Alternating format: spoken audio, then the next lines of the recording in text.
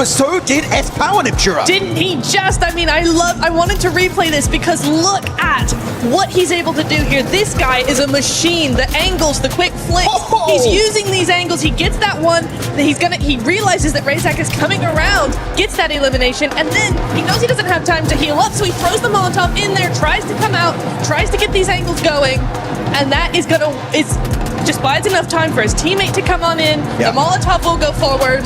It's fantastic. I gotta say, that Molotov he put to try and clear his backside, that was one of the best Molotov. That is a global level Molotov coming out from 𝘿𝑗𝑎𝑤𝑎. He is showing he has what it takes to be up here. Absolutely. I love what we're seeing from him today. I love what we're seeing out of him today as well. I love what we were seeing out of 𝘿𝙄𝙎𝘾 in this last match.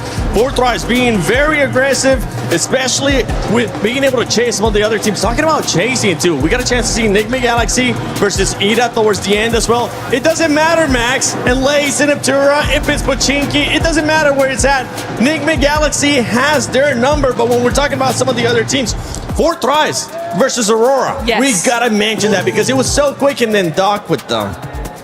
We're not going to talk about HORAA. We're not going to talk about it. I'll talk about 𝘿𝙄𝙎𝘾 though. Look, they had such an immense sort of split hold in the hillside while HORAA was sort of making their rotate, and it was only a matter of time before they were able to do that. And what we were obviously touching on yesterday is their pacing. So obviously when they get that first contention and then following up with the fight, their pacing is back to what we want to see. So it's very, very impressive that they were able to do that. Unfortunately, they did have IQ at the southern side trying to find a position in zone whilst that contention was going on. Nongshim Red Bulls was sort of running up the eastern side, so they kind of like fell a little bit short there trying to move in because there wasn't much cover for them to sort of progress through that. And I mean, then it was just down to, you know, a little solo, and unfortunately he was found out because Top actually was sitting on top of a building, and that's probably the best spot and the only spot that could have been played. Yeah, absolutely. I'm very, very, very happy with 𝘿𝙄𝙎𝘾. T24 especially coming in clutch there. He's back on that long range with the Mini. He's back supporting his teammates really, really well. And the whole squad is just looking very, very different from yesterday into today. They're looking very confident. They look like they know what they're doing. They have those final decision-making skills back and at them. And here we see him, 6th place, coming in clutch here. That's right. 𝘿𝙄𝙎𝘾 being able to jump up that leaderboard with 33 points. But eArena with the win starting to create that gap, Max. And this is something that we're going to have to keep a close eye on what kind of gap we're going to be seeing from 1st place to 2nd place and the rest of the teams. I'm really happy with eArena, right? Of course, you're looking at the consistency. You remove their 2 chicken dinners, their non-games. Like, they're a little bit low on the placement point side of things, but you know what? You'd still get 2 chicken dinners over the course of, what is that, 5 games? That's an insane win ratio. So it kind of takes out of the equation the consistency when you get these big wins. But though, going on to the 2nd page, one team I really want to highlight here, 𝘿𝙄𝙎𝘾, is HORAA. I feel like this should have been at least bare minimum a podium finish. Yes. But the moment eArena just slightly started pushing up on the mountain, they crumble and they give the high ground position for free. I think HORAA really threw that game. They're not the only ones. Ulf did the exact same thing. They did the exact same thing here. And hopefully they don't do it again. HORAA threw that game, but I did like the aggressiveness that we got a chance to see out of HORAA, and I'm hoping that it's going to continue on here. Let's see what's going to be happening on the 2nd Miramar, because it's getting spicy here. Hot Jukes. John, take it away. I'll tell you what's going to happen. The aggression is going to be at an all-time high here. We're already seeing multiple 1v4s to start us off here. And I think we're just getting started. A whole bunch of matches left to go. My Jukes next to the legendary John Allen. 1 game down and a whole bunch more to go. Oh yeah, we've got our 2nd Miramar today, of which we're going to be treated to 4 Miramars over the course of today. We're going to end on 12 matches played total of our 18-match set. We're going to set that smash boundary. A lot to play for today. And if eArena can continue to perform in the way that they are, that smash boundary is going to be so far away from everybody else. Yeah. It's not even going to be worth thinking about. And that is what they're going to be doing. You heard Max say it earlier. Everyone's going to be chasing the White Rabbit here in this tournament. You can see the fans are so hyped, excited. Beauty side of things.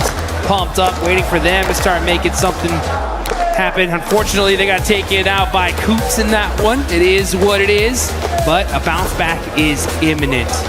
That's for sure. 1st place, $500 million. 2nd place, $250,000. So a lot of money is on the line here, folks. And let's see which team is going to push themselves and try to catch 𝘿𝙗𝙎. It's not just about that cold hard cash, it's about that warm feeling in your heart when you realize you are the new champions here at the PMWC, at the EWC. For 2026, there's no team here to defend that title, right? Alpha 7, don't know where they've gone. They must have gone home or something, you know, so, something like that. Yangon Galacticos also not making it to these finals, but it's time for another team to sit on that throne, to sit atop the rest. Let's get see. Things going. Yeah, let's see which team it's going to be here. Southern playing path here on this one. Oh, so yeah. we're mixing things up for sure. And this is going to be that second Miramar match. So after this one, if it wasn't hot already, we're going to get Toronto, right? Oh, so that's going to be a crazy change of pace. Top players so far, you can see 𝘿𝙗𝙎 right there, 3,000. Damn, what a day this guy had yesterday, man. Everything considered, this guy is an absolute monster. And let's just see where Tianbo will end up. All these teams, so many big names, so many top squads. Enigma Galaxy, honestly, I really want to give this squad so much props. I mean, to be in second place, considering that these guys dealt with so many hot drops, is pretty insane. Yeah, over on Erangel, it certainly was the main feature of their early games. Fortunately for them, though, 𝘿𝙗𝙎 didn't do anything other than just sort of give points to them, it seemed like. So it was kind of only really one map where 4Thrives actually third-partied it in that hot drop, where Enigma Galaxy didn't actually have a pretty okay start to their Erangel, right? So for me, it's definitely 𝘿𝙗𝙎 that needs to move today, but we'll be seeing that later on. And they have been able to profit quite nicely. I mean, you get those 4 points right at the start of the match. That's a good profit already. Yeah. Right? I was talking about how I want to see consistency across a lot of games, across the whole set, rather than just these big pop-offs once or twice over the course of it. And that's exactly what you want, right? If you're able to get 4 points, it's not unlikely you can get 1 or 2 more, and that is a massive boon to your point scoring tally. That's what Enigma Galaxy have been able to find. Yeah, and again, fortunately for them, it works out with the fact that A7's not here. They're taking 𝘿𝙄𝙎, which is one of the highest loot areas, if not the highest, in this map. So they're going to be very, very well kitted. They've made some great plays this tournament so far. And yeah, you know, we were talking about them in Erangel. 𝘿𝙗𝙎 did feed them, essentially, but you still got to beat them. You know what I'm saying? And it's not easy to win a hot drop and keep everybody up. And they're able to do it time and time again, but 𝘿𝙗𝙎 catching out IQ 4Thrives. That's a huge loss for them. Oh, that is nasty. Not a good opener, and a pretty great opener for 𝘿𝙗𝙎. Put themselves now on 69 points total. Nice. And they get a free buggy delivery. What more could you ask for? Unfortunate there for 4Thrives to be losing a player like that. That's a little bit careless, I think, in my book. Should have been a little bit more aware of the surroundings, but not to be. 𝘿𝙗𝙎 causing problems already this match. Man, 𝘿𝙗𝙎 making it happen. Looking on over to 4Thrives saying "Kapkun krap." That means thank you in Thai. Oh, okay. Yes, it does. Yes, it does. Very, very happy so far. 69 points on top of leaderboards, and only just beginning. That smash point threshold is going to be where it's at. So if your 𝘿𝙗𝙎 have just they continue to have such a fortuitous day today, their goal should be to just set that point threshold so dang high that nobody can possibly smash in the final day. Now, so far in the history, we've seen one team smash at an international event. That's going to be Nongshim Red Force, and that was just earlier this year at the PUBG Mobile Macau Invitational. It was, I believe, 𝘿𝙗𝙎 that was on top with the most points, but Nongshim Red Force won that final game just by the skin of their teeth, and that automatically made them the champs. So yeah, I think it was a 1 point. They were 1 point behind the leaders as well, so they needed to win via smash. It wasn't just a case of winning the game. So a really nice ending for them there, but that's that fairy tale not really converting over to Paris, unfortunately, for Nongshim Red Force. At the moment, they're in 9th place. Still very much doable, but they have got a little bit of a way to go on that one. yes, they do. They gotta make sure that they just stay secure in the end game here. Can't afford any slip-ups at all. Gotta be able to make some plays. Man, that 1v4 earlier from 𝘿𝙄𝙎𝘾 was so dang hype. They're still having a rough day of it so far, though. 13th place. We haven't even reached the halfway point of this tourney, though, so they still got plenty of time to bounce back. But if they want to win this thing, they've already kind of burned through the bad games that they can already afford. They really need to start putting up some good, solid, consistent points here. Because when you see 𝘿𝙄𝙎 on top, that's a major threat. I mean, we've seen this team earlier in this tournament break a PUBG Mobile record for the most points. Again, so silly that they didn't make it into the into the finals off of it. Well, but they got some little extra, survival cash, I guess. Yeah, sure. But that's the point, right? It's a huge, massive, incredible game. Wow, brilliant, bright lights and billboards, sure. But then they weren't able to do much after that. So it was a big fall off coming through from 𝘿𝙗, and to that end, they didn't deserve to make it straight to the grand final through that. So to be able to come through survivals, fantastic. Okay, now they've started to really up that game, keep that momentum going. This is a much better scenario, which is kind of why what I was alluding to before is I prefer this chicken dinner that we just saw from 𝘿𝙗 to the one that we saw in Rondo in terms of quality, in terms of an indicator for what we might expect for the rest of this phase. Yeah, and we got to be honest too. I mean, these guys very luckily made it here into the finals. They were barely able to pass up the Wolves. Oh yeah. So I mean, to see them barely make it in, at least I think it gives a lot of relief, right? Because for all the Wolves fans out there, they're like, we were so close. Yeah. But for 𝘿𝙗 to actually pop off, it's like, okay, you know what? The team that made it deserved it, right? Like, they're actually doing something here. And if they were at the bottom of the leaderboards, it'd be like, kind of a waste. But they're not messing around. I think that the way this tournament fared for them so far was kind of a perfect storm, right? Because they had the record, don't make it. They barely make it here, and I think that really just lit a fire in them to be like, you know what? We got to just play our game. Let's go full-fledged aggro. And then that's what's happening, because they are just pushing team after team after team as a full squad and just picking them apart little by little. A lot of teams will unravel under that kind of pressure. Need to keep your mind thinking forwards. We saw some monumental plays in that last game, so yeah, I'm hoping that the nerves aren't going to be too rattled for a couple of our squads. It's going to be difficult, not only on the losing side of those fights, but again on the winning side of those fights, because in those scenarios that adrenaline just hits your system, and it can end up, once it drains out after the end of the game, that can be a real detriment to your performance. And that's when you need to rely on the rest of your team, on the advice of your coach, on the feeling of comfort, hopefully, that you can find with the rest of it, to be able to absorb the impact of falling from that great height. Yeah. And okay. Well, speaking of height, right? The zone goes all the way up to the tippy top here. Going back. Yeah, near Crater Fields, near the Hacienda del Patron area. We just saw this circle not too long ago in the last match. So teams are going to be trying to take a similar spot to what they had. 𝘿𝙗 like, why don't we go to that same spot we were at last time? We won from there. We'll take that. Yeah, I mean, it's a little bit further west. It does keep a lot of those Crater Fields areas in, but it is very similar. You're right in terms of that location. HORAA spotting a player from Furia, but 𝘿𝙗 will not stop in just one game. He's going to find shots onto them again. I feel like they should definitely be aware of his location this time around. But losing a player, for Furia, that's not a good feeling. That is not a good feeling. Yeah, that's Miramar for you. It's tough. I mean, you're trying to rotate, and losing players on rotation is a rite of passage here. You try to avoid it as much as possible, but just sometimes there can be that one guy there waiting for you. You can see 𝘿𝙗 getting peppered up from Lost. And all these players just ridiculously good at shooting people out of vehicles. And 𝘿𝙗, I heard the crowd pop off. 𝘿𝙗 ends up taking out quick from 𝘿𝙗.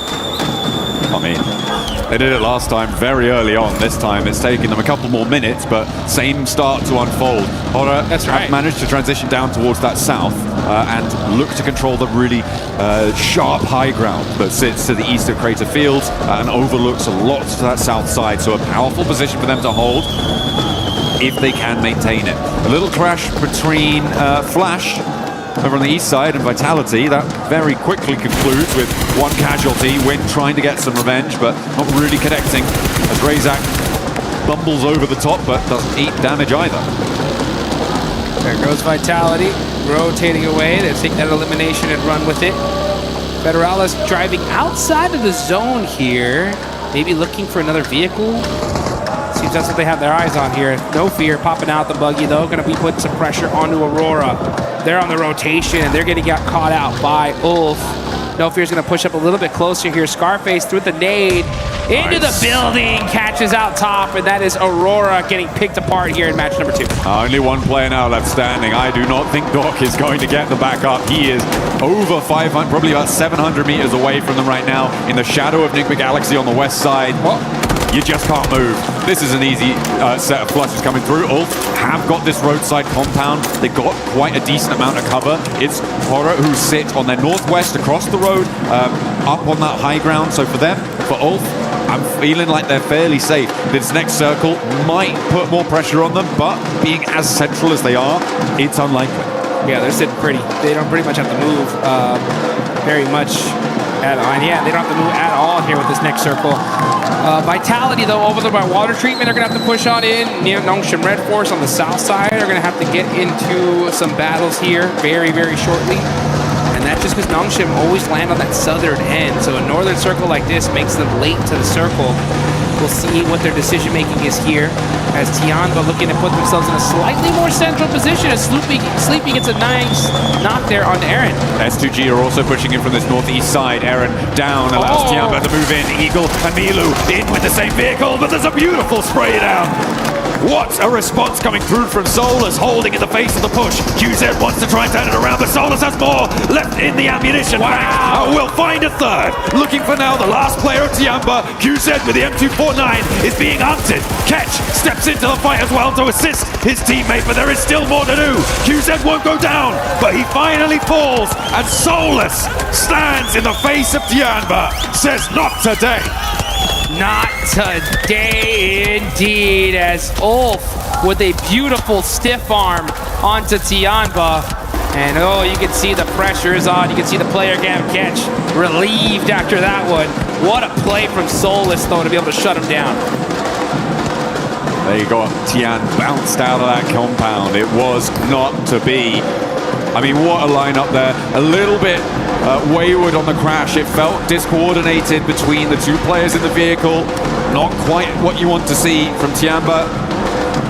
I don't want to say lazy. I feel like it was being harried by HORAA with the off angles there on the northwest side. S2G were putting pressure on the back of that, and it became a little bit too chaotic. They couldn't quite find their way through it. There was no way that they could navigate that storm, unfortunately. But for Solus, that is a monumental clip farm. Not quite a 1v4, Jukes, but it was pretty damn close. That's as close to a 1v4 as it gets here, folks. I'm telling you, big plays coming out of here in the finals. Axel getting naded up pretty good, peppered by 𝘿𝙗𝙎𝘾. This is with the replay here. Solus with these headshots. Taking out that duo. And still finding himself some good movement here. Yeah, as soon as he sees QGZ, comes on out, pops a nade on accident, and gets the knock. Oh, okay, we're back in with 𝘿𝙗𝙎𝘾 versus Vitality. One over the top, looking for another as well. There are 3 players alive on side for 𝘿𝙗𝙎𝙾, but there is damage pouring back over towards Vitality as 𝘿𝙄𝙎 now and Axel have to step into the fight to try and keep this one going. 𝘿𝙄𝙎 gets shut down though as S2G are flowing out to third party on the north side here. Kamikaze, 𝘿𝙗𝑏A, both moving into position. Lost is out on a north wide flank too. And Axel trying to find some high ground here, trying to find an off angle. 𝘿𝙄𝙎 just forced to just run out in the open, no vehicle to his name. Trying to be able to help out Federalis. Federalis is knocked, and it looks like he will be thirsted here because this is taking a long time. Meanwhile, S2G decided to just back things up. Say, you know what, we don't want none of this zone going down south. Let's prioritize that instead. And 𝘿𝙎𝙎 is going to start cresting that hill. Can he spot out one of these players of 𝘿𝙗𝙎𝙾? He sees Rep. When he's going to take that shot? No, does not see a good sight line. Decides to back on up.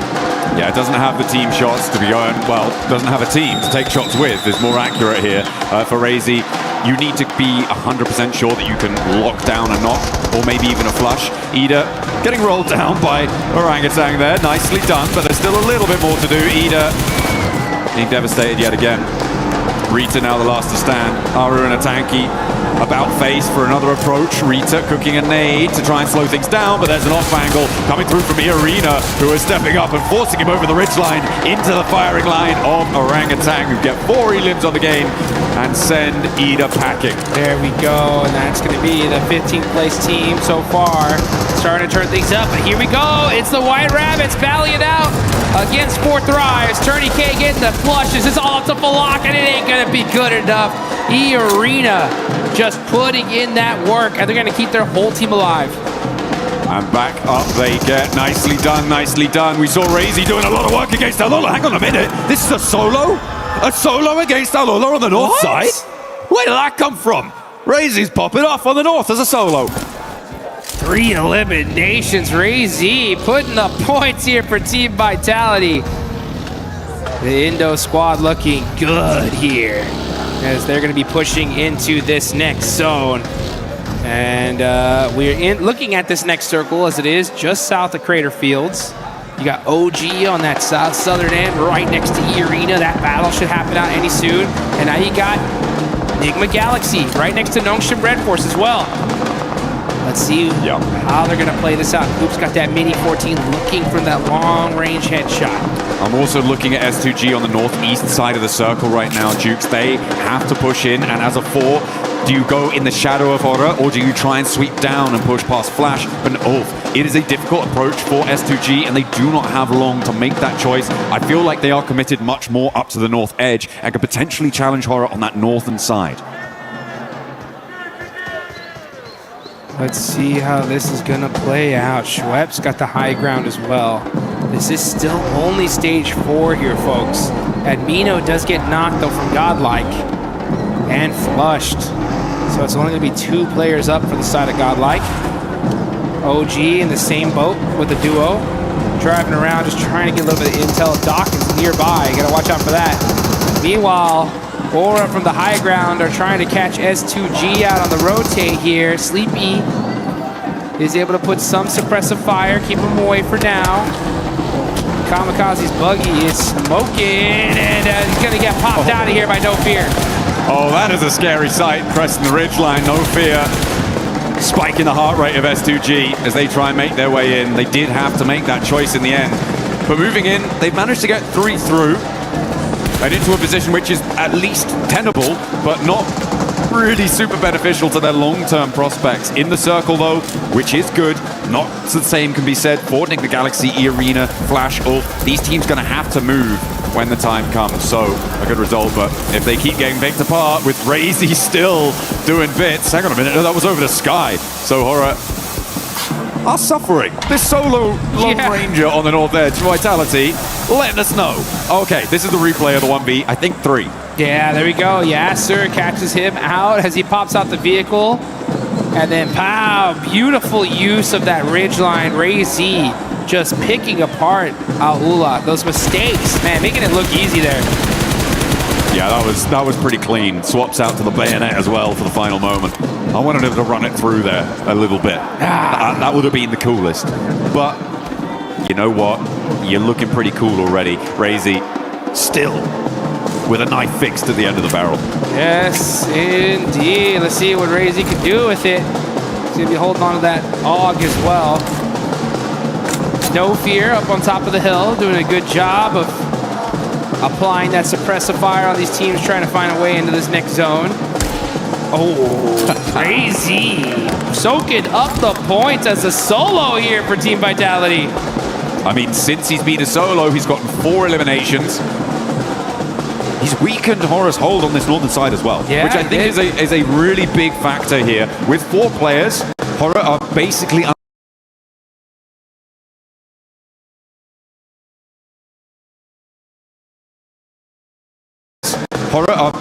unable. With 3, that's a different conundrum altogether. 𝘿𝙎 could potentially have an opening road towards them if they don't go down in this spot, because 𝘿𝙎𝙎 has got that angle. But if 𝘿𝙎𝙎 gets knocked, if he gets spotted,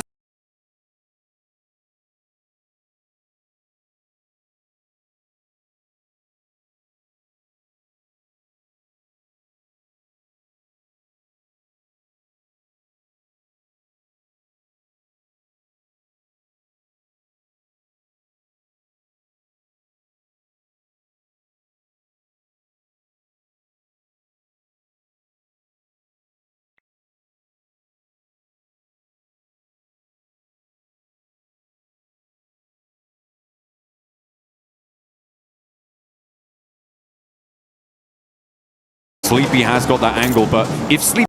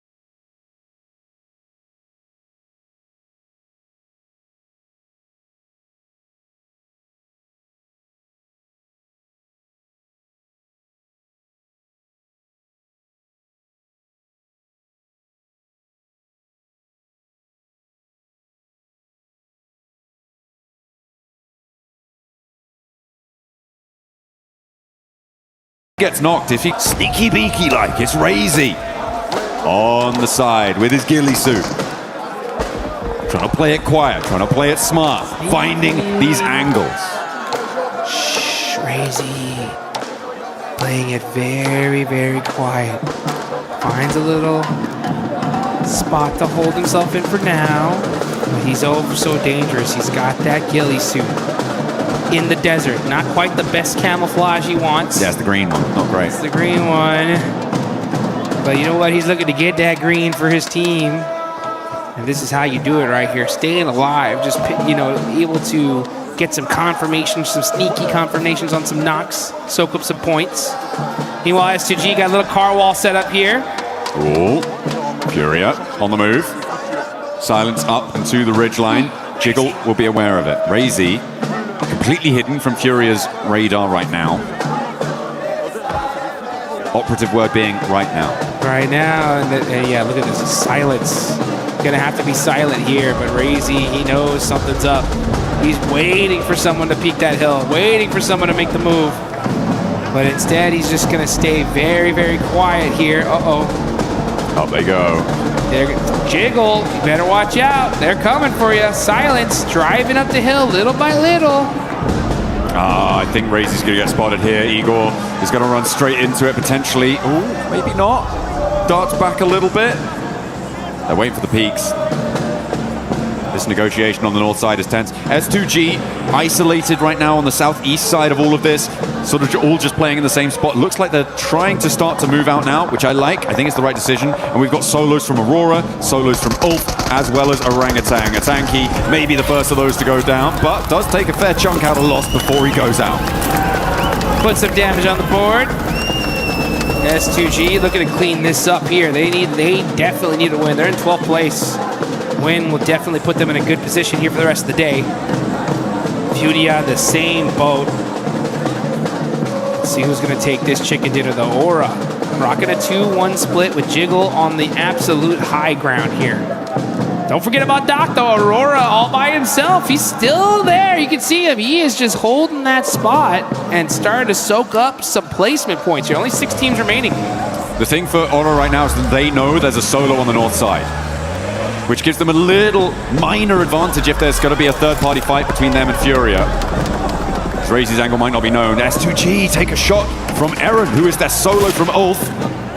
And Eren finds the flush as well. So S2G now down to 2 players. Jukes, there's a lot of solos here, but they aren't without their opportunity. Yeah, that's for sure. They could win this whole thing if the timing ends up perfect for them. You can see nice shots there from No Fear. Oh, instant confirmation too. 𝘿𝙎's really hurt. So he's going to throw the pan there. Yeah, no. that would have been nice. Pulls Just say, the pin on the nade. Take some of this. How about some of that? Long nade. Not able to get the finish. And it looks like S2G should be able to get the reses here. Does he have a Molotov for another nade? Because, I mean, he has the high ground. He might have the arm to get there. It doesn't look like they're going to go for it. The res likely to be coming through now. For S2G to keep themselves alive as 2 players. It's 𝘿𝙎𝙎 that I've got my eyes on still from Vitality. He's gone so far. Come such a distance, Eren. Most likely the next solo to fall. 𝘿𝙎𝙎 has flexed out and is very close to Doc for Furia. That could be a dangerous spot if they're caught unawares. Oh, he's hopped out as well. Doc might just be able to get away with a free elim here. There's a nade in his hand. This is not where you want to be for 𝘿𝙎𝙎. If he doesn't hit this pin, if he doesn't get out of the way, this might just be a free knock, but he's into the vehicle again. And I think he's read into it. He's up into the wall now. Doc has to hold his little shack out in the open.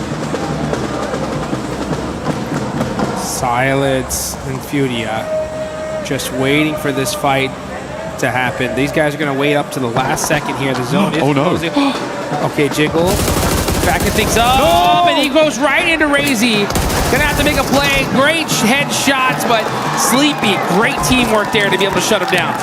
It felt like that was the opportunity there. Jiggle stalling on the buggy slip, but just didn't quite finish off that spray. And the backup from HORAA, of course, they did know he was there. As I was saying earlier, after losing a player to him was good news.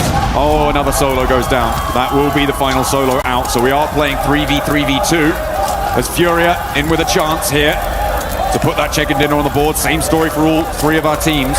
I feel like 𝘿𝙎𝙎 are the most suppressed in their area right now. Yeah, but they're suppressed on the leaderboards too, right? So literally all these teams desperately need this game. Gonna be big points regardless.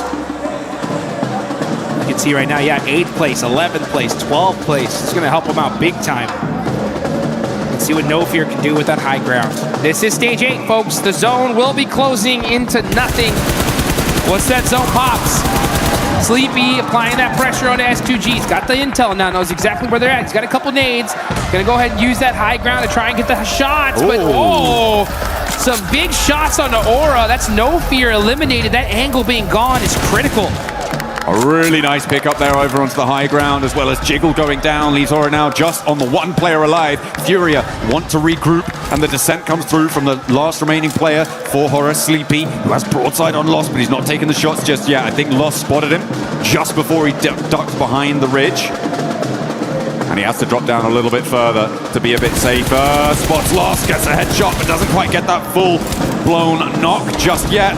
And then they roll. Sleepy. He finds the other, though. He finds his teammate, and maybe a 1 versus 2. But Furia now sat with their players rolling across the open zone. And Sleepy finds another. 3 players now left for him to deal with. But there's a P90 outside. He's behind those trees. I don't think it's going to work. No, sirree. Brazil able to find the chicken dinner here. And Furia fight back. It's about time. We knew that chicken dinner was only gonna take a little while, and it happened to be just 2 matches here into day number 2. So Furia get the win, and the crowd is pumped up for their team here. A huge, huge win for the side of Brazil. Absolutely beautiful stuff.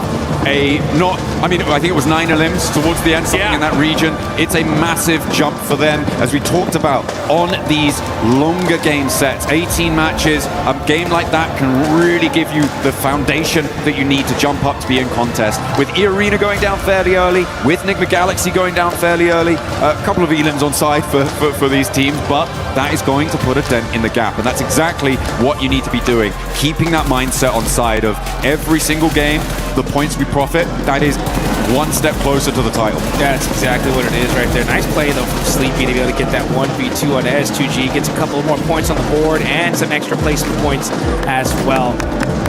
But you know what? The board is going to be, the leaderboard going to be balanced out a little bit right now, because like you mentioned, top teams go out, teams in that mid-pack start moving their way up. But I think that inequality is going to be coming right back, because guess where we're headed now? Oh yeah, it's going to be a little bit toasty over on Rondo next, which is very, very exciting stuff. We've already seen, 2 1v4s, at least 1 1v3, a couple more. Why not throw them in there? It's basically just what happens at this stage. But yeah, I mean, the 𝘿𝙎𝙎 solo 1v3 on the north side there, beautiful. The impact he had also cannot be ignored.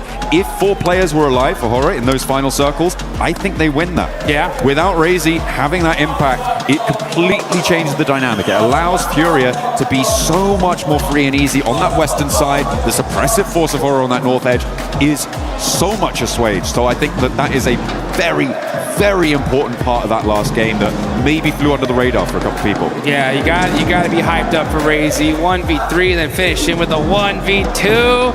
And you guys got a 1v1 and watch the rest of these matches coming up in just a bit.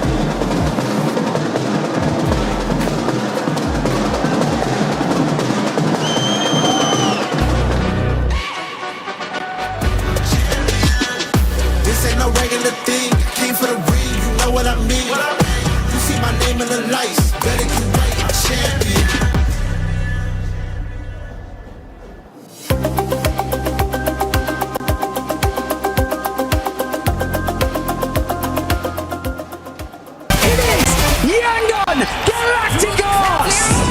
Chasing the sunrise, boots hit the ground, hear the battle call. Loot up, lock in, we're ready for it all. Every street, every door, searching for a little more. One squad, one dream, nothing's ever what it seems. The circle's closing in, can you feel it on your skin? Heartbeat like the drum, the final fight has come. Fight till you make it, never gonna break it. Stand your ground and take it, right into the fire. Fight till you make it, every move can change it. Higher and higher, we're reaching for the winner, winner, chicken dinner. Fight till you make it, fight till you make it. What's happening, everybody? Jackie Powers here, joined by two absolute legends of the Sidemen. We got Ethan and Toby in the building, just arrived in France. You enjoying your time at PMWC here at EWC, boys? Absolutely. It's my third year on the trot coming to this. So yeah, really excited to see what today's got on offer. First time here in France, so actually we're really excited. What, just generally first No, time? not generally, for this in France. Oh, like right, normally it's okay. like in Saudi, but here in France, it's exciting. You enjoying it though? Getting on with the vibes? Bit different, right? Yeah, we got in early on the train this morning, so took a little bit of waking up, but I think we're into the swing of things now. You always look fresh. Both of you do. You've come out giving it. You got the style on the go, so I can't complain, boys. But there you go. You're showing us up. Yeah, can we get a fit check, please? Fit check, fit check. Great. Hey, look, I've You gone look for unreal. beige. The turtleneck, he looks amazing. The watch strap, look. Wow. Ugh. That's what we do. That's what we do at PUBG Mobile. We've got a bit of a different vibe on the go. I know you love a bit of PUBG Mobile yourself, bud. yeah. You've been enjoying the chicken dinners? Caught any of the glimpses of the I haven't games? caught any glimpses just yet, but they're going crazy as we speak. We've got a little glimpse of a screen up there, and I can't wait to watch some of it. It's going to be big. I think we've had a lot of interaction from the fans this event, which has been cool. A lot of different nations. It's been super loud. We've had drummers. We've had like cymbals. Mate, I've seen instruments I've never seen before. I thought it was a football game. I heard it. It was crazy. I can't believe there's drums at an esports event. It's unreal. They've kind of been getting sick with it too. One of our commentator talent basically used to be a drummer. Oh, so he's okay. been sat there every game, mate. He's watching in the background. Like, I just want to get involved. I want to teach him a new He's beat. loving it. He's loving it. You any good on the instruments yourself, pal? Me, no. So 𝘿𝙎𝙎, however, he has an own producer back in his day, you know. I dabble. Hey, we got to get you in there. We could cook something spicy up with the fans, right? No. It's been a long time. It's been a long EWC time. anthem? Come on. I don't quite have the same rhythm as I used to. You know what It could be a nice tie-in. We'll get that in for the next charity match, no? Maybe. That's what I'm saying. That would be sick. Look, it's going to be a good time. We've got about, all of today, so about 6 games overall today, and then tomorrow we go into the finals, last 6 games. We got some big orgs here, boys. Couple big names. You got like 4 Thrives. They're coming out, showing up. Vitality, legendary esports orgs, right? Orangutan as well. They've come in bossing it. Orangutans. Orangutan all the way. Come on, orangutans. Listen, this ginger bearded beast. My orangutan. Yeah, come on. Go on, the orangutans. Oh, mate. I hope they do you justice. Yeah, They've been looking good, honestly. Have They've to been now, looking have good. to. So we're saying orangutan Go chicken dinners all the way. orangutans. Let's go. All right, let's see what happens, boys. Always a pleasure. Pleasure, Any mate. final words before we send this one back? Up the EWC, up the PUBG Mobile. Bosh. We'll see you later, guys. Thank you, Jackie. And I agree, Jackie. You look good today. You look good every single day. And so do we. Joined by 𝘿𝙎𝙎𝘾𝙇𝘼𝙄𝙈, Natura, and once again, the 7WG. But we got to talk about HORAA, that last match. The Brazilian aggressiveness was there, and boy, did they show it. Didn't they just? I'm so excited. Furious.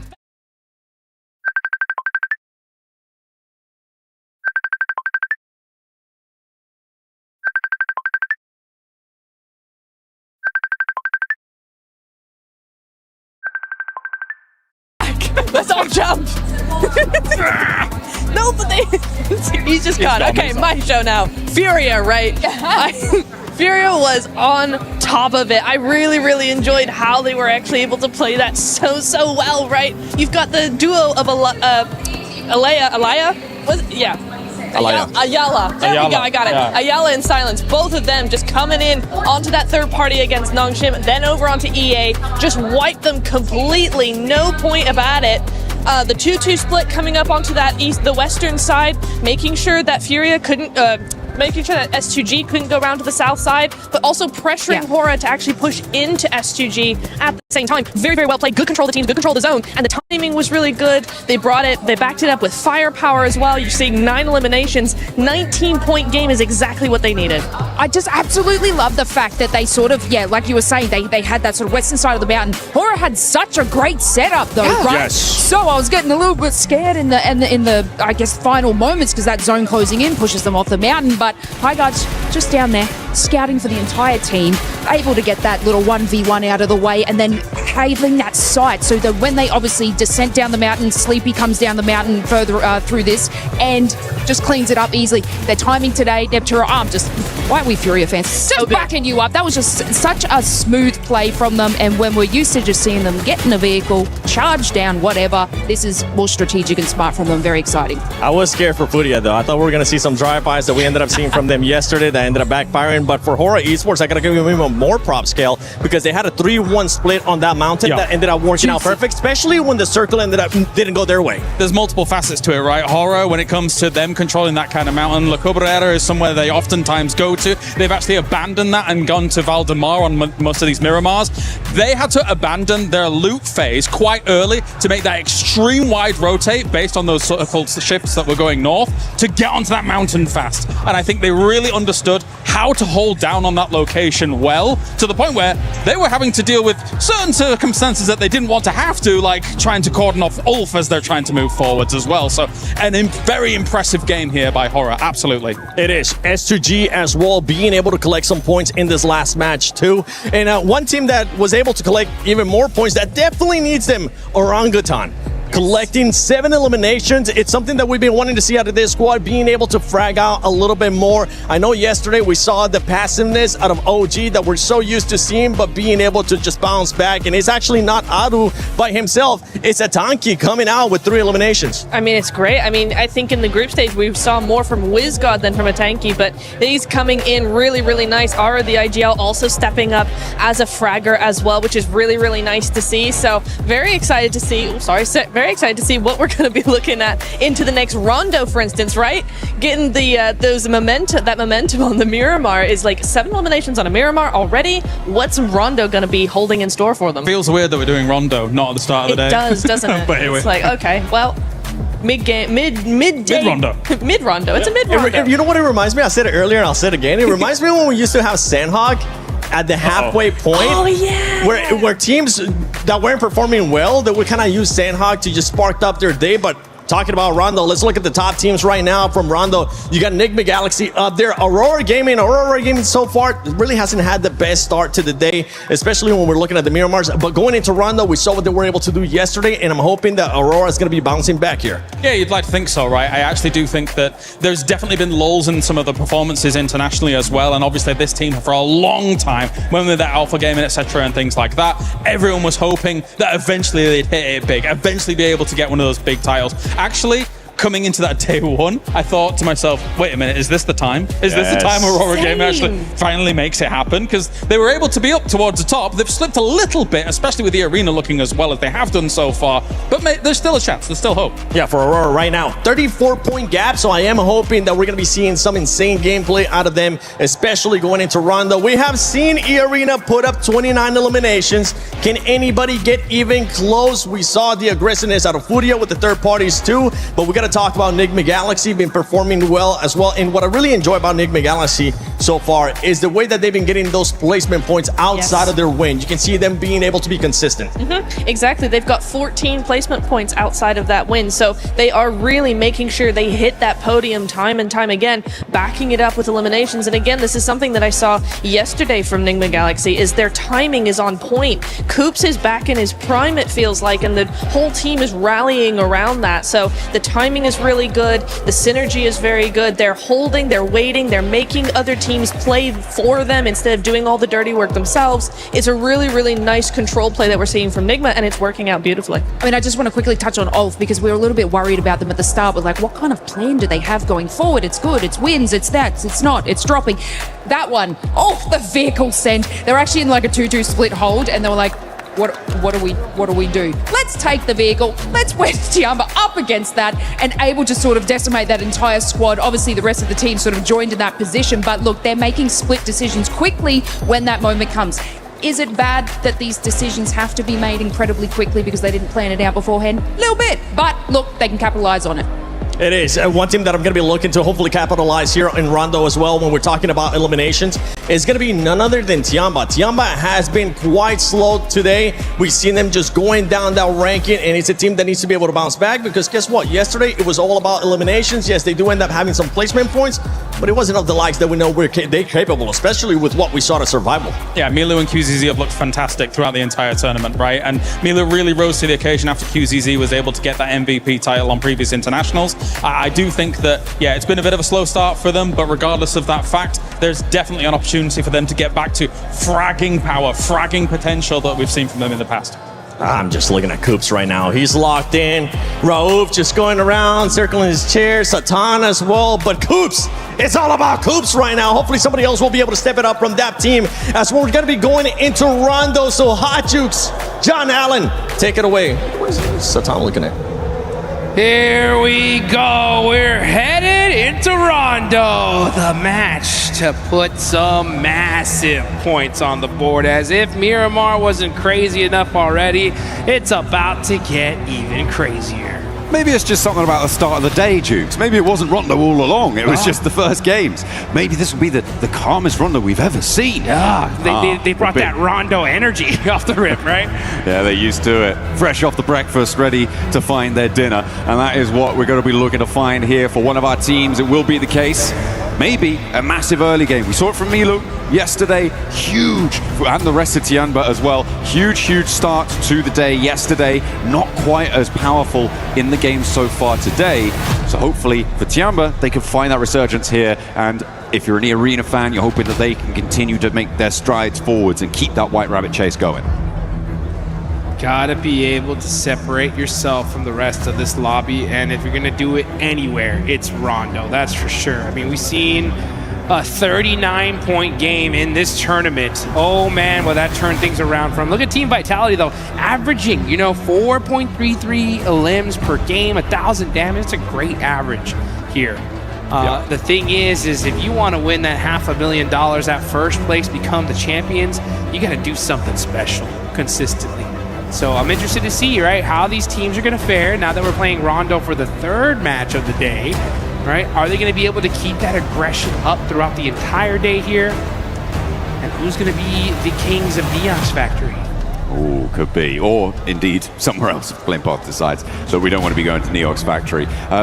In general, when you're talking about podium competitors, you're talking about teams who are looking to get about 10 points average. 10 to 12 points average tends to be where we see at the end of these game sets a first place type scoreline being. That generally is a great indicator that you're performing at the level that's needed to rise above the rest. So hopefully our teams will be able to keep that on side, and being able to get, as we were seeing, sort of mid-4 elims average, being able to complement that with placement points is very important. There are a couple, I think, of teams who have a distinctly higher average on those elims than others, but it is definitely something that you need to be focusing on to join up at that 10-point average, because right now I think quite a lot of our teams are falling short of that metric. That's a fact here. And if you want to be able to get in that metric, though, this is the place to do it. You can see these players are locked in, they're focused. They understand what's at stake here, just how important Rondo is for your total tally. We only played 3 times in this whole finals here. And this being the second one. 6.3. You know, yeah, 6.3 average from 𝘿𝙗𝙀, man. This squad have been really, really consistent here. A night and day difference from their group stage performance. And this is the 𝘿𝙗𝙀 that we know and love. We expected them to do very, very well here. And it's only a matter of time. I think they get that right position going, and then we see them get that chicken dinner. I mean, we want that survival stage, 𝘿𝙗𝙀, right? Yeah. To be able to jump up and compete with the very, very best.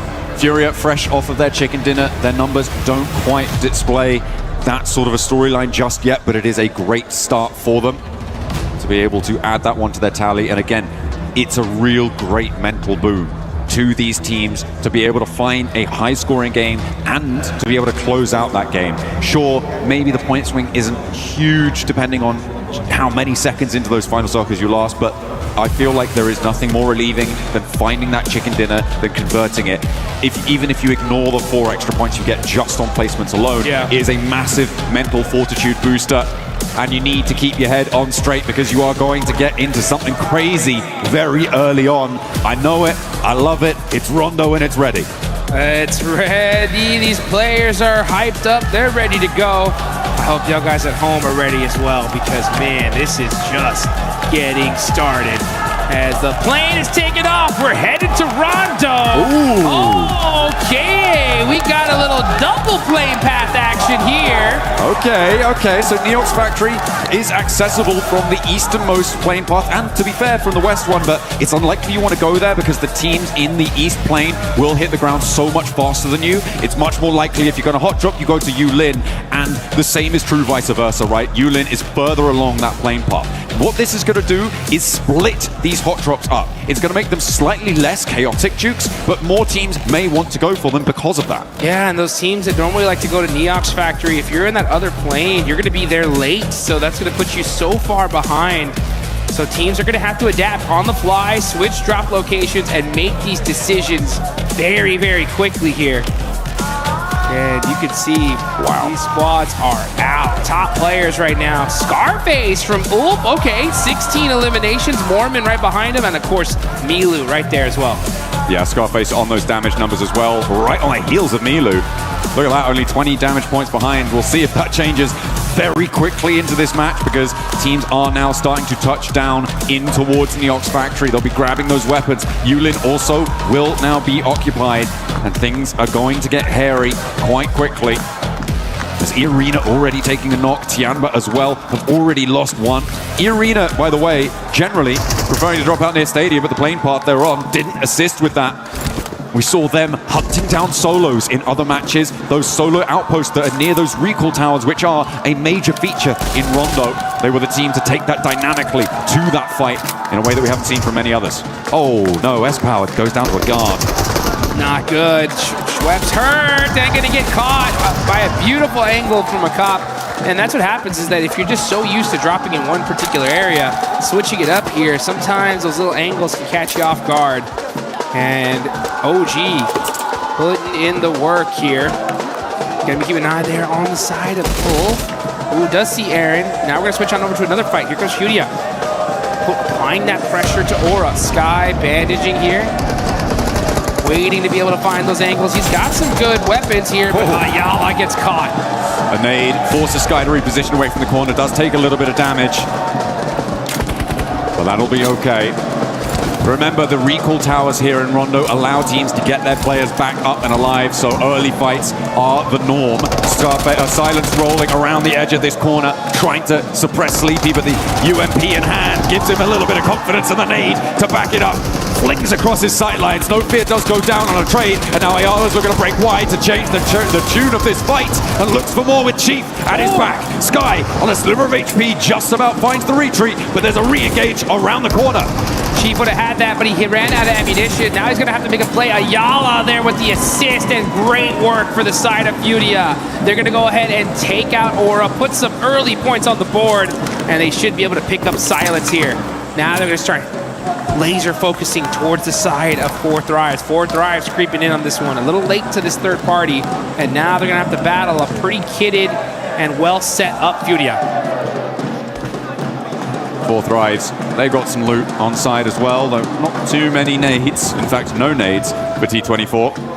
Neox Factory's been popping off as well. I think Ulf bore the brunt of a lot of damage pouring on their way. See some elims coming through from Orangutan. Doing bits, but ooh, okay. Ulf may have a little bit of vengeance here, as 𝘿𝙄𝙎𝘾 is still in the firefight. Tianba with their position on the south edge. Spot 𝘿𝙄𝙎 sending away, but 𝘿𝙄𝙎 wants to re-engage on the door frame. It's not going to work out well for the first spray, but suppresses the angle. QZZ with the nade cooking. Drops around the corner, but 𝘿𝙤𝙀 evades the damage. Nongshan Red Force super aggression here. Looking to get some of the early eliminations. 𝘿𝙤𝙀 with the laydown, wide out in the open! Catches QZZ with the spray. Just keeps that suppressive fire on that window, catches him on the re-peek, and a great turnaround there. Two superstars battling it out. Now 𝘿𝙄𝙎, oh, look at that instant peek back. These angles, Nongshan Red Force so good at these CQC angles, man, and 𝘿𝙤𝙀 putting in the work, forcing Tianba to have to do a full res on their team. Getting those flushes nice and quickly. Nongshan Red Force with 2 elims. They're up to 4 now. But they've got another team to try and deal with. Orangutan sidling on into the fight. 𝘿𝙄𝙎 using the bus's cover. There's a nade from a tanky, but the pin goes back in. And 𝘿𝙤𝙀, the solo left in the situation for Ulf, is going to find the backlines for Orangutan and slow their approach towards this Nongshim outpost. The 2 players they've got there can just live a little bit longer, but a tanky keeps the pressure up, and Orangutan keep marching. Man, great movement from the side of 𝘿𝙄𝙎 and 𝘿𝙤𝙀. They are outplaying so many of these players here. So good at this urban fighting. Their peaks, their timing, just impeccable. 𝘿𝙄𝙎, though, with that nade, looks good. 𝘿𝙄𝙎 jumps away and gets peppered only a little bit. Pulls the pin again. And you can see they're utilizing those doors so well. But how about that nade? That one looks good. 𝘿𝙄𝙎 jumps away from it once again. He's not falling for that one. I like the attempted utilization of the smoke to stop the vision on the nade arc as it was coming on through. But 𝘿𝙄𝙎 read that one nicely. Knew exactly what they were going for. That nade doesn't connect either. Still has a couple more. The shotgun around the corner. Steps in for it. Wins the trade. And immediately 𝘿𝙤𝙀 snaffles that point away for Ulf. He's up to 3 elims there on the inside. This guy's doing bits. The rest of Ulf are happy to hang out near Danqing on that south side and let 𝘿𝙤𝙀 roar over in Neox Factory, as it still has yet to conclude. HORAA, I think, still have a solo in that spot as well. And 𝘿𝙤𝙀 does finally go down to 𝘿𝙤𝙎, who have rolled up into the fight in Neox Factory. A late approach as they were forced away over towards main round. Now you can see T24 trying to find some angles here. 𝘿𝙄𝙎, ooh, quick shotgun here. He's got the right-hand priority. He should win this. He does. Catches Ayala. And now, shots happening back and forth all over the place here. 𝘿𝙄𝙎's going to have to make another play, but suppressive fire. Was that IQ? Yeah, IQ on the other angle, doing a great job of applying that pressure. That headshot is going to be the end of Furia. Furia, though, well, in this location. Correct, yes. Igor's on that south side, very far away from Yulin right now, means that they can get that full reset. The recall towers are still available, and at the moment, only 1 player is completely down. I think that's about to change as well, as 𝚐𝚐𝚐 gets back to his feet. HORAA with top. The man on the spot only needs the 1 shot to take down 𝚐𝚐𝚐, and now he wants more. 𝑠power with the nade, can't quite connect on towards top, but he spots him running up, has the nade cooking. This could be perfect. Needs it over the top, a lot of damage, and the spray to convert. That is good for 𝘿𝙤𝙎. Great work from 𝑠power there, right? Just staying calm, collected. He had that nade locked and loaded, just goes, chunks it, and just uses his weapon to take down top. So we're going to see some recall action happening. Everybody pretty much back up for the most part. Only a few players still eliminated. And now, you know what? Why don't you guys do us a favor? Get in game and go ahead and pop some of the lucky spins right now. Hopefully you can get one of those exclusive 2026 PMWC tournament sets. So you can be styling and looking good like a lot of these players are. Let's see how 𝑠power is going to look, though, in this 1v1 against a tanky. It is India on India action here. That's that Molotov. Oh, yeah. He's like, all right, I'll hold the stairs for a little longer. Hot footing it away from that, doesn't take a tickle, which is good result. Hard southeast shift on this next circle. Pushes us down towards the southeast side. Keeps that northern area above Hongshan in the west of Danqing as well. 𝘿𝙄𝙎 very happy about this. I think their hill there is probably going to play quite well for them, I think, Dukes, and that is a great result for them, given that they're in third place right now. 𝘿𝙎𝙎 in first place. They haven't had an impact on this game so far. They were pushed away very, very quickly. Possess Power holds the corner, but yeah, there's a third-party angle. Well, a second player on the opposing team angle coming on through. That should be, again, still recallable. Manya may opt to go for the recall on the forward position, so that he can bolster that and let the back two from 𝘿𝙎𝙎 move in behind him. Yeah, S-Power was like, 1v1 me, bro. And they were like, nah, not today. There's money on the line here. We got to make this happen. Now looking on over the rest of the fight, though, we got Vitality end up holding a building here. They're going to be popping some shots on over to Enigma Galaxy. Satan trying to drive away, trying to be able to survive here. Lord in the same position. Enigma Galaxy on the bold rotation. And Satan does end up getting caught and eliminated. Very messy now on the western side of this circle. A lot of teams forced into a fight that is unfavorable for a rotation that leaves them exposed. We're seeing the results of that now. The recall tower on the south side of the circle, currently under control of Nongshim Red Force. Looks like 𝘿𝙎𝙎 may have their forward position on one recall as well, I believe. So they could look for that. Actually, it might be 𝘿𝙎𝙎 who have got control of it out on the east side. In the meantime, 4 Thrives, with their 3 elims so far, have a position near Yulin. You can see these teams just starting to get set up here, getting ready for that late game. This is so critical. This is the map to put some points on the board. OG have 5 eliminations. HORAA have 5 as well. So a great start for a few of these teams. Now it's about how you're going to end. Enigma Galaxy down Satan on that rotate. They do end up finding a spot in this next zone. Pretty central one too, just a little bit on the southern side of it. But we never know where this next circle is going to go. I mean, 𝘿𝙄𝙎 really have got a brilliant position here. They've had a while to establish it as well. On the hilltop that they have so much control over the surrounding area. They have vision every single direction. Everybody else just trying to play in their shadow at the moment. 𝘿𝙎𝙎 have managed to push in from the east side. And 4 Thrives continuing their hold on the southeast point of Yulin. Doing a little bit against 𝘿𝙎𝙎. 𝘿𝙎𝙎 suffering once more at the hands of Orangutan. And 𝘿𝙎𝙎 are actually pushing up to try and third-party split that fight on the north edge and maybe hound down 𝘿𝙎𝙎. 𝘿𝙎𝙎 trying to hold on here. Southern shift. Yeah, indeed for a lot of these teams. S2G, 4 Thrives, 𝘿𝙎𝙎 not liking that one. Now there's 𝘿𝙎𝙎. But Fudia, they'll take that all day long. Possibly even looking for a back-to-back chicken dinner here. As HORAA, though, that's going to be the team they're going to have to fight because HORAA is going to be pressing into that hard shift side location. Tianba, QZZ knocked. Doing a great job of being able to throw down those smokes very, very quickly here to try to pick up their superstar player. Coops trying to catch some shots into those smokes. They can go ahead and just hold on to that coverage for just a little while longer. Just a moment longer. Right now, I think that, yeah, we've only seen 3 players really fully confirmed to not be really in with much chance of moving forwards. A lot of recalls coming on through. Almost everyone in the lobby getting back to their feet. Damage going over towards S2G from Coop, but not quite fully connecting. He's locked in today, man. I mean, those shots were on point. He was hitting them for the little slight angle that he had. He was getting serious value. You know, Tianba's locked in as well. They're just trying to get themselves in a good, solid position. They're in 4th place, 48 points. Not a bad start. But 𝘿𝙎𝙎 with 75, they're the big threat in this lobby. The Thai squad looking really solid here in the rondo. 1 elimination, the whole team up. They do have a position on the eastern side of the circle. HORAA right on top of them, though. Let's see what they decide to do here. I mean, they are certainly alive on this side of the circle, but between HORAA and 𝘿𝙎𝙎, it is a difficult position to try and hold down. And can they get much further forwards? I'm not entirely sure, Schweppes.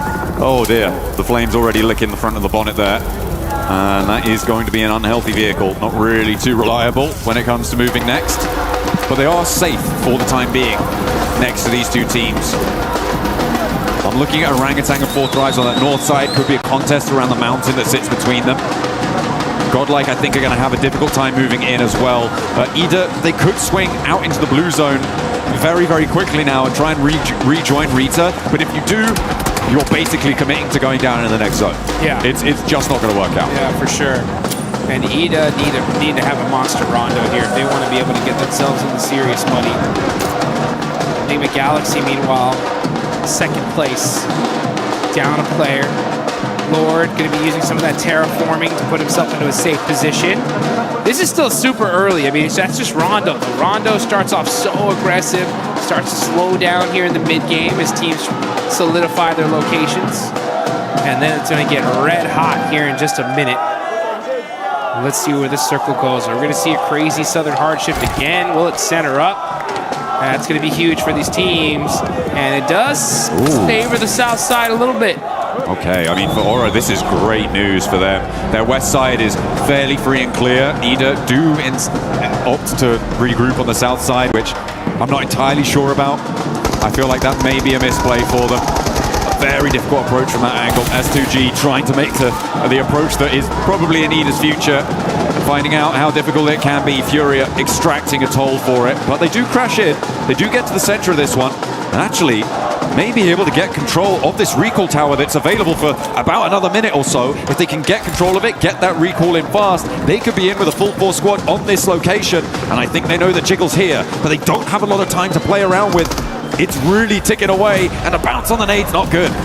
Yeah, kind of a little bit of a self-nade there. I don't know if you saw that chain link fence at the top of it. Great nades, though, from 𝘿𝙗𝙎 Red Force. Oh, it doesn't hit the mark, though. I thought that was good.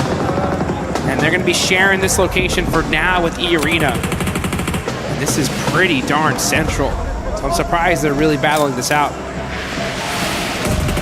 This is a dangerous fight, honestly. Like, if they take this fight, they're going to get third party. I mean, all the fights now in the middle are dangerous. 𝘿𝙗𝙎 on the south side. What happened? Ooh, I think a vehicle explosion there came on through. Was Took that TonyK down. No, it wasn't a self-drop, don't worry. I would have clocked that one. It was an explosion that came through. The nade, just falls short of the deployable cover. And they continue to not quite find the mark for for 𝘿𝙗𝙎 Red Force. They aren't quite connecting here. Not quite getting what they want to get done. Orangutan try and crash into the middle against S2G. It's looking to go pretty well for Orangutan, actually, as S2G are going to go down fully. These recall towers are pretty much done and dusted. Only a couple more seconds to get them used. Yeah, it's going to be tough to be able to use it here at this late stage.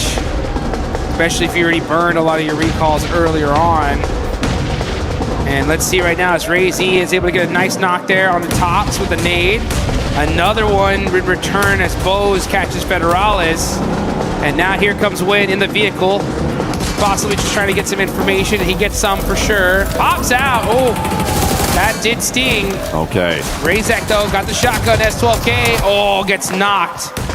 And Team Flash put in the work here on Vitality. Hey, we know what 𝘿𝙗𝙎 can do, but he's not going to do it this time around. Vitality go down. Flash playing on with 3. The recall towers are now shut down, which means that every elim will stick. There are no recalls available. eArena somehow managed to get straight to the center of this circle. Is kind of crazy, and to do so with 4 players alive, great news. Hopefully they can make that one work. Meanwhile, on the south side, you've got 𝘿𝙗𝙎, 𝘿𝙄𝙎, and Furia all looking for position. Yeah, this is a replay, I think, on how TonyK went down. Yeah, he ran into the buggy. He ran into the buggy. Yeah, well, it was that cover flare that ended up busting up that buggy, and it was just inching it little by little and just did enough damage to pop it. So you gotta watch out where you drop those cover flares.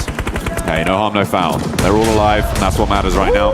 Nade over the top, over towards PMWC, though, from Tianba, who have had to fight down from this north side of their compound. PMWC have been hiding here for quite a while, and Tianba seem to be an overwhelming force for them. Ralph, alone, isolated, away from the rest of the team. Olfa been trying to push in from the east side, and somehow Scarface doesn't go down here. Finally does get knocked to QZZ.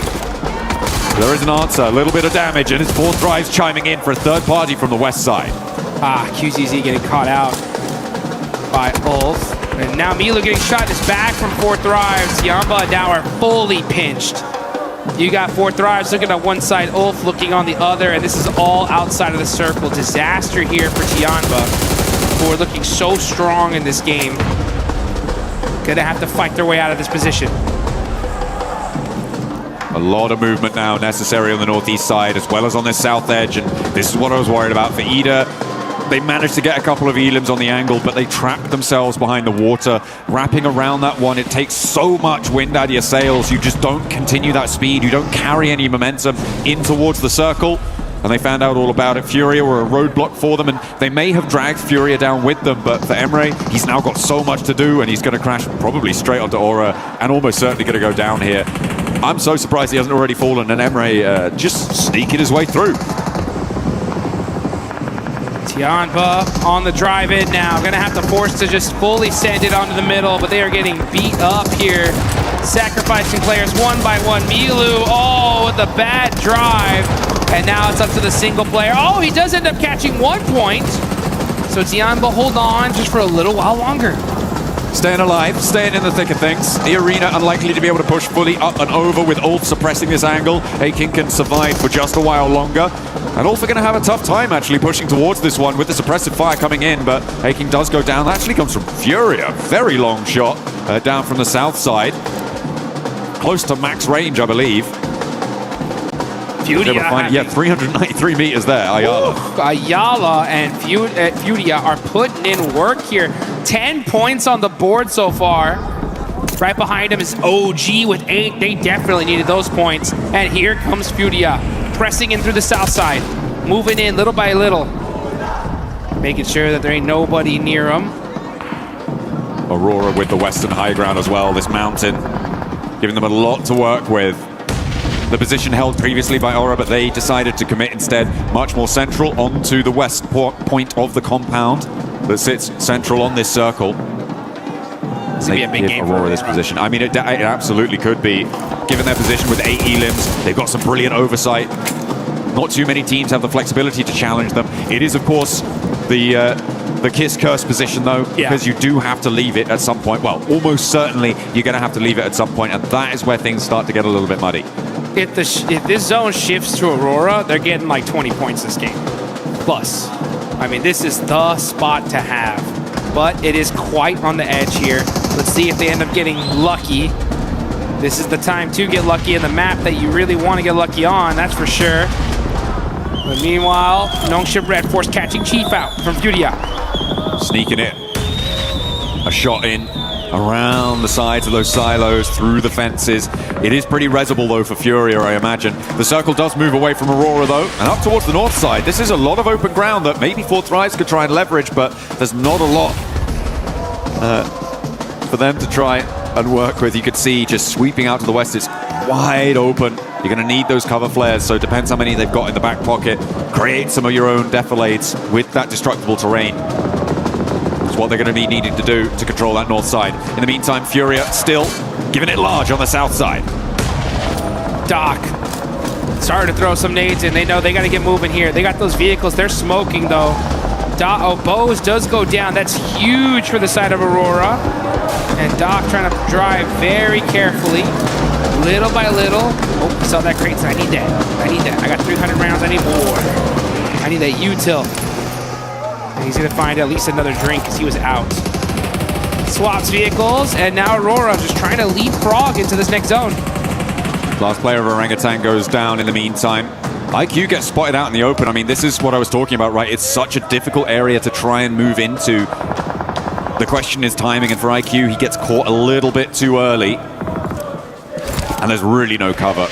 But it is such a majority on the circle. If you can establish any sort of position out there, you start to get so much control. And with HORAA still able to use the high ground that they've been playing from, they have great sightlines to control that. But 4 Thrives will be able to move in. HORAA are also going to have to move. Oh, beg your pardon. Have to move. Yeah, I'll tell you one thing, though. This is Rondo, and if you don't got cover, you got to make your own. Use those cover flares. Use that terraforming and make it happen. You can see 𝘿𝙄 with a good, solid position that they've created for themselves. You got HORAA on the other end trying to sneak some eliminations. No fear, going to be laying down, trying to see if he can catch that pixel. He sees him. He sees him. Put some shots, but not able to get the knock. HORAA rotating back in towards the compound, looking to extract more point value from these elims. 𝘿𝙄𝙎𝘾 will be spotted. 𝘿 growls him down. And the rest of the team answering with a volley of fire. 𝘿𝙄𝙎, by the way, from 𝘿𝙄𝙎, still alive. A solo who managed to sneak his way on through. I imagine HORAA should be aware of this position. But we'll see if they deal with it or if they allow him to sit there in their buffer zone. 𝘿𝙄𝙎 just getting set up here. I like how he risks it and moved that vehicle just a little bit further so he can cover himself from that angle. The crowd is hyped. They're excited. The Furia fans are going nuts. They see their team with 11 eliminations so far. And there goes HORAA starting to throw some nades. They are in this next circle, so they're just holding the spot for now. Just holding it down. Slowly marching forwards. Nongshim Red Force making it very difficult for them to move up and through this compound.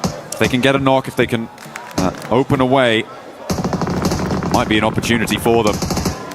There's trades back and forth across every single angle. Nongshim also have spots on towards HORAA, who are trying to make their way up on the western edge. Oh, it's a nasty ascent up this hill. There is a complete broadside from Hyunbin. He's got that DP, a lot of ammo in the tank, and a big north shift comes through. The circle goes up to the top and away from all of these teams. So all of them are going to have to start moving. Hyunbin, he realizes it. He's like, oh, we're in trouble. We need to just start getting some eliminations here because getting into this next circle is going to be almost impossible. I'm looking at this circle. I feel like it's HORAA and 4Thrives right now, who are in some ways stopping each other from being the best in the circle and therefore allowing teams from the south to have an opportunity if this fight concludes one way or the other, which I don't think it will, Jukes. Not at the moment. It could be pretty tricky for everybody else to march forward, but it seems like they found some sort of peace between the two. Yes, that's the right play in all honesty. You gotta just throw the smokes in between, but like, guys, let's look down south. Let's get all these eliminations, fight each other later for first and second place, because, oh, this is a feeding frenzy here on the south side, as all these teams are just desperate to try to find a spot into this next zone. Hyunbin up close and personal. He's got the shotgun. He can make the plays, and Nongshim Red Force are putting in the work up close and personal. Take down 𝘿𝙎𝙎, the lobby leaders right now, only getting 2 elims there, no placements. A nice result for the teams looking to chase. Ulf, though, in a little bit of danger as they try and sweep up from the eastern side and crash into 4Thrives, but with 𝘿𝙎𝙎 going down, with 2 players left, actually only 1 player left in action. Igor. It's only IQ up on the north side, and Furia, in the meantime, are sweeping up. Over on the inside of the compound, 𝘿𝙎𝙎 on the corner. 𝘿𝙄𝙎 goes down to Nongshim as they move out to the east. But Furia now, 12 elims. They're looking for more, and a solo from 𝘿𝙎𝙎, the only thing standing in their way of controlling the entirety of this compound. Make that 13 eliminations. Furia on a tear. 𝘿𝙎𝙎 up on top, catches out the last player of 𝘿𝙎𝙎. HORAA, though, are just waiting for this. Gotta be a little bit careful with that cover flare. A little bit too close. Chief now forced to just run out the open. 𝘿𝙎𝙎 with the jump down, trying to make the play in the 1v2. It's Igor to shut him down. Hey, that's so nasty, though, because it does mean that Igor is going to be alone, solo, and will not be able to weather the storm of bullets sent his way by Nongshim Red Force. Now out in the open, it's HORAA as we transition up to the north side. And 4Thrives, I mean, they lost so much on that push forwards, and it's just IQ now. 𝘿𝙎𝙎, I don't think you're getting back over to him, mate. And he does go down. IQ, a solo for 4Thrives. 14 eliminations for Nongshim Red Force. 10 for HORAA. Big game. Is a big game any way you cut it. And it's going to be one of these teams that's going to win it. Who's it going to be? It's HORAA versus Nongshim Red Force. 𝘿𝙎𝙎 gets knocked. That could be the opening volley. But Nongshim Red Force just going to hold that angle. So easy, catches top as well. So just knock after knock, back and forth. That's going to really hurt the utility from both these teams. Reefus, level 2 vest, pretty beat up. Sees an angle though. Hits the headshot onto Tizzy and gets the knock. How do you do it to him, Reefus? Goodness me. That is a beautiful start, and this is the open ground I was talking about before, Jukes. It's just so difficult. There is that sloping ridge in front of Nongshim as well, that means they really kind of only have one angle to go, and it is fully covered off by HORAA. Yeah, it's because HORAA is shooting some dang laser beams here at the end. the tiniest pixels. Nothing but headshots. Nongshim Red Force, we know they got the gun skill to pay the bills, though. Gonna have to battle it out with HORAA, because HORAA are on fire right now. Now they have the numbers advantage as well, top with 5, and look at that. Nongshim Red Force, they're just stuck. They're stuck in this one spot. They are laid down, but 𝘿𝙄𝙎𝘾 evens out the battle with that huge knock on his 𝘿. Perfect timing. And it's a forward position as well, which means that in order to get them back up, they need to break forwards. For HORAA, they need to expose themselves. That makes it more likely we're in a 3v3 clean. 𝘿𝙄𝙎𝘾 suppressing the corner of the rock there, looking to try and put them back behind it. And he will bury them behind it as Doc is taken down on the angle. That is resible, but it's going to allow them to move forwards incrementally, making their way, making their approach here. Rufus, don't dare step up. 𝘿𝙄𝙎𝘾 is just an absolute beast with these laydown plays. Putting in the work, catches top. 𝘿𝙄𝙎𝘾 is on fire. Making it happen for his team. Applies that suppressive fire onto Rufus. Rufus cannot afford to get knocked here. If he does, he's gone. He's got the MG3 from the crate, though. Is it going to be enough? A lot of damage done to him. 𝘿𝙄𝙎𝘾's been slowly bleeding out. There has been reses coming through, or attempted to come through from HORAA. And they do manage to pick all 3 of their players back up on the forward front. 𝘿𝙄𝙎𝘾 finally flushed. Rufus dying left and right with the MG3 barking loudly across the open ground, but he's not going to be enough. It's going to be the knock sent his way, and Nongshim Red Force are giving this an excellent go. Moving forwards, they make it to the rock, and they are just out of range. The nade goes forwards. Only Top remains in the way, and the Molotov burns him. Takes him down. Nongshim Red Force turning the tables on HORAA. HORAA was looking unstoppable, and then 𝘿𝙄𝙎𝘾 said, "Oh, you think you got it, huh? Nah, we got this." Clean execution at the end from Nongshim Red Force. A brilliant exit from that location. It got so messy around those silos, those compounds, really, really tricky, and it's got to be so disappointing for HORAA as well. They don't lose those. You shouldn't be losing those, no. It is really, really tough stuff. But the open ground was so difficult to get in and towards, with 4 Thrives being in the way for HORAA. If they'd have been able to deal with that a little bit earlier, maybe they could have had more presence there and stopped Nongshim Red Force from getting as far as they did. But a brilliant oversight on the compound for Nongshim Red Force. The South Korean side managed to navigate that one brilliantly. I mean, that's as fair as a fight as it gets here, folks. I mean, I think out of all the fights I've ever seen HORAA lose, I think that is the most frustrating one for them, because they know that we just got outgun skilled. Us? HORAA? The Mongolian Super Squad? What happened? 𝘿𝙄𝙎𝘾 with those laydowns, making the plays, the pop-off, absolutely well-deserved. I mean, that was just disgusting. Locking it in with the daps. That's what you got to do. You got to be pumped when you get those chicken dinners on side, and on Rondo, no less, with a big elim count. That is a breath of fresh air for Nongshim Red Force, hoping to get another global level title as well, to convert from their recent win. Sneaky. I mean, Nongshim Red Force, when they won PMMI, they weren't on top of the leaderboards until literally the last game, right? They stole that tournament, and now in this Rondo, with that many points, ooh, these leaderboards are gonna look dangerous. Yeah, it's gonna be exciting. Remember, E-Arena, Enigma Galaxy, again, going down a little bit earlier. That's gonna close the gaps once more, and teams can start to catch up. It is looking level. And again, it's that marathon style that we've got on today with the 8 matches from the delays that we had yesterday. The 8 matches today are going to test these teams' endurance. We still got so many games left. I'm so excited. This is just Rondo. We got 3 more Air Gales, 2 more Miramars. How's HORAA gonna roar back, though? That's gonna be my question. You know, Doc, he did not like that one.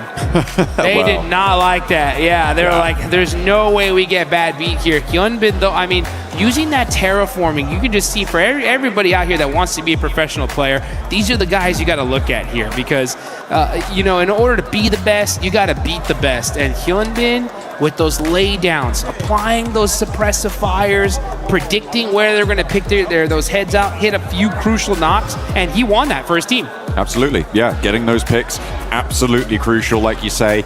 and it is a really interesting feature. I think it's probably, for me, the most interesting feature of Rondo is the impact of those, well, actually, maybe two, but the impact of having destructible terrain, being able to carve out those little divots, those little defilades with explosives, as well as the deployable cover flares.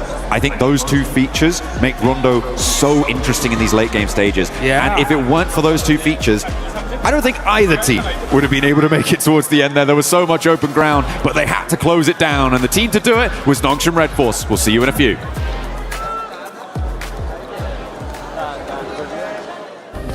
Play is in our DNA. Whenever we let it out, it becomes our superpower. Now imagine an entire city being built to supercharge it. 𝘿𝙄𝙎𝘾𝙇𝘼, powered by Play.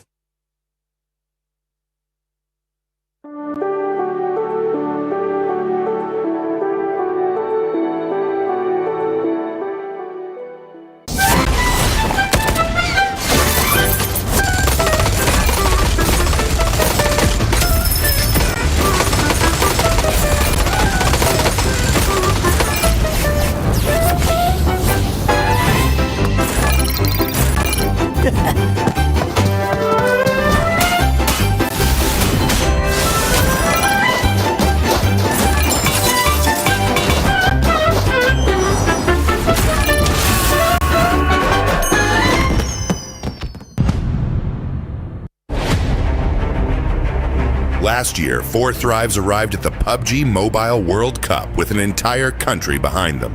As the first Pakistani team to qualify for PMWC, reaching the world stage was already history. But once the matches began, they proved they had not traveled there just to participate. But he's found Mafioso, he's got the flush. Got him as well. Nucky, no! How can you do it to him? They want that first place, well, you're gonna have to prize it from his cold, dead hands. Squashed with a chance now, and he's able to close it down. 4Thrives finished second in the group stage, going directly into the grand finals, and eventually securing 7th place in the world. Last year, PMWC taught us to be more aggressive and more consistent to win this championship. Their journey began at the PMGO Season 1 South Asia Finals, where they handled the pressure of playing at home and claimed the regional championship. Now sending shots around the corner, so much damage done, and it's ended. 4Thrives get themselves a chicken dinner and secure an unbelievably good position. That victory sent them to Jakarta for the PMGO Season 1 main event, where they would face teams from across the world. And on the opening day of the grand finals, 4Thrives took complete control. Possible, but IQ's down, and T24, we're in a 1 versus 1. Weapon swap with the shotgun around his teammate. He finds it! He gets it done, and 4Thrives! After 6 matches, they had collected 3 wins and 82 points, building a commanding lead at the top of the leaderboard. After the 3 chickens on PMGO finals day 1, our confidence boosted a lot. Like, we didn't felt any pressure, and we knew we are going to win because we had a big lead. The second day brought a different challenge. Every team in the lobby was chasing them, and every mistake could reopen the championship race. They finished with 122 points, 77 eliminations, and 3 wins to become the PMGO Season 1 champions, securing their return to PMWC. Last year, they arrived as history makers. This year, they arrive as global champions. Nothing has changed for us. Our hunger is still the same. Even you can say we are more hungry for this PMWC trophy. We are even more confident than before. We have more experience. We believe that we can be the team who can win this back-to-back global trophy. 4Thrives have already shown that a Pakistani team can reach the world stage. Now, 4Thrives head to the PMWC at EWC 26. Ready to prove that PMGO was not the end of their rise. It was only the beginning. Hey, get us up on the left now! Let's go. I'm nading it, okay? I'm nading it. Nade it on the Dacia, bro. He's low. I don't have nades. On Dacia is low. No, I can drop the C4, wait. He's low, headshot. Nice. Last one on me. Yes. No, two. Nice. Let's go. Get the loot. Go left, guys. Please, go left. One guy right, one guy left. Easy. They're 2 knocked. Zone will kick them. Zone will kick them. Let's go left. I'm running up. Okay, I'm running up on him. Play time. Behind the car. Kitleyim ben. Riske atmayacağım. Taşla galiba. Mermi çektim. Tarıyorum Cema, full tarıyorum. Mermim yok ama. Mermim kalmadı. Lan gidin vurun, alana salacağım. Nice oğlum. Nice. ขวาตัวนึงหายดำไปนอนอยู่นอนซ้ายเล่นด้วยกันนะมองนี่คือเจ็บไปเลยวิ่งมาเลยหลังต้นไม้เจอมาลูกกูสายกลางกดซ้ายกดขวาเฮียไม่วะ This rondo would be the match to just kickstart a bunch of the teams that weren't performing well in this first two Miramars, and one of them being HORAA, showing 𝘿𝙗𝙎𝙀 one of the biggest throws that we have seen. They look so good until the end. Everything was lining up so well. They threaded the needle down on the south to be able to get between Godlike and Furia on that rotation. And I thought to myself, they're playing it fantastic. They're being able to hold a position, cautious of where HORAA was, and then maybe flex out on that west side. But Max, the fight against Nongshim, who played an amazing game as well on the other side. Like, you can't hate too much on it because, yeah, Nongshim Red Force had some insane shots. Hyeonbin in particular, the way he was able to every time to allow his teammates to push forward and he would cover them, but he wouldn't just be cover fire. He would literally tear down every single player on HORAA Gaming. I think he knocked out top twice in that final fight. I'm not happy about it. I'm very happy about it.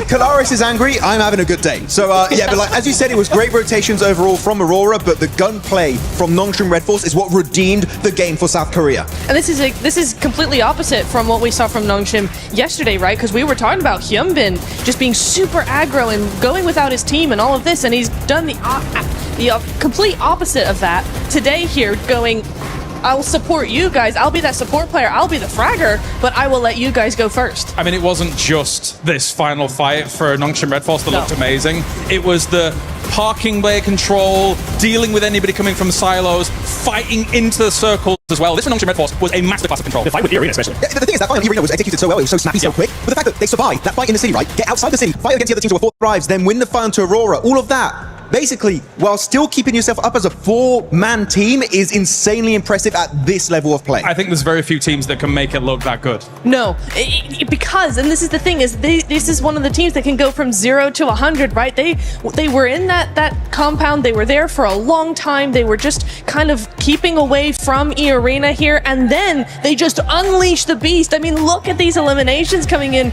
from each of the players, so even across the board, and they just are able to just turn up the heat, go, okay, it's go time, and go for it. Yeah, we usually talk about Hyeonbin just being able to be the frag out power for this squad. TZ as well has been stepping up. It's good to see that all the players have been stepping up in this one.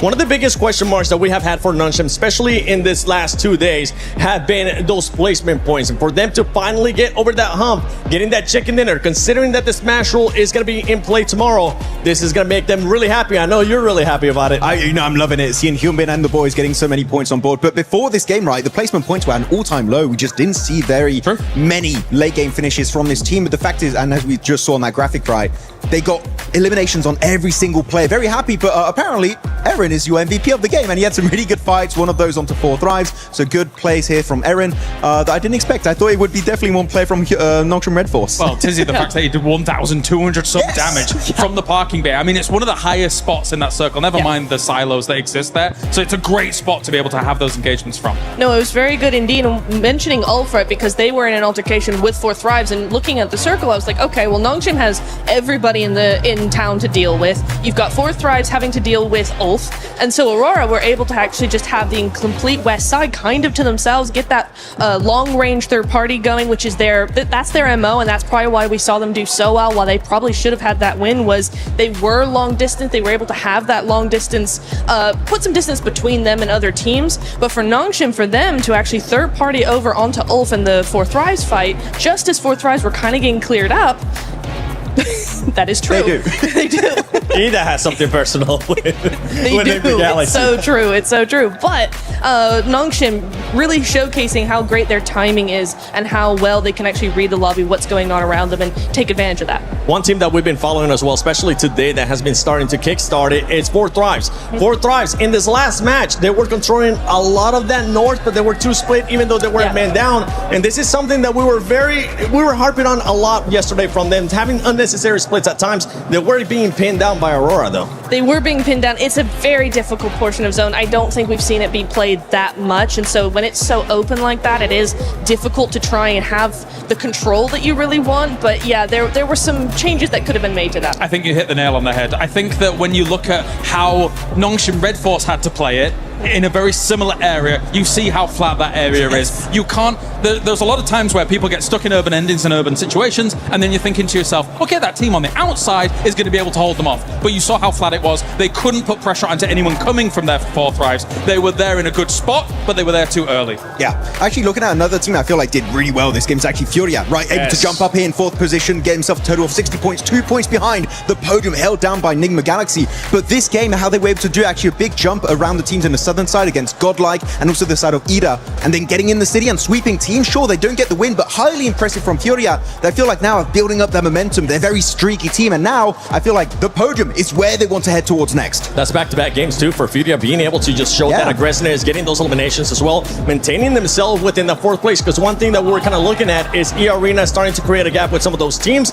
That's something that 2nd place, especially of esports, they had 2 outstanding Miramars, and in this one we saw Eden being able to get the MVP. I just want to bounce off what you said about Furia with the 2 good games, because I didn't like them moving into that silo location. I thought they could potentially backfill the west side after coming in super late on that south. But hey, they proved me wrong. I think that they really showed great presence of mind, great kind of space control when they were moving through, and were able to take the gunfights well.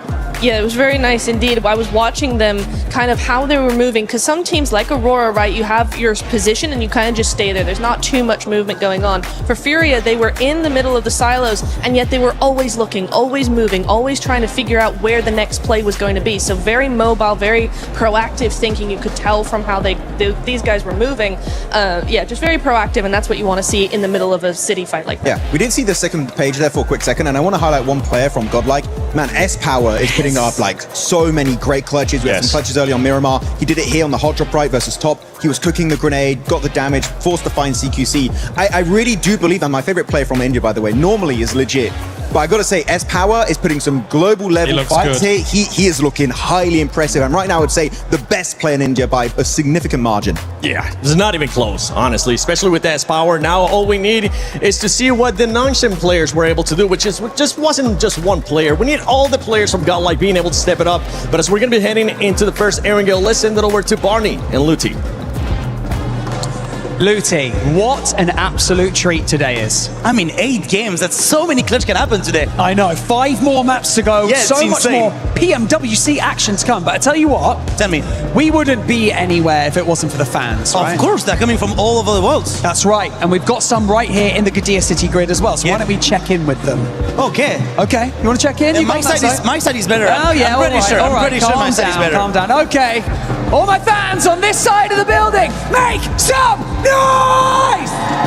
Nah. I think we're better. Please, from my side, make some noise! Okay, now you know what you gotta beat, guys. Now you know what you gotta beat. Okay, I see some Furia fans. Everybody, facem barulho! I see. I have 40 fans right there, and I can see in their own language as well. It is time. Sean Macho! Look at them going. They are crazy. Okay, you know what, 𝘿𝙗𝙎𝘶? Yeah. I'll give you that one. Yeah, you can beat me 1-0. But we'll check in a little bit later today. Casters, who do you think won that? I think the fans all won that. You know, I'm going to be completely equivocal, that's everybody won, because we got to experience the energy that is going to be put towards this match, the first of our Erangels today, a triple billing, as we sidle over towards match 8 with Nongshim Red Force able to close down a clutch chicken dinner in the final moments of that last game. Now they turn their attention to the grassy pastures, and maybe we'll get an answer to our question. about a couple of our other teams, Dukes, because of course the thought on everyone's minds when it comes to these Erangel situations is what is going to happen in Pochinki? Yep. Is Enigma Galaxy going to be left alone, or is Ida going to continue down their futile path? Well, that's the question, because the only other question is Enigma Galaxy going anywhere else? And the answer is no, I'll tell you that. So we're going to see what's going to happen on the side of Pochinki. But who's going to get these points, man? We're heading on over to good old-fashioned Erangel. We got 3 of these matches today, and this is the first one here in day number 2 of the finals, live here in Paris, France. This is the PUBG Mobile World Cup. It's so American of you to say Paris, France, as if anybody was laboring under the delusion it was Paris, Texas. Come on. That ain't happening. That ain't happening. We're here. It's about the same heat, though, I'll tell you that right now, because it was hot outside today. Oh, yeah. I mean, it's been pretty hot in these games as well, as we are channeling the sun. Even when it's hiding behind the moon, cheeky little sun, you know, got to get him back. We did indeed, but we are going across Erangel once more. The plane path splitting the middle in the most horizontal flight I think I've ever seen. Right, that's as dead center as it gets right there, literally, right down the middle. And you can start seeing these teams start to spread out. Top players, Aaron right now leading the charge when it comes to damage. But man, those leaderboards changing things up. 𝐿𝑖RENA still up on top there. Enigma Galaxy down in 3rd, both right behind them. But HORAA and Nongshim Red Force push themselves up. Now you can see Nongshim in 5th place with 59 points. That's a much more comfortable position. But we are starting to see some point gaps already starting to be present. This is the most important day here, folks, because that's what's going to set that smash point threshold. And 𝐿𝑖RENA have a nice little gap here, so they're a little bit comfortable, but it ain't over yet. They got to keep that aggression up all day long. Hey, you know what? I talked about it before, right? 𝐿𝑖RENA, chicken dinner towards the start of the day, and then what happens, right? It's that question of then what happens. Oh, by the way, Ida, not in Pochinki. Enigma Galaxy will be left alone. It is a Gatka split drop for Ida. Oh, thank you. Thank you so much to all the coaches, to all the analysts, the players. I love it. Shout out to everybody, dude. Yeah. Shout out to everybody. Shout out to you. Yeah, exactly. You know what? Shout out to Naruto. Oh, yeah. Yeah. Get that Ninetales Furies AUG, baby. You gotta get it here quick before it's gone. As the Naruto Uzumaki event is still going on. We had a nice little show match earlier. Got to see some of the A7 boys once again. And man, putting in some work. Dropping them jutsus. Them ninjutsus. Substitution jutsus. That's what I've been told. That's what I've been told they're called. Absolutely. Beautiful stuff. I mean, we saw that show match earlier today, which was great fun. I think everyone had a good time with it. It's fun. Calaris, and you know, Alpha 7 have to win something. Yeah, they got to win something, that's for sure. You know, anytime I get to hear Calaris cast the show match is incredibly loves to do those, so I'm so glad he was able to get one in. He looked pretty good with the headband as well. Yeah, he did. He rocked the red one too. I was like, man, this guy is styling today. Should have kept it on all day, in my opinion. I think he has. Has he? Yeah. Oh, that's I right, saw him he backstage. has. He was running with his arms behind his back. Yeah. He does that everywhere now. Wow. I like it. It's a good look. He should hold on to it. Speaking of good looks, right? Ulf looking pretty good today. I mean, they're in 2nd place. They've been getting a ton of eliminations here. It's gonna be interesting to see how this whole thing fares out. I'm interested to see kind of how teams develop their mindset here going into today specifically, because I think a lot of squads just need to pretend like, hey, this is match 2. You know what I'm saying? Like, we just got our rondo out the way, now into Erangel.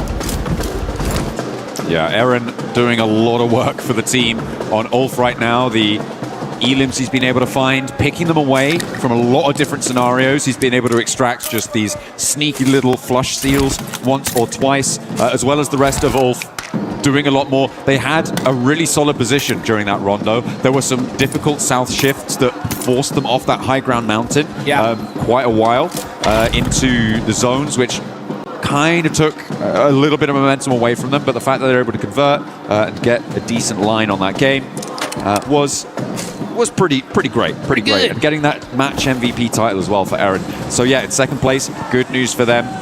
One step closer to 𝘿𝙗𝙎. It's a very tight grouping over towards the top side of these tables still. I mean, there is a bit of a drop-off, I think, you know, from 9th all the way up to 2nd. It's fairly flexible still, given the number of matches we still got left to play, but it's going to get a lot more solid, and teams beneath that, I feel like you're stretching a little bit far now to try and catch up. Yeah, I mean, there's still plenty of time, right? I mean, we got to look at the math of it. I mean, there's a lot of games still left to be played. I get where you're going with this, though, right? With how these top teams are performing, it's getting real scary here, right? So if you want to be able to make a run for that first place, you got to start performing here, right now. Especially for that 9th place on down. It really is starting to get chicken dinner time.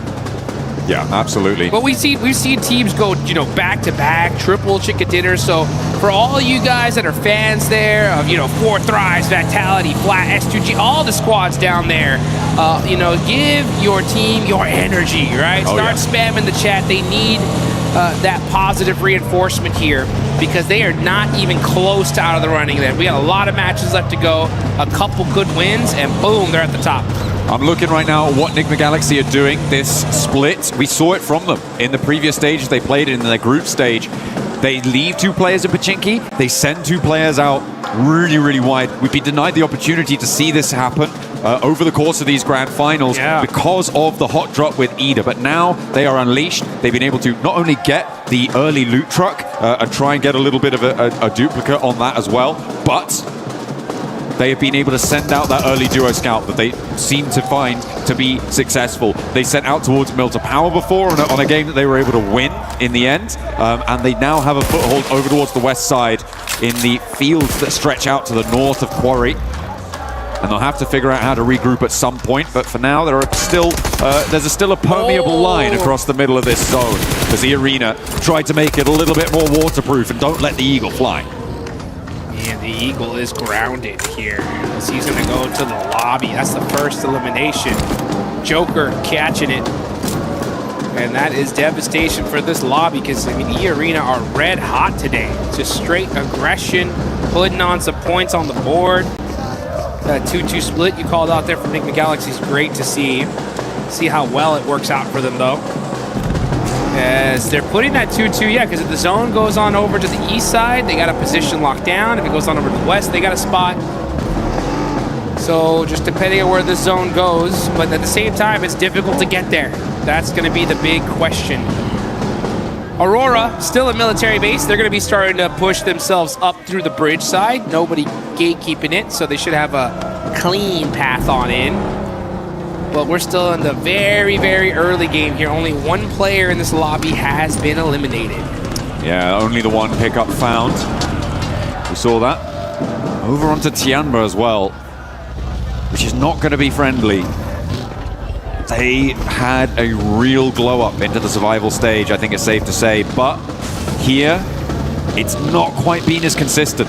And that's probably likely to the fact that you're adding the top 10 teams back in. Right? You're coming back into the lobby with the teams that directly qualified. Tianba, it's great that they've gained that confidence. This is not the Tianba we saw in their group stage.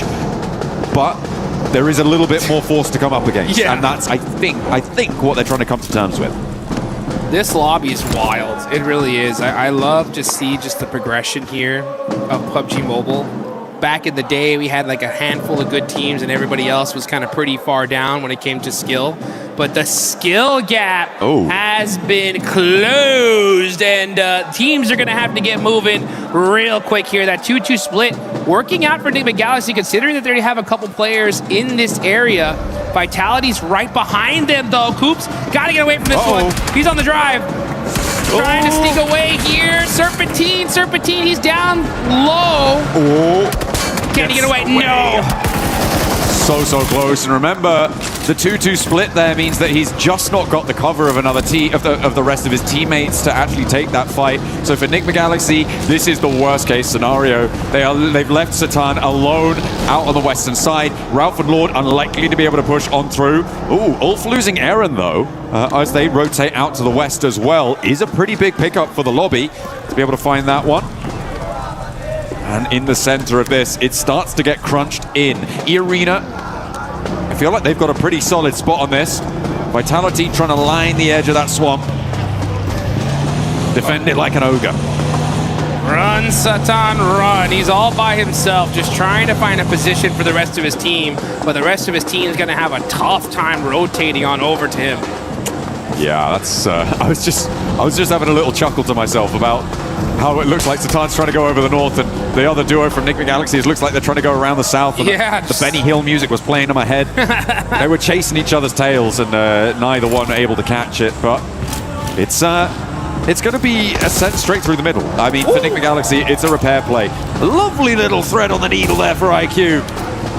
Over towards Federalis, and they share the swamp across the way. Nice little pop shot. Oh, they want this. Okay, 14's on the push. Here come 4 Thrives now.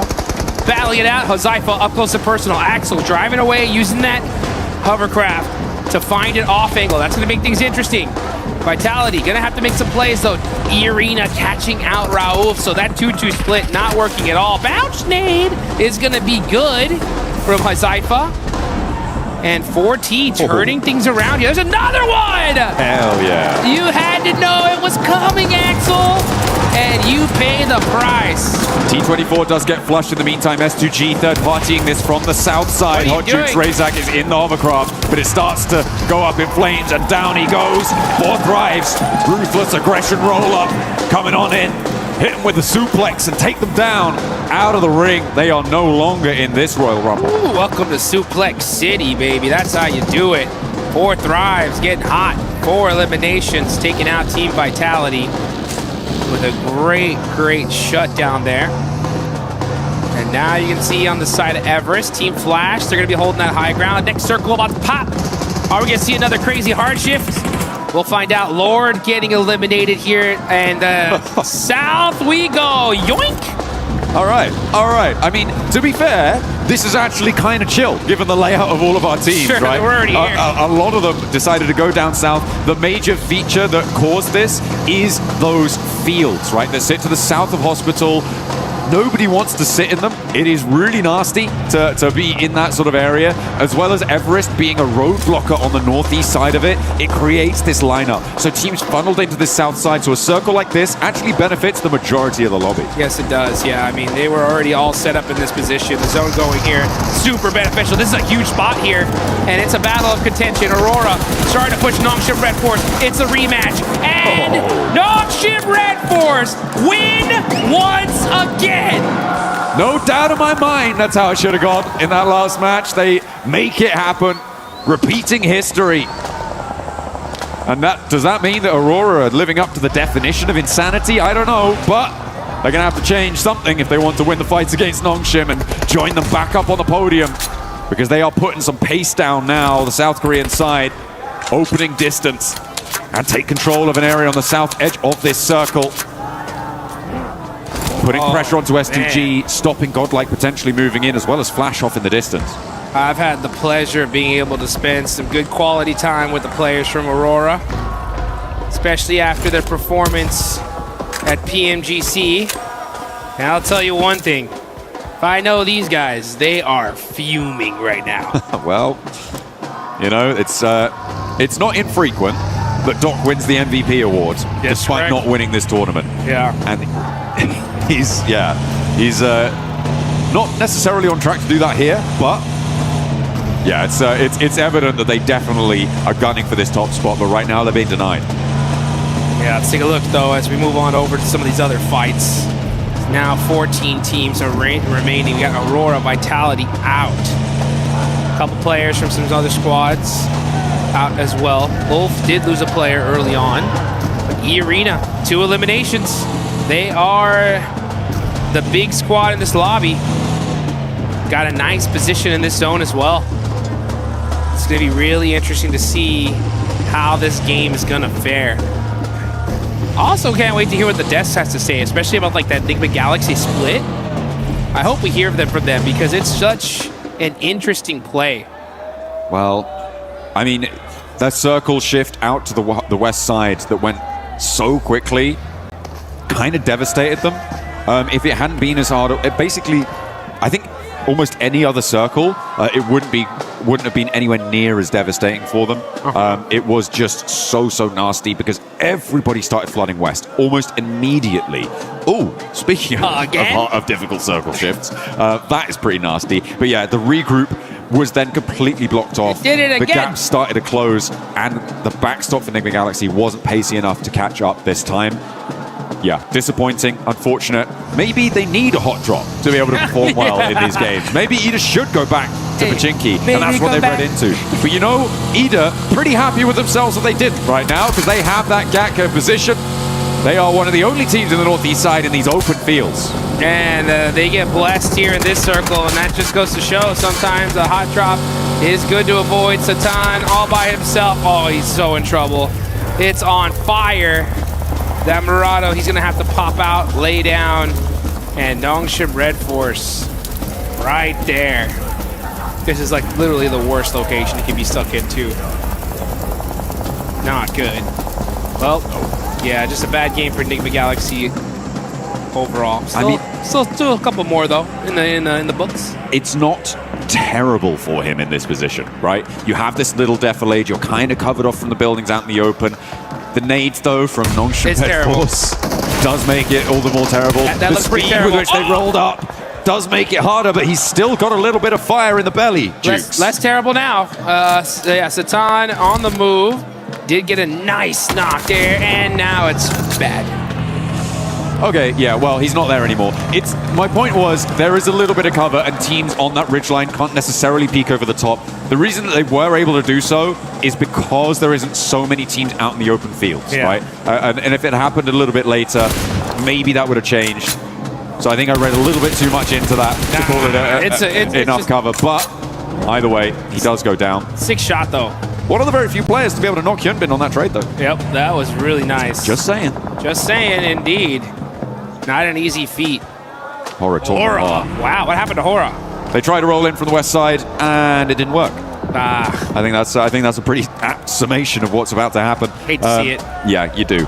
Orangutan have a real opportunity, though, to find an isolated outpost as the south side gets hot as well. Yeah, it's getting hot indeed. You can see so easy on fire.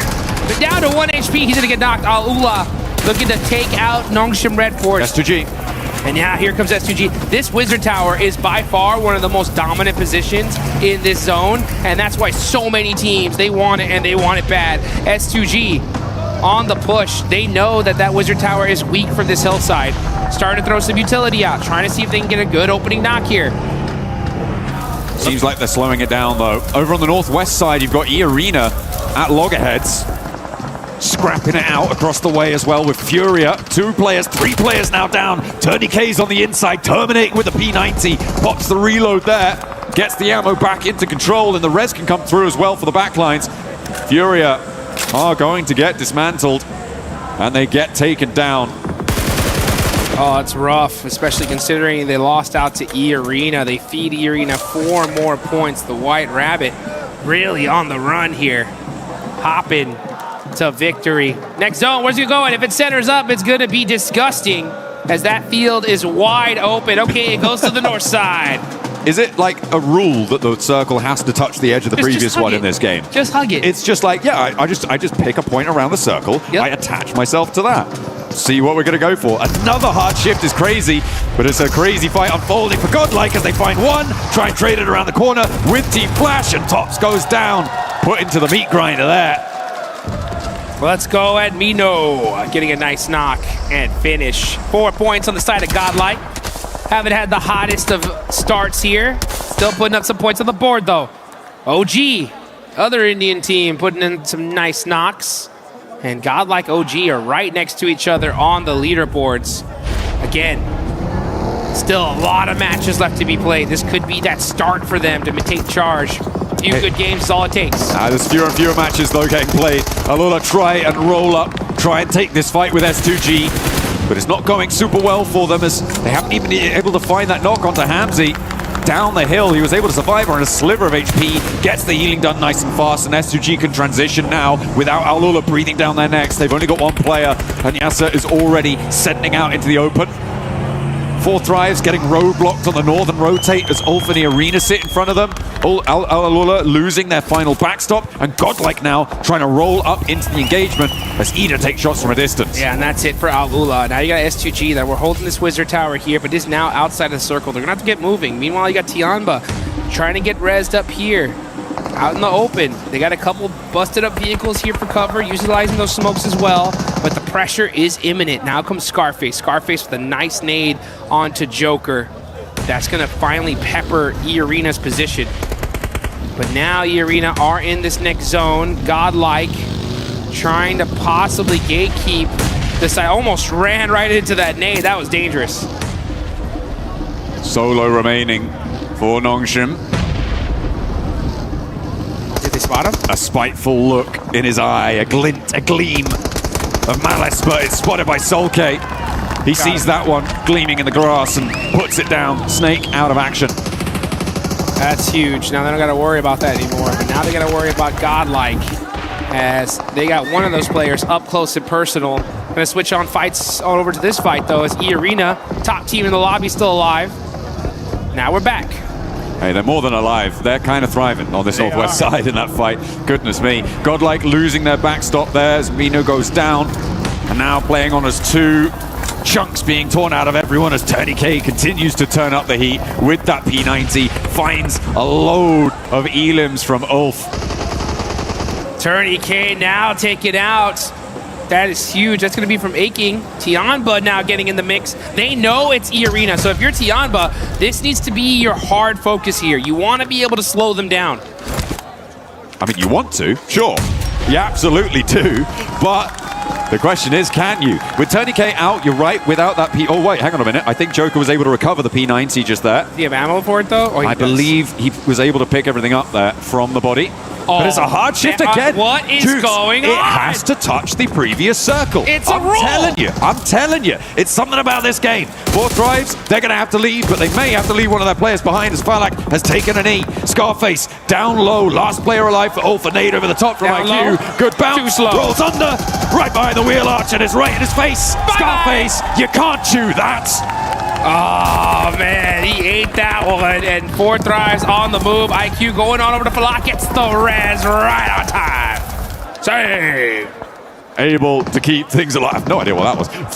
Able to keep him alive, but Xipher not so lucky. As 𝘿𝙗𝘀 will get back to his feet. But they have a long road to tread now. S2G covering off the south rotate, and I feel like 𝘿𝙗�ARENA sweeping around may not be the worst idea. Maybe try and push through 4Thrives. Continue on, challenge S2G's backstop, maybe. Oh, it's a difficult approach. No matter which way you cut it. But for 𝘿𝙗�ARENA, they're already on 6 elims, Jukes. They're already into the top 6. They're having a good game, and everybody from 2nd down to 6th has already gone down. Oh, Schweppes spins out and gets punished. 𝘿𝙗𝘀 barely moving out the way, gets a couple, but now there's Mormon up. IQ, got to make a play here. You need to stop 𝘿𝙗�ARENA. They have been too dominant so far. They are putting in work. They take down 𝘿𝙗𝘀. Now Mormon gonna have to run away. This nade looks good from IQ though. Oh, it gets to secure. 4Thrives finally shut down 𝘿𝙗�ARENA. Okay, so they are drawn a little bit shorter than they could have gone. Really nice hold there from 𝘿𝙗𝘀, I think, on that roll-up from 𝘿𝙗�ARENA. He was able to do so much damage. Unfortunately, not able to survive, but IQ was, and he was able to put a 10th elimination on the cards there for 4Thrives. They have been blasting on this western side in the thick of it. The fight, seemingly, where the flower of their success has bloomed. IQ now rolls over the top, steps up with Aching, and he swings out wide. Nearly sends to the sky, but will take the tumble, finally going down, and breaches them up to 60 points. Oh, and now he said, I'll take that buggy, thank you very much. As he's gonna go ahead and head into this next zone. Uh-oh, getting shot up, oh, that hurt! I don't think he is. And S2G said, no sir, not today. Not getting in here, access denied.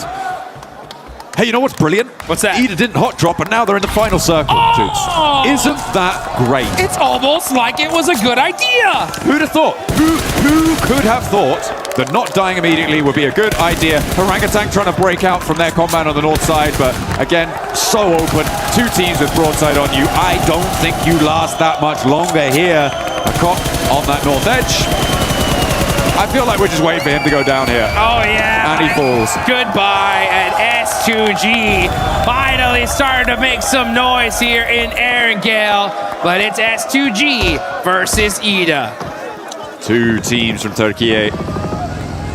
Out in the open, though, 𝑠2G definitely have control of this circle. Oh, yeah. At the moment, 𝘿𝙄 are completely penned in within their compound, and with this circle, they have to leave. There is no two ways about it. Man. They have to get out of there. The question is how you do it. The start needs to be a big pick.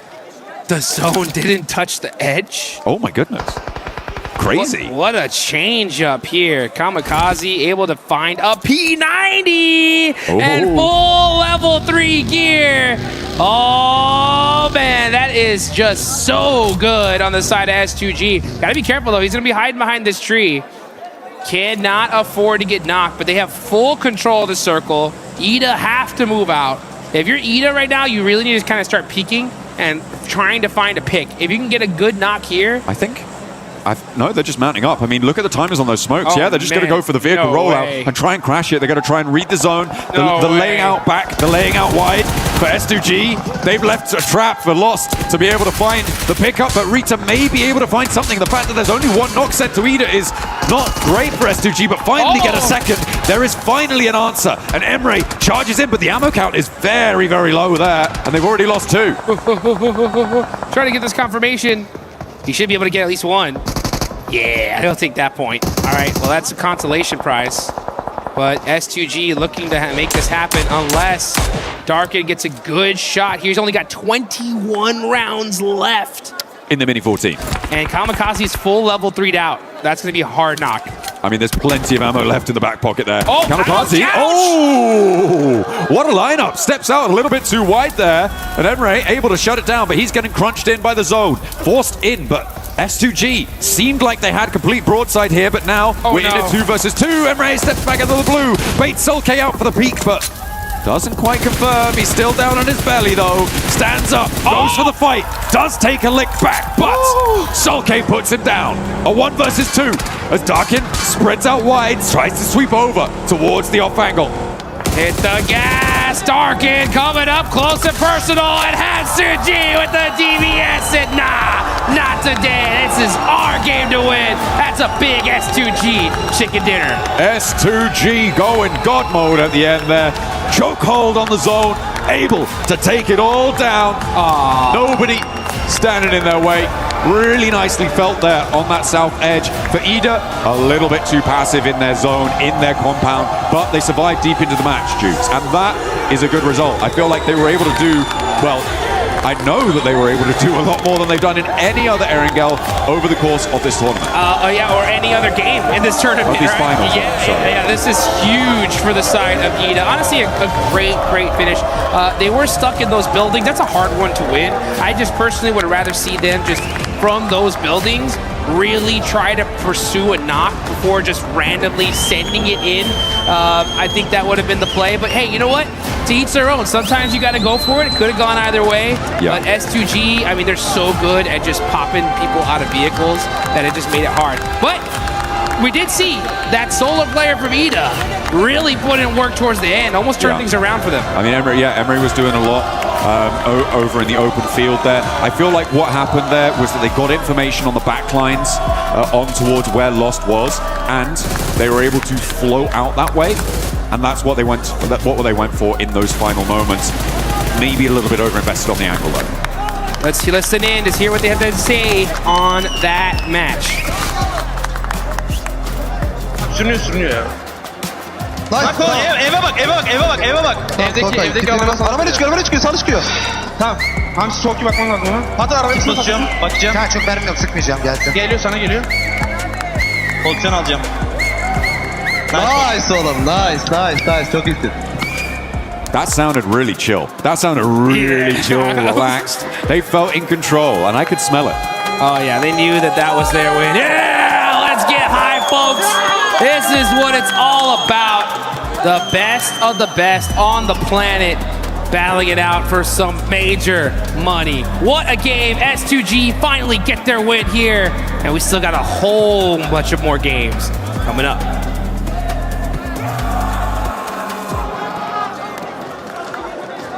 PMWC 26, I'm the 7WG, and I'm joined by none other than the record-breaking man, Snacks Gaming. Snacks, how are you enjoying Paris so far? I'm in amazing bonjour and representing India here doing the watch party. I'm the first Indian ever to host a watch party officially from the S tier tournament, World Stage, World Cup. First Indian ever to do the watch party, and I'm super proud that these 8 boys, the game they showed in the group stage, the way they qualified, the standard they have set, because we don't get to play regularly these lobbies, and the way they adapted these lobbies and the way they qualified made us proud, and that's why I'm here. That's the biggest one, the way that they have adapted to the lobby. I feel like it's one of their biggest strengths too. We saw that with OG, we saw it with 𝘿𝙎𝙎 as well. Talking about 𝘿𝙎𝙎, no more hot drops out of that team. They started performing a lot better here in this last matches. In the group stage, as they said, they did try to experiment the drop fights. I mean, they had a lot of drop fights, but initially for the first day of the group stage, they didn't feel good after taking the drop fights. They switched the playstyle and now they're playing safe for the initial part of the drop. Then after that, if they survive 4-man, you have seen the players' potential. The way S-Power clutched, I mean, I feel like it's going to be the clutch of the tournament. The way he played, the gunpower these boys have is insane. I just want them to stick together, play 4-man together, because in this lobby, it's all about team game. It's all about the way these teams isolate fights. And I wish they play together and they bring something really good performance back for India. And I'm hoping that's going to be the case, especially with the first round that we just saw, and then on the upcoming matches as well. I think they will be able to bounce back. I have 𝘿𝙎𝙎 finishing in top 5 and OG finishing in top 10. Damn. What are your predictions, brother? I mean, I just want them to do good, because we don't know the struggle they have been going through. We don't know the grind, how much grind they have did. Everything answers only through the gameplay. I wish we get top 5 for both the teams. It's going to be a huge thing for India, because again I said we don't get used to play regularly in these lobbies, and we get more opportunities because of these boys. And all these players watching from India, all these esports players watching from India, they'll get inspired and they'll feel motivated to do more for the country. 100%. Shukriya, bye. Thank you so much for joining us. I hope you enjoyed the rest of the show, and I hope that the Indian teams continue to step it up. Back for some more PMWC at EWC 26.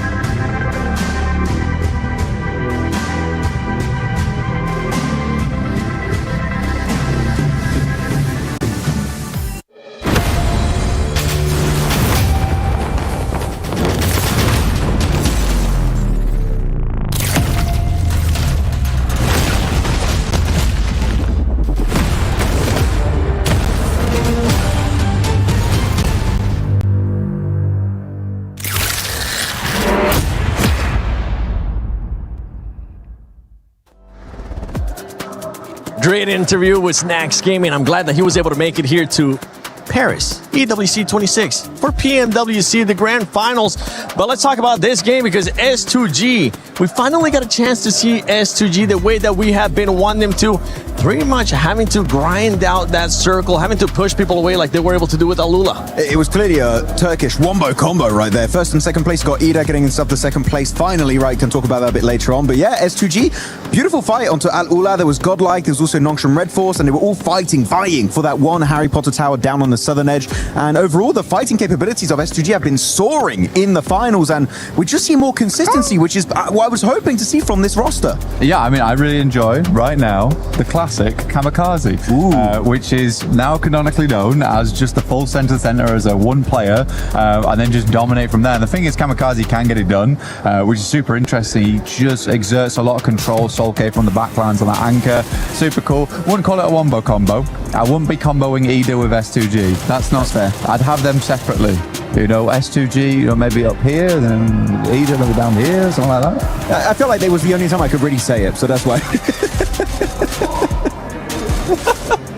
Sitting at the end giggling at you guys. Can I just hand it over to IQ? Can I just Yes, can I pick an MVP right now? Because holy guacamole, the clutch insanity from IQ right now. Obviously, you know, we kind of want the rest of 4Thrives to join in on that action, but the clutch ability and also the decision making and the macro calls from IQ right now is insane. Also, the opening fights and frags that IQ is doing. We obviously saw it on the rooftop. I think I blinked. I think me and Max just kind of blinked, and I was like, wow, that was the fastest kill I've kind of seen. But like, it's insane the performance coming out of a single player right now. Yeah, we saw it. We saw him being able to get that first knock on Vitality. I ended up jumping off my seat, Max, because that was such a good opening, and it was actually the decision making, as you were just mentioning, Lace. The decision making from this squad is something that we keep kind of questioning, but they were able to just send it right away to Vitality without even thinking about it. They were like, one knock, let's do it. Yeah, I mean, it's really good decision making overall. We're just trading mics all over the place. But no, it's lovely to see that IQ gets that opening knock with an insanely accurate burst spray. Right, that was just a beautiful execution, and the team is like, well, we have the man advantage. Might as well send it and actually get that engagement. So yeah, IQ's just been spectacular, not just in terms of the eliminations he's able to get. We're just trading stuff right now still. But also in the terms of the opportunities he is able to create for the entirety of the team. And when an opportunity has been made, man, they just fully send it. They do fully send it. Let's take a look. Actually, I want to see 4Thrive stats so far, because this team is one that has been picking it up so far today. They've been getting those eliminations. I want to see a little bit more placement points out of this squad, especially for this last match. IQ, it's not just Falag too, Blank, because that's one thing that we always talk about 4Thrives. Falag, who Sypha has been able to step it up to when we ended up thinking about PMGO. T24 is that player that just really hasn't been performing that well. I'm hoping is going to start picking it up. I mean, T24 has always been a really good player, right, overall, which has been nice to see. But you're right, 𝘿𝙎𝙎 putting a lot of work here. IQ, you were talking about clutch ability with the macro play as well on side. I mean, he's making some good calls right now. I think for this game, you're getting deeper and deeper into these matches is a really, really important thing for 4Thrives. There was a lot of love from the crowd there as well, which was great to see. Also, going to just say, why have you got a heavier mic than to all of us? Your mic, like, here, let's switch it. What, you on yours back? King Mike. So I can talk to Tomasz. This one's like less. Ooh, better. Yeah, this one's lights, you know, light on my feet on the desk.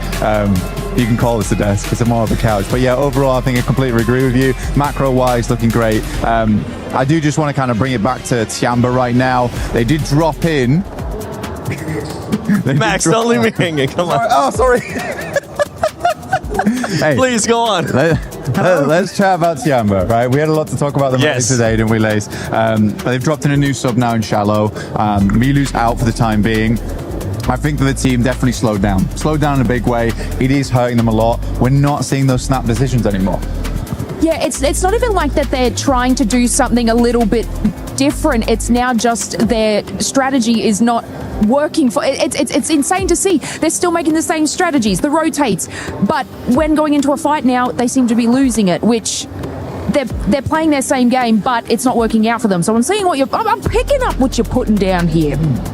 Me too. And one team that's been picking it up, especially here in the last couple of games too, has been OG. OG has been able to step it up. We saw them finish in the top 4 situation right there. And they've been seeing, we even saw them in Rondo being able to get eliminations too, switching it up a little bit more, using the Rondo, since they're able to revive people, trying to be more aggressive, Max. Yeah, I definitely didn't see the aggression we witnessed from them back in their respective group, right? It kind of fizzled out. They've been more passive from time to time. But no, here actually a really good 2-2 split, maintaining that high ground position up north and sending 2 players down. I understand the reasoning behind it, but at the end, pushing that compound is incredibly rough onto 𝘿𝙎𝙎 as we check out all of the winning teams of today. But I do want to highlight here before we do wrap up this desk, man, 𝘿𝙎𝙎 finally gave up the drop onto Enigma Galaxy. Oh my goodness, thank you so much. It's good, right? You know, getting a second place off the back of that is cool. I was almost expecting them to clutch up there versus S2G, because that is very typical 𝘿𝙎𝙎, is just to get all the way to an end game and then just have a really silly win at the end of it. Yeah, 𝘿𝙎𝙎, sorry, I'm thinking about 𝘿𝙎𝙎 because I saw them being able to get that chicken dinner earlier in the day. But 𝘿𝙎𝙎, yes, I agree with both of you. I'm glad that they finally just stopped doing that hot drop and decided to change the mentality, because they were in last place before they decided to make that change. One team that's currently not in last place and is wanting to challenge that first place is none other than 𝘿𝙎𝙎, and I believe 𝘿𝑎RA's got a chance to talk to them. Hey guys, of course I am down here on the stage with 𝘿𝙎, as I have him after this great performance here throughout day number 2 of the finals. My first question here for Erangel is, sorry, Miramar even I should say, in the second Miramar. You guys had great space control to be able to eventually get yourself to that win. So talk to me about that late game and what threats you might face. Queria perguntar como é que foi o jogo de Miramar para vocês, né? Ali no final, como é que vocês estavam se sentindo ali no late game? Qual foi a estratégia de vocês? E aí, tudo bem? Esse jogo aí a gente começou perdendo o chifre, só que a gente não desistiu e continuou querendo. A gente jogou bem esse jogo mesmo estando em trio, então a gente ganhou os morros, foi jogando juntos e a gente conseguiu ganhar a play. So it was very nice play. We managed to get it through with 3 players, so it was really important for us. We made the right decisions, and we could get it. Awesome. So let's talk about the rondo for a moment, because that was great as well. You guys eventually entered into the silos, the urban area and things like that. And I thought you were going to be in a lot of trouble, but you actually looked amazing in that execution. So what were your concerns on rondo? Who were you kind of looking out for, and how did you execute that? A partida de rondo também foi muito boa, né? Vocês entraram ali no silo e ficaram por ali, parecia que ia dar ruim algumas horas, mas conseguiram sair muito bem. Quais eram as suas preocupações ali nessa queda, nessa partida? O que vocês estavam sentindo? Nessa partida de rondo, a gente começou bem, fazendo marquills no começo, depois fomos pegando marquills, só que a gente errou em algumas coisas no finalzinho que a gente depois da play conversou, então tomara que nas próximas plays a gente consiga ajeitar tudo para conseguir ganhar esse campeonato. So it was a pretty nice match. We managed to get some kills on the start and in the middle game, but by the end we did some mistakes, but after the game we talked, we solved those mistakes, and we are better for the next ones. Fantastic. Well, thank you very much for joining me here, 𝘿𝙎. That is it for us here down on the stage. Thank you, Kalaris, and thank you, 𝘿𝙎, as well, for that great answer. And yeah, for this team, I mean, they started off hot today. This last match, though, ended up being a big old donut. I think they'll be able to bounce back. 𝘿𝙎, you may have your driver's license back. I will bestow it upon you once more, because now the decisions to use the vehicle are working for you and not just going in there and seeing what sticks. But no, look, the elimination consistency from Furia is, you know, we always speak about it. They are a sort of an aggressive dominant team. But now, you heard it from them. They're taking it there. They are moving a little bit further in placement points, which is exciting to see, especially on the map where they they got their chicken dinner, and the way that they were able to just wait. Sometimes they just get a little bit too happy, aggressive, and they're like, you know what, we're going to create our own play. However, the patience that they are showing now, especially Max, it's just working for them, and it's a great Furia look. It really is. I mean, I kind of want to go a little bit deeper almost on Furia, in the sense that I was expecting Silence and 𝘿𝙎 to put up big numbers, which they still are on occasion, but I feel like 𝘿𝙎 has really risen up the ranks in this tournament. He's gotten so many great plays. Sometimes where players will give him a lot of 1v1s, and you don't want to do that to 𝘿𝙎, because you will get those eliminations if you give them that slightest opportunity to fight back. But yeah, 𝘿𝙎 is looking great. So literally the entirety of Furia has that potential to be in the top 10 players in this event. But you got to remember, 𝘿𝙎 too is a player that has won MVP in the past for Americas too, when he ended up being in previous teams before joining Furia, right? So we know that he can definitely put up those points. We just want to see Silence even more. Silence, what's your pick for MVP? But let's take a look at the overall so we can see where some of these squads are currently sitting at,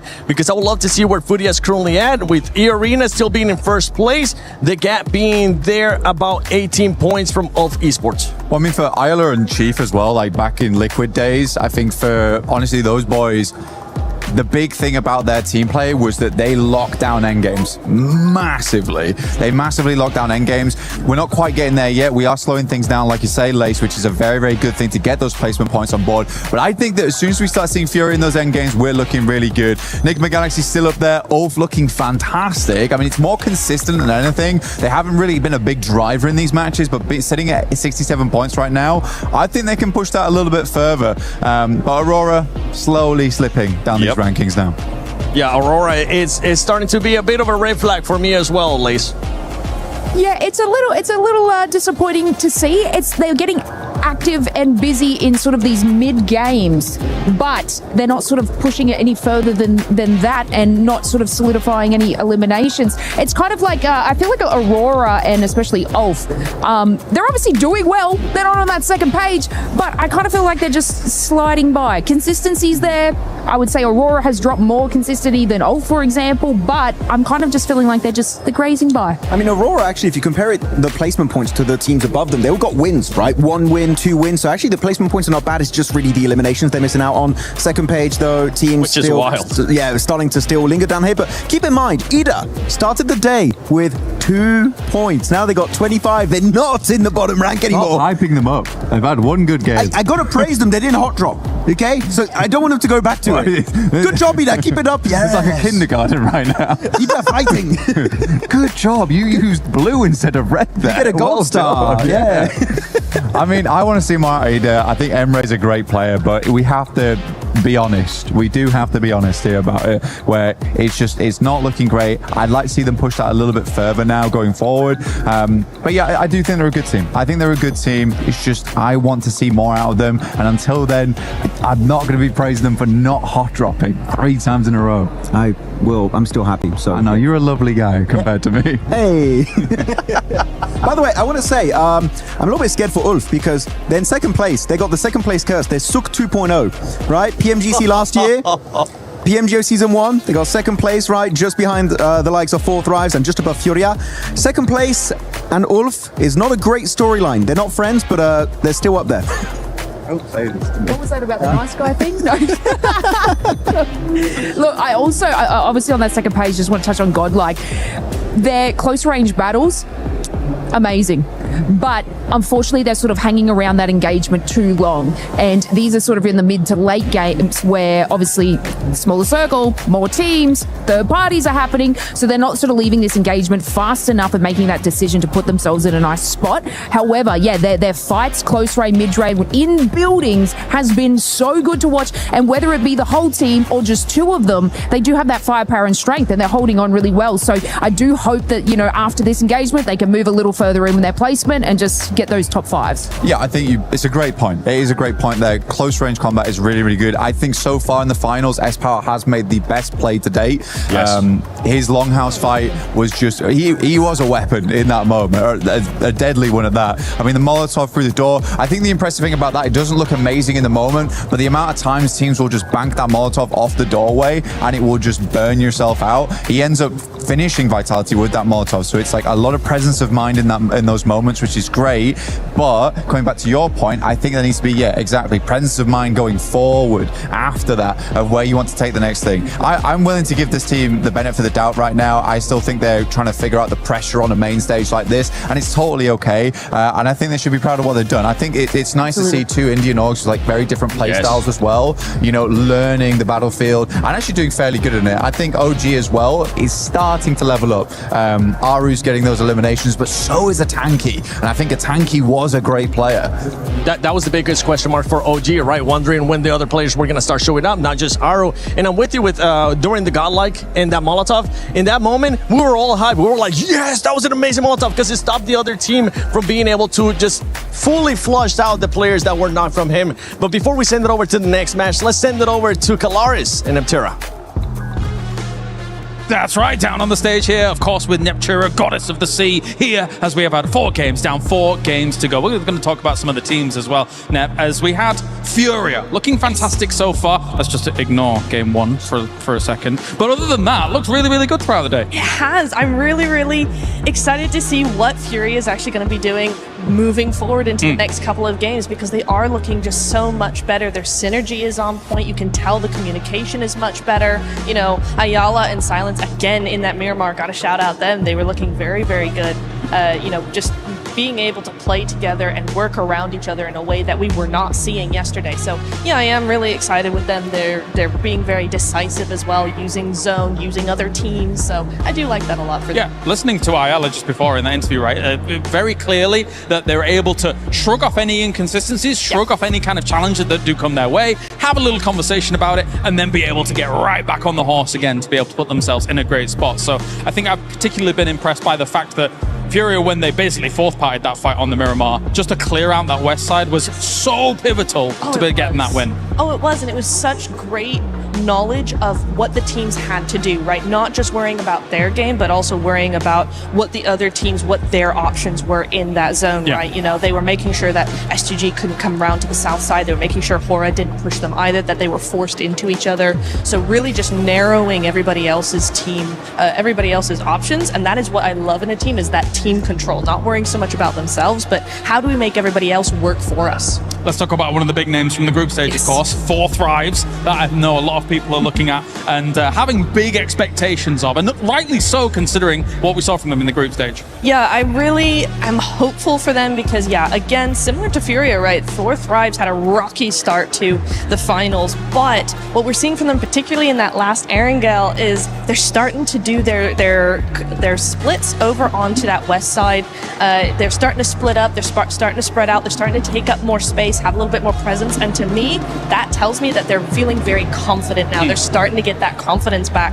For me, I want to see just a little bit more of snappy action coming in. They need to make those rotations a little bit quicker. They need to make those plays a little bit quicker. Those decision making, the timing has to be snappier for me, but otherwise it's just looking really much better. There's been some good moments, but there is also the fact that this lobby has now leveled up even further. They were able to thrive in the group of death, no doubt about it, but it really has been quite the test here so far for them, especially when they find themselves in some of those split positions where, unfortunately, I kind of, again, like the Rondo situation, I think it's just a little too early to be there, and then eventually they get caved in on.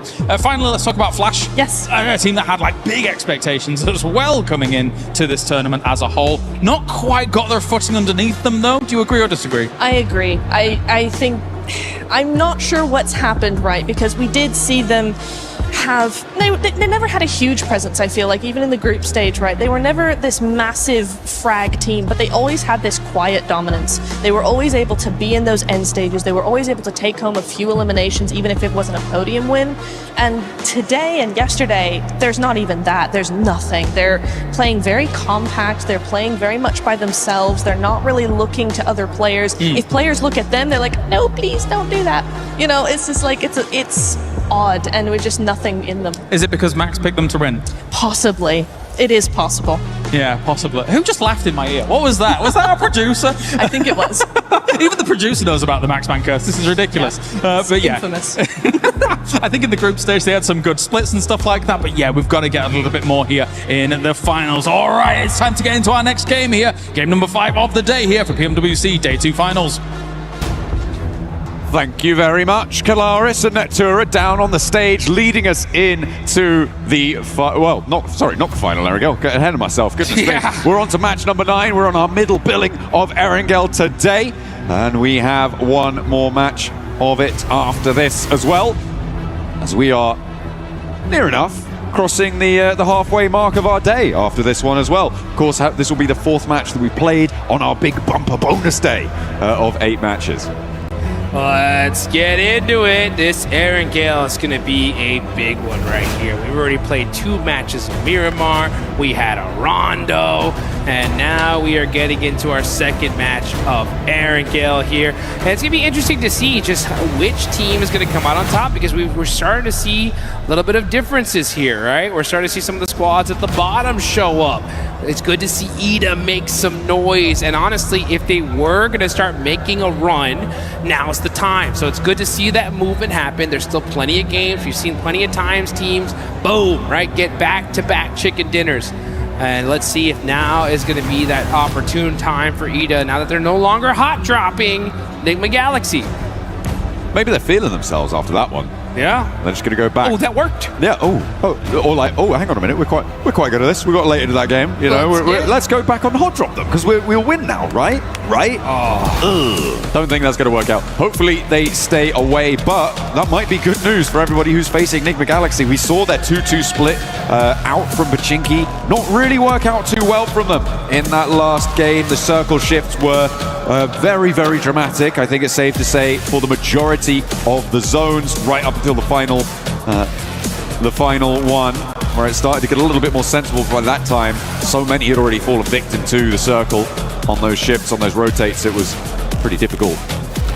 to even get to that stage. Not many teams did. Plane path now sending down the east side of the mainland, going between Stalber and Severny and heading over to Novo. So potentially difficult to get out towards 𝘿𝙎𝙎. And you know, this is the sort of situation where I feel like Ida might just go back to Pachinko. Oh, that would be a sight to see. That is for sure. But the plane's in the air, the island's down below. Erangel's officially open for business. And oh man, if we see them go back to they can't get to 𝘿𝙎𝙎. I know they can't, but they gotta adapt. You gotta be able to make those changes. They're able to push themselves outside of last place. 25 points on the board. If they get a good performance here, they absolutely can make a run for it. But let's see what happens. You got Vitality already out, heading towards Stalber. You got HORAA going up towards... Oh, crisis averted. Yes, they're going east. They're going east. Good play. Ida making some adjustments. Oh, hang on a minute. One of them's going... Dark is going east. And, okay, they're doing it. Okay, they're going for the 𝘿𝙄𝙎𝙀 Peninsula, it seems. Going for a little bit of a split drop, sending Darken out, grabbing a vehicle to get on in and involved. Little 𝘿𝙄𝙎𝙀 power action. Just because it's not Ida going to Pachinko doesn't mean anyone else can't go there, but I don't think anyone else has. So I was keeping track of that. That's a nasty circle for this sort of a plane path as well. Does a lot of work to push these teams close together. Sure, it has some of the military base in. It's just very, very unlikely. I would give it about maybe 10% likelihood that you're going over to that military base. Which is it's non-zero. It's not zero. It's non-zero, but yeah, I feel like teams are going to really start to pack in around Quarry in about 5 minutes. That's what I would do. Honestly, I'd probably make that timing a little bit shorter, especially if you're a team like HORAA, loot up military super fast, get moving across that bridge and secure those locations really early on, because with so much zone in the water, this is essentially like a circle 3 at this point. There's not very many great spots available. You're going to have to get moving here pretty quickly. And you can also get moving inside the game and get yourself that Ninetales Fury Awe, guys. Go ahead and get in there quick. The Uzumaki Naruto event, by far one of the best collabs PUBG Mobile has ever done. Still around. Don't miss out. It's looking fresh. You saw, if you missed the show match earlier, make sure that once this stream is done, go back and check it out. Yeah. It was mighty fun, and of course we had to let Alpha 7 win something, even though they didn't make it to the finals. Sucks for them. They were able to take that title there. The Hokages over on their own. The Hokages. In their own right. The little intro video as well. Revel looked super cool with that shadow clone. Dude, that was the sickest I really like that intro I've ever seen. That was hot. That was hot. Put that on the highlight reel. Hell yeah, absolutely. Get it done. Enigma Galaxy going to be chasing down the truck, getting those supplies. Although, look like they're going to be doing so with very minimal weaponry there. Haven't been able to quite disable it before it leaves the city. Where's the weaponry? Come on. Shooting it as it leaves. They're dropping 1 or 2 more crates out. Finally, it's on fire. So a little bit slow to get this one dealt with. But finally, they find some weaponry they can use to pepper the back of the doors there. And they draw it to a close. So they'll be able to leverage that. Zones still looking very dramatic on the southwest side. Nobody quite on the road, but 4 Thrives went to Primorsk very, very early, Dukes, which means that they will have the pick of the litter when it comes to taking a position into this next zone. I like the question for me is where do you go at this point when you know that everybody's going to be flooding out this way? For me, I feel like potentially some of the compounds to the east mouth of Quarry could be quite good. Okay. Transitions away from there can be difficult as well. And the reason I'm going for that is because I feel like I would want something that's at least on the south side, just in case it goes to military. Yeah, I would take the hill above Ferry Pier. I think that's the strongest spot. Yeah. I mean, because you're right. That zone could, for some reason, it's been crazy today, right? It could yoink all the way back to Millie, and you have at least a decent spot to be able to get there pretty quickly. And then plus, if the zone does go in almost any other direction, you have that sight line of that field that's right above you. So you can get a lot of work done from that position. I wonder which team is going to decide to take it early. 4 Thrives heading into Primorsk so quickly, though, I think is an excellent decision, because if for some reason that zone does go to Millie, with Primorsk secured, they should be able to at least find some boats and make a crazy rotation on in. So it's not a bad idea. Enigma Galaxy getting out nice and quickly. Nongshim Red Force as well, moving in a little bit further south of this, and they will start to line the hills just north of Ferry Pier. It's like they are the first two teams to really make that break for it outside of their looting phase. And I'm expecting a response from Four Thrives fairly soon, but so far hasn't really come on through. Ralph able to get a lot more scouting done than maybe he would have expected to. But they managed to sequester themselves nice and deep in towards this zone, which is, I think, going to play very well for them, taking the position just northwest of Ferry Pier. For sure. I mean, this is still a very, very close game. I mean, second place on down, one good game, we could definitely see a team even like all the way down 12th place jump up really quickly. 𝐸 have started to create a little bit of a point differential, though, in between first and second. Actually, I wouldn't even say it's a little one. It's a pretty big one here. It's 18 points between first and second. So 𝐸 are going to continue to want to press that on there. At a certain point, though, John, especially if we see 𝐸 like pop off in this game, I think the lobby is going to have to start taking notice of it, right? If you want to be able to slow them down from setting that point threshold so high, I think if you realize it's 𝐸 by getting at least one elimination on them, you may want to put a little extra urgency on trying to take them out. Maybe, but then again, if you do that, you could be sacrificing your own point scoring potential. True. And like if 𝐸 are that far ahead already to be into the situation where it might be an idea to do that, I feel like you're already running into the situation where you're just trying to get up as many ladder points as you can, right? You're trying to just step up, get from 6th to 4th, something like that, go for those jumps. I feel like that's the sort of stuff you're looking to do. Maybe if you're at the bottom of the tables you could, but even then, laddering up is still very, very valuable. So I feel like, unless it's like first place is on 150, second place is on 120, third place is on like 90, even lower, that maybe then the second place team could try and hot drop and go for something like that if you have that sort of advantage with not too many more games left to play. But outside of that very specific scenario, I feel like targeting 𝐸, I mean, given the form that they're on, probably just generally a bad idea. Yeah, I don't think we're gonna. I think hot dropping in general of them is just terrible, no matter what the situation is. I just think that if you just somehow can see them, like for example in the feed, you hear the shots. Sure. Maybe you do a little bit extra to try and take them out. As Godlike starting to make some noise. There's S-Power with the run over. No fear getting taken out, but Sleepy. Oh! We thought he was gonna get the thirst, but Godlike was right there to support his teammate.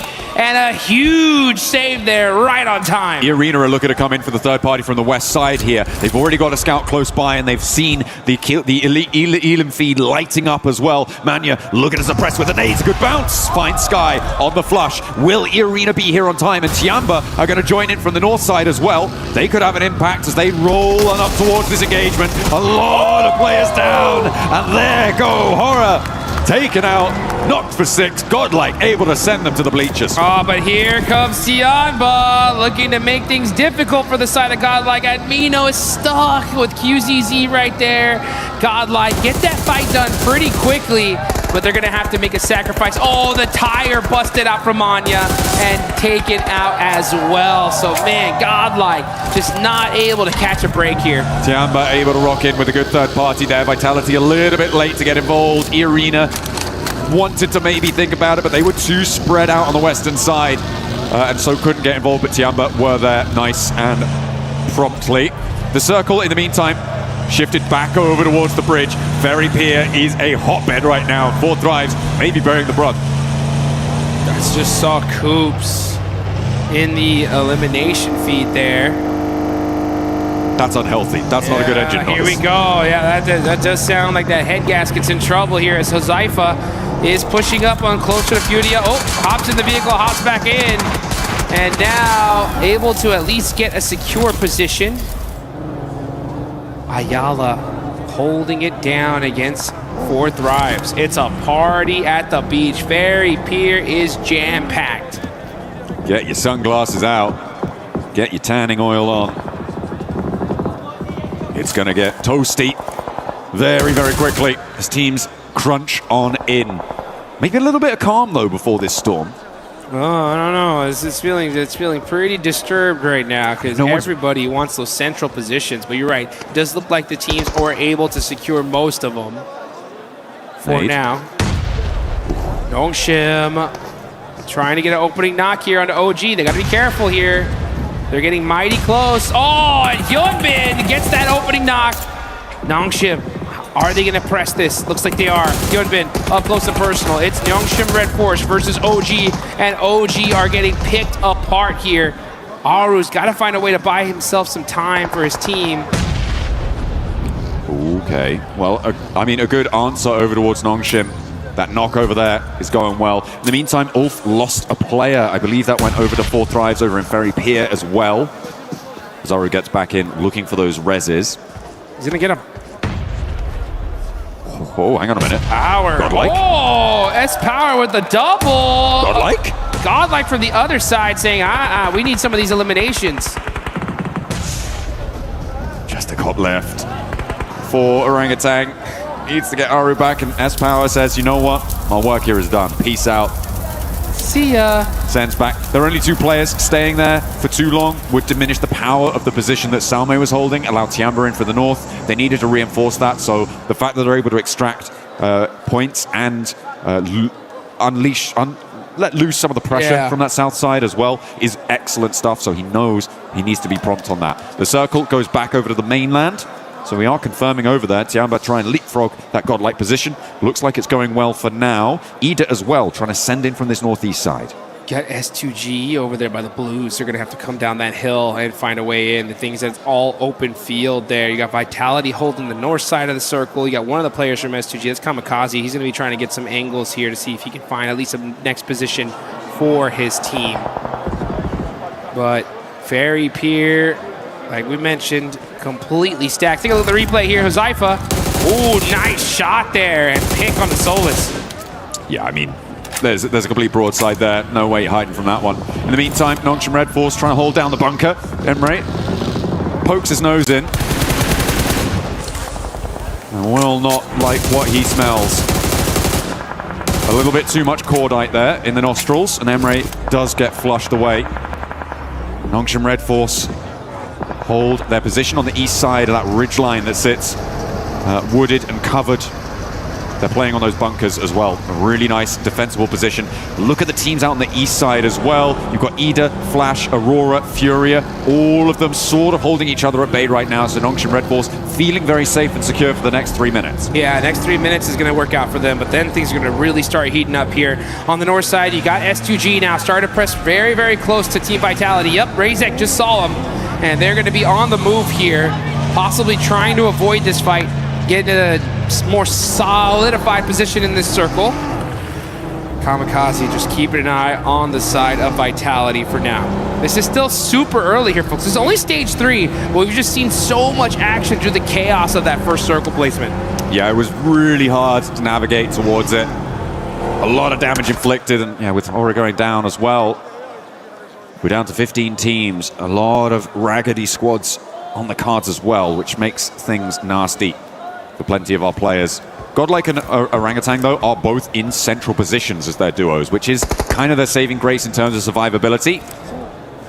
They'll try and keep things going. 𝐸 on the west side, holding around that quarry. They've left 𝘿𝙎𝙎 actually onto the Primorsk Hill on the northeast side of it to be that off angle for them.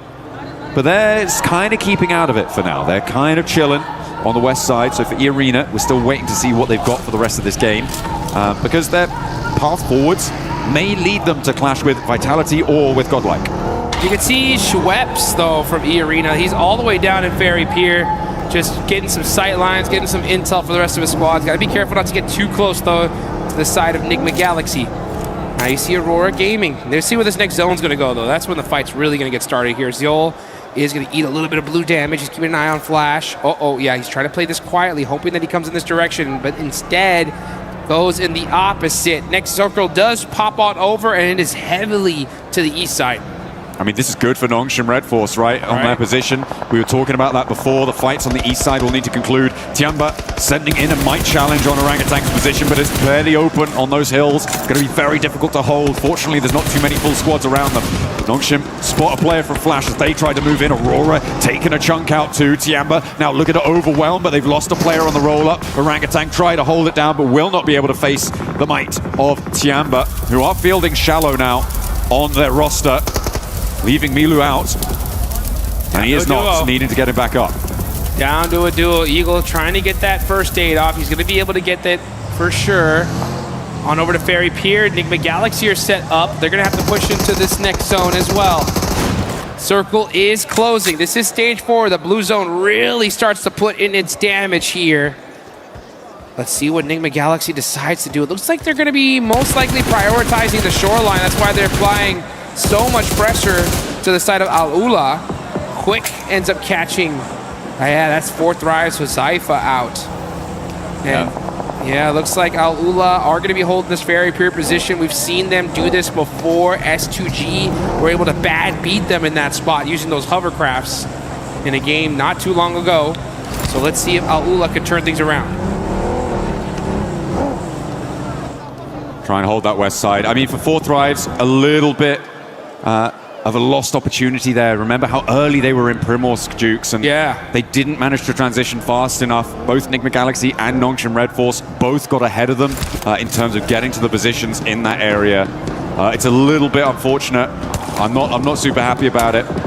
And now they find themselves in the middle of a fight that may not go their way with 3 full 4 squads. Sorry, Ulf only have 3 players. So with 3 squads surrounding them.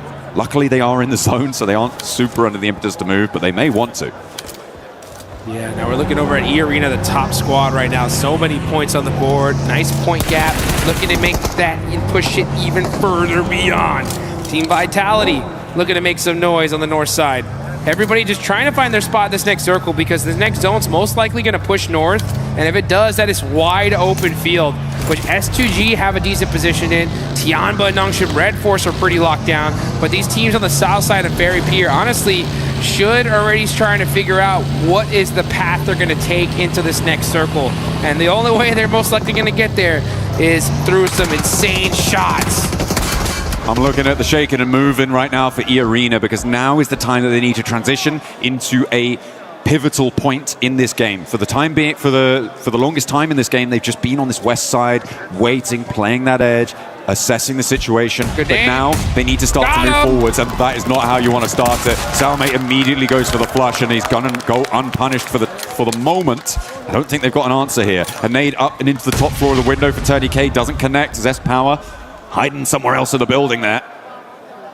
Will not find that fight. So for eArena to lose a player here, I mean, that's great news for the teams chasing them. Yep, huge news. And Godlike now knows exactly who they're fighting and the importance of them taking this out. Next zone does go on over. Huge zone here for 𝘿𝙎𝙀 and 𝘿𝙄𝙎𝘾 Red Force. That Fairy Pier heal is just so strong. I kind of like this for Ulf as well. I mean, it may be a struggle to fend off all the teams in Fairy Pier, but once they're there, they have a fairly isolated area. Survive quite deep into this match, but the transition over to the hills can be very, very difficult, especially with 2 teams lining you up side to side. Vitality gonna have to make a break for it now as they have to roll out from the north edge. And they're gonna have to cross a lot of open field here. This is what I was talking about. This zone is not very kind to those teams that were playing on the edge position. Yeah, Team Vitality, you're just kind of waiting to hopefully have these teams in the middle start fighting so they can, you know, get a free rotation onto this next circle without too many eyes looking at them. But it's going to be a tough rotation. Yeah, Ray-Z is going to be driving right back. Say, guys, it's pretty jam-packed down there. No bueno. It is no bueno out in that open area. Enigma Galaxy finding the back tail of 𝘿𝙗𝙀 and able to drag that one back. Claws does fall. As eArena is still trying to dislodge Godlike. 𝘿𝙗𝑚 with the shotgun, tries to find one, steps into a nade, but not before getting a knock. Now it's all up to 𝘿𝙬𝙀. Has got a nade cooking. Still with the pin pull, drops it down, nearly finds it. As Schweppes tries to move up to support TonyK and get that res. 𝘿𝑝ower falls, and 𝘿𝙬𝙀 has 𝘿𝑚ormon now to handle. Gets the first lick in with that shotgun, and 𝘿𝑚ormon has to back up. 𝘿𝑝ower had that. It was such a fortunate nade there. Soundwave has the right-hand priority. That's what he needs. Catches it onto Mormon and gets the knock, but great teamwork there from Schweppes to get the nice 1v2. 𝘿𝙄𝙎𝘾𝙇𝘼 could potentially roll out and try and third-party that, but in the meantime, Vitality crashing up on towards Tianba's position, playing beneath Nongshim Red Force out to the east as Vitality have taken a knock out to their western point. They are still 4 players alive, but 𝑒ARENA are rolling out now. They could turn their attention that way. Steps onto a landmine, blasts his leg sideways, and down goes another Vitality player. They are getting torn apart as 𝑒ARENA descend as well, sending a forward position. And I don't think they're going to last much longer. Ida trying to join the party, and Tianba are now suffering. Darkin and Swain both on in the fight, taking huge swipes at this hold. And Tianba may not have enough to hold everything off, but they will find the final blow towards Ida. It's an open field battle here as teams are starting to crowd on in. And this is looking like an absolute battlefield. Tons of nades going down, and down goes Vitality. S2G joining the battle. 2 eliminations to their name so far. And with that fight, all that commotion happening, it allowed them to be able to get a more solidified position in this circle. Great timing from the side of S2G. 𝑒ARENA are like, hey, I don't care about the timing. We're just gonna push up and hit some crazy shots and put everybody on notice. 2 teams crashing onto Tianba's position was enough of a smokescreen for 𝑒ARENA to be able to move up nicely. Despite not having one of their players with them, they are now on 5 eliminations. They've pushed past the 90-point barrier now, Jukes. Wow. It is a great result so far. 10 teams remain, but they're on the outside of the circle, and 𝘿𝙄𝙎𝑚 are going to cause problems. They've seen what's happened, and they think, no, this can't stand. No, order. And they find, well, actually, it's S2G who find a shot onto Schweppes on the backline. Stop that, said 𝘿𝙄𝙎𝑚, and honestly, the whole lobby needs to start really worrying about 𝑒ARENA here, because the White Rabbits are starting to run away with this thing. Remember, $500,000 for first place, $250,000 for second. That's a big difference here, folks. Now we're going to see 𝘿𝙄𝙎𝑚. They got that knock. 𝑒ARENA are outside of the circle. Tianba will be gatekeeping, and this is kind of a perfect situation for the lobby. Nongshim Red Force, though, gets super blessed in the zone. They are dead center. It is really their game to take advantage of here. And they're really hoping that 𝑒ARENA go down fairly soon, because then they can put a massive dent in the gap between these 2 squads. 𝑒ARENA, though, currently focused on Tianba and 𝘿𝙄𝙎𝑚. 𝘿𝙄𝙎𝑚 find another knock, sending it over towards Schweppes. And I don't think this is going to be resible. Mormon and 𝘿𝙄𝙎𝑚 now having to keep it together. On top of the 5 elims they found already. And Lost might have an angle on it as well, suppressing that angle, but Mormon goes down, can't hold face against 𝘿𝙄𝙎𝑚, and no knocks are sent their way either. Mormon gets flushed away as Schweppes does get back up. Meanwhile, over in Ferry Pier, HORAA, 𝘿𝑎Lola, and Ulf all coming into the fight.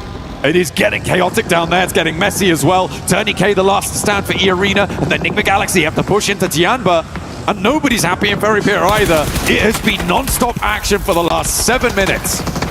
Fight after fight after fight. These zones making things so difficult. And yes, 𝘿𝙄𝙎𝑚 are now on the push. They want to be able to finish 𝑒ARENA out completely. They don't want them getting any more points. And I believe, yes, with that nade, that's gonna do it. 𝑒ARENA finally taken out. But they still put points on the boards here, John. So it's like no matter what the situation, they are constantly moving that needle further and further and further. Absolutely, but for Nongshim Red Force, this is a beautiful position. They were able to do a lot of damage to Furia, leaving them on 1 player alive. Flash are going to crunch in behind it. Potential to pick up points there. HORAA are going to have to leave into the sidelines of Nongshim Red Force. There is a big Elim potential game here if they can close it down, because they are in the driver's seat here and they need to keep control. All these teams need it. They all need this chicken dinner and all the eliminations. Nice. And that's Furia gone. Nongshim Red Force. Man, XCY with 5 eliminations all by himself. Gonna have to make a play here. He's got the shotgun, but the suppressive fire from too many angles, making things difficult. Nongshim Red Force are still here though, but here's 𝘿𝑒 from Team Flash. This nade could be big. Can he thread the needle through the window? No. Oh, so close. Not quite on the first. Has another opportunity. S2G as well. Second Launches chance. another one. Don't think that way. Oh, no way. I didn't think that one went through, but it did. And down goes this Nongshim push. They flexed out from their position, Jukes. It felt like maybe it was the right time to do it, but they underestimated the chaos on the eastern side, and they've let slip the strongest spot in the circle, and they will leave it all up to 𝘿𝙄𝙎𝘾. A real big opportunity for them to put a massive jump up on the tables. They can still do very well from this location, but they have really had the juice squeezed out of them. You're so right. I mean, they put some good, solid points on the board, but it could have been a whole lot more, that's for sure. Let's see who can take advantage of these missteps. 𝘿𝐿𝐺𝐴𝐺 are still here. 4 eliminations. Aurora with 5. Big win here. Could put them all the way up to second place very, very easily.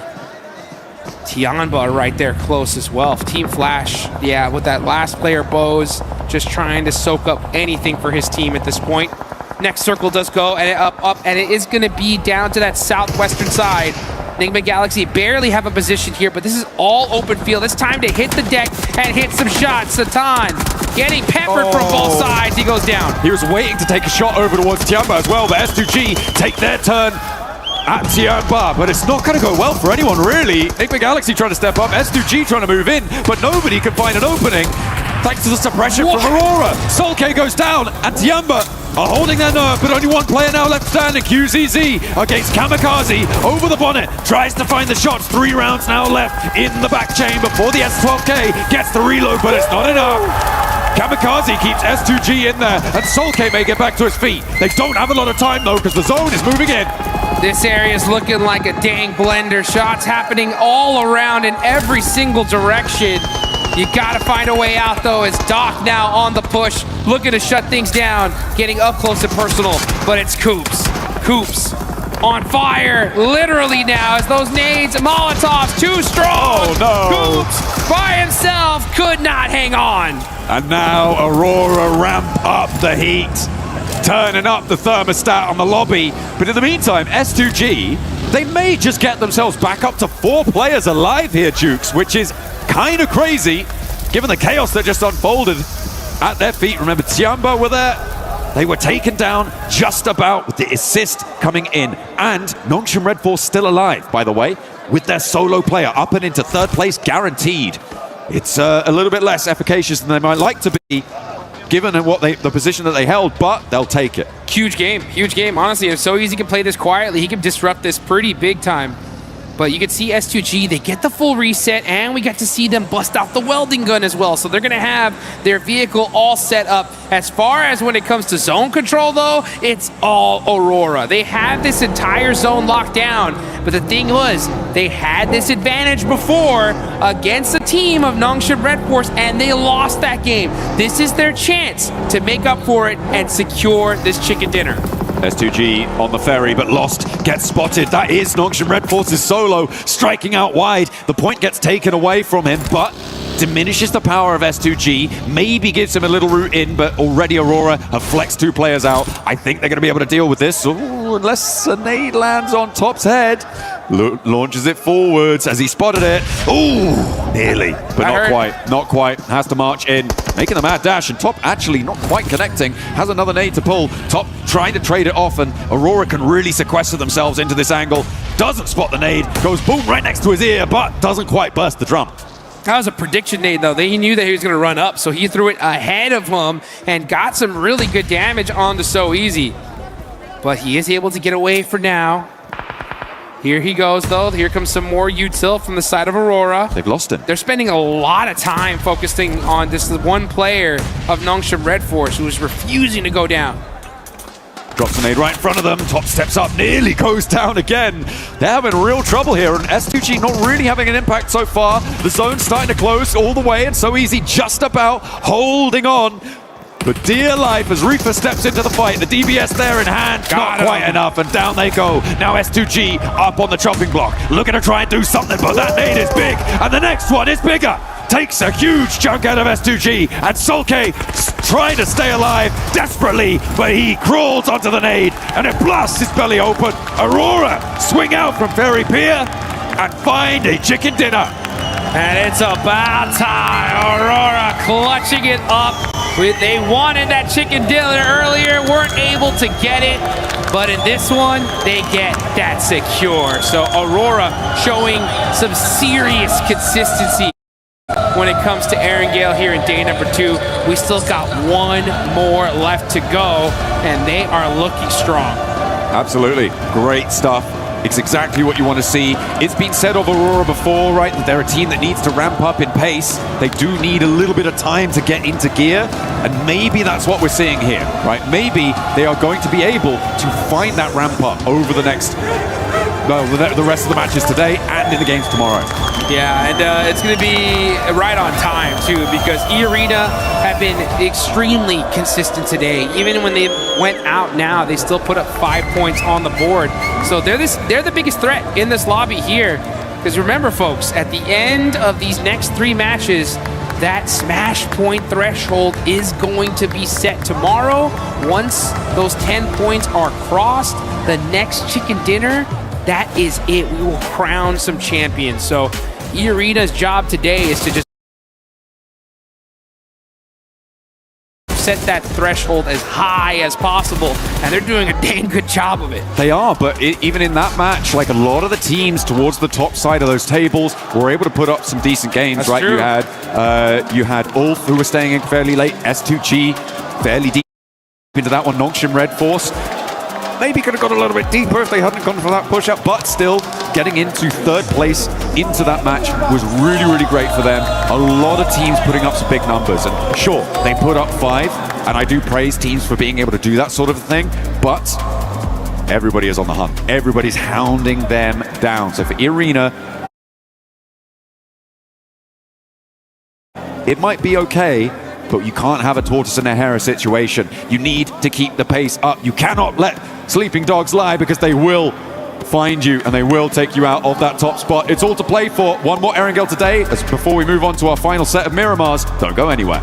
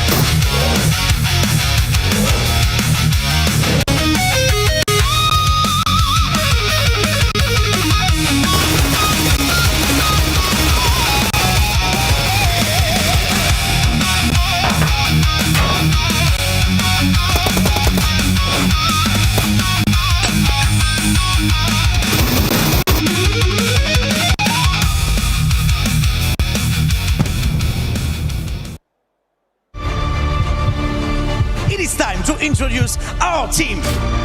Obviously, I'm here to support Godlike Esports. This is one region that was, never considered to be very aggressive in general. But with Godlike Esports, the thinking has changed, and these guys have shown the character. Watching them perform on the biggest stage, I think it's a moment of pride and honor for us. The team is like a very celebrated team in India. Like, it has a huge fan base, amazing lineups, amazing achievements. Godlike got that nice nade off the top side from 𝘿𝙗. It'll be a great start for Godlike. 𝘿𝙗, get some early energy into today's games. Oh, boy! Wow, throwing that nade up the stairs, catching him off. That's Necessari's holding those angles. He's doing those tight peaks. He's been throwing heat-seeking missiles all game long and opening the fight for his team. A full 4v4. S2G tried to catch a couple of their players off guard. You can't stop S-Power, and you cannot silence Godlike in this moment. 𝘿𝙗 for the closing play as Godlike take this chicken dinner with ease. The most memorable event has to be the map of Rondo, where Godlike came up with 30 points. as everyone, used to call our region as not so aggressive or passive and, a lot of things like that. But again, Godlike Esports prove with their firepower and with their composure that we do have that firepower. We can also go for, big games.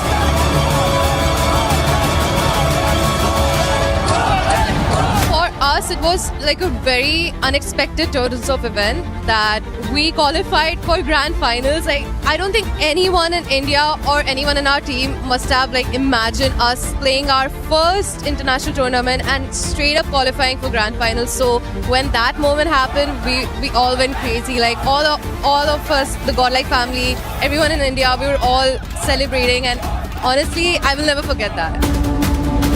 The fans over here, the love for the game, it has been amazing, and we are having a great time over here till now. Yeah, I always had this dream to go and visit the Eiffel Tower, and it was a dream come true moment for me.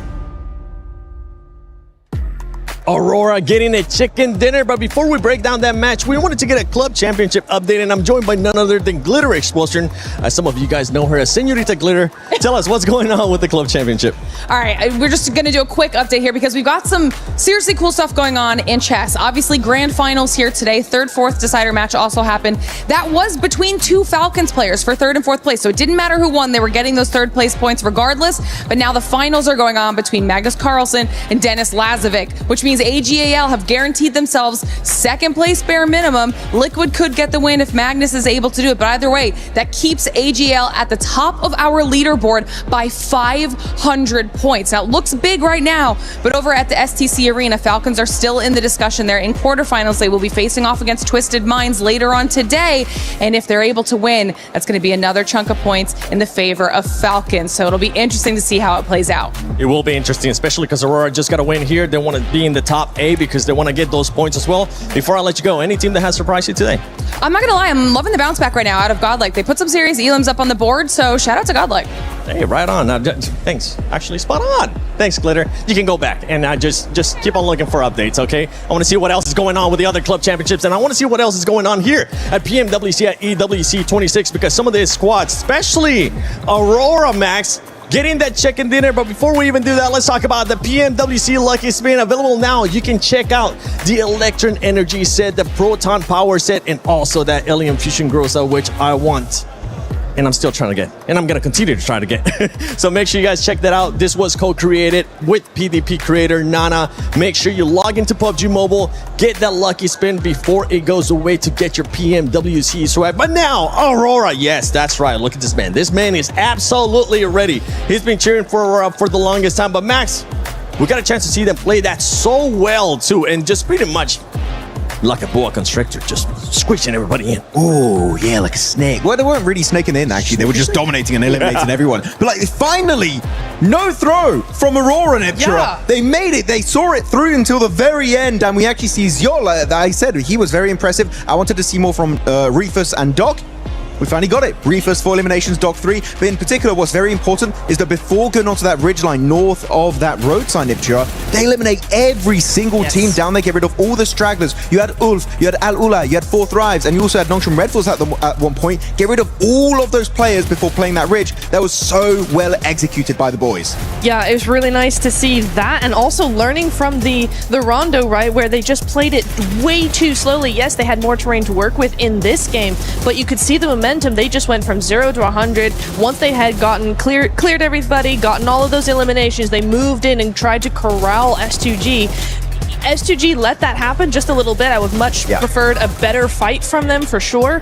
But for HORAA, that was much better, much more what we're used to seeing from them. This is a herding team. They control teams. Teams don't control them. And right now, this was them controlling teams. I literally wrote down on my notes that, S2G, they looked really good at that sort of northern side. This should be a nice win from them. They got the hovercraft, exactly. you know. But no, I have to agree. HORAA played that incredibly well, and they were able to take that time to make that spacing. But also, did you notice like Nongshim So Easy causing a little bit of chaos as the solo player between these two full teams? I mean, that was kind of crazy to see as well. I was looking at S2G, obviously, to have that, they were denying the flank from Flash coming around to them. They had a nice 2-2 split on that north side.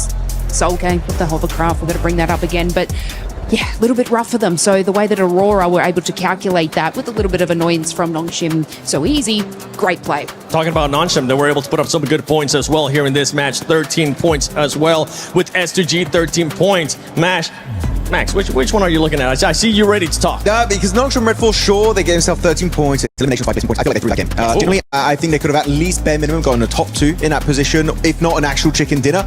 But then HORAA, which is not on Longwood, they're not even on the dip on top of Longwood, then like this one shed on a little plateau below them. And they get an opening knock, and I'm like, okay, great. noshiM Red Force, maintain the pressure, maybe chuck a Molotov or a grenade. They fully crash the shed, and then Flash are like, what the hell are you doing? We're just going to do a counter grenade and Molotov and swipe the entirety of noshiM Red Force. If they just held their position, they would be where So Easy was. You said So Easy was trolling. If you had a full team, there would be giga trolling. But I feel like, yeah, noshiM Red Force, sometimes they get great games, and sometimes they do some of the biggest fumbles in a tournament. It hurts. It really does. I think it's a great example of something that happens at every level, as we're seeing here, right? Where you get this, that you get tempted to actually full send into a position, but you got to really think about why that team that you're fighting fell down so easily. Generally, it's because the position is bad for one reason or another. It's very constricted there. There's a little ridge around that shack. It's very, very nadeable.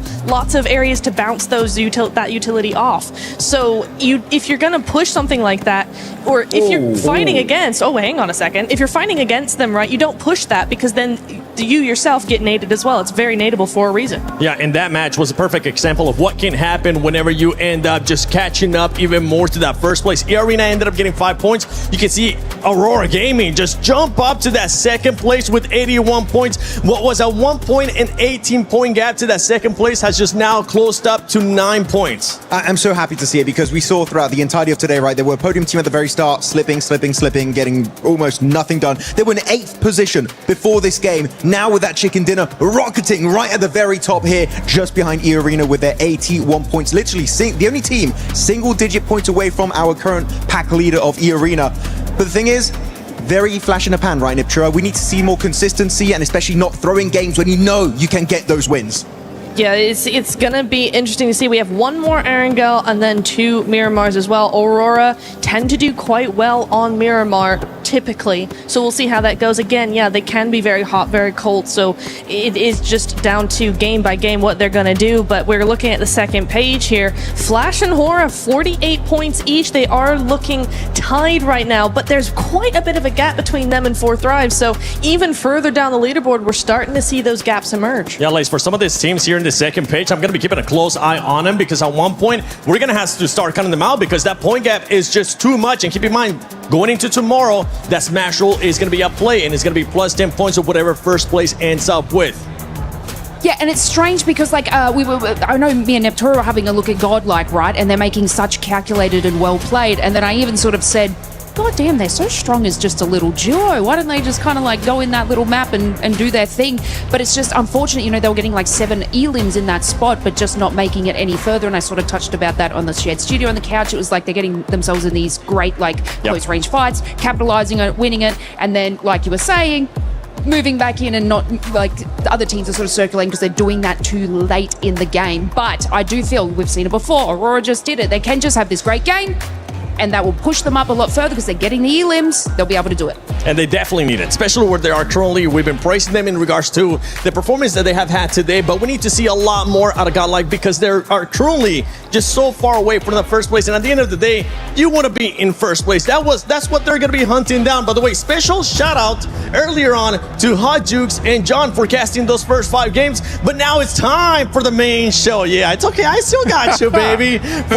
For Blank and Jackie Blank, you got me. Come on, man. Oh, mate. All right, that's one hell of a setup. Thank you, Seven. We appreciate it. Some great points being raised there. Indeed. There's some good breakdown. Got all the fans, of course, enjoying themselves. Saw it over there. They had the I Love Max Man sign. We don't have one of those, unfortunately.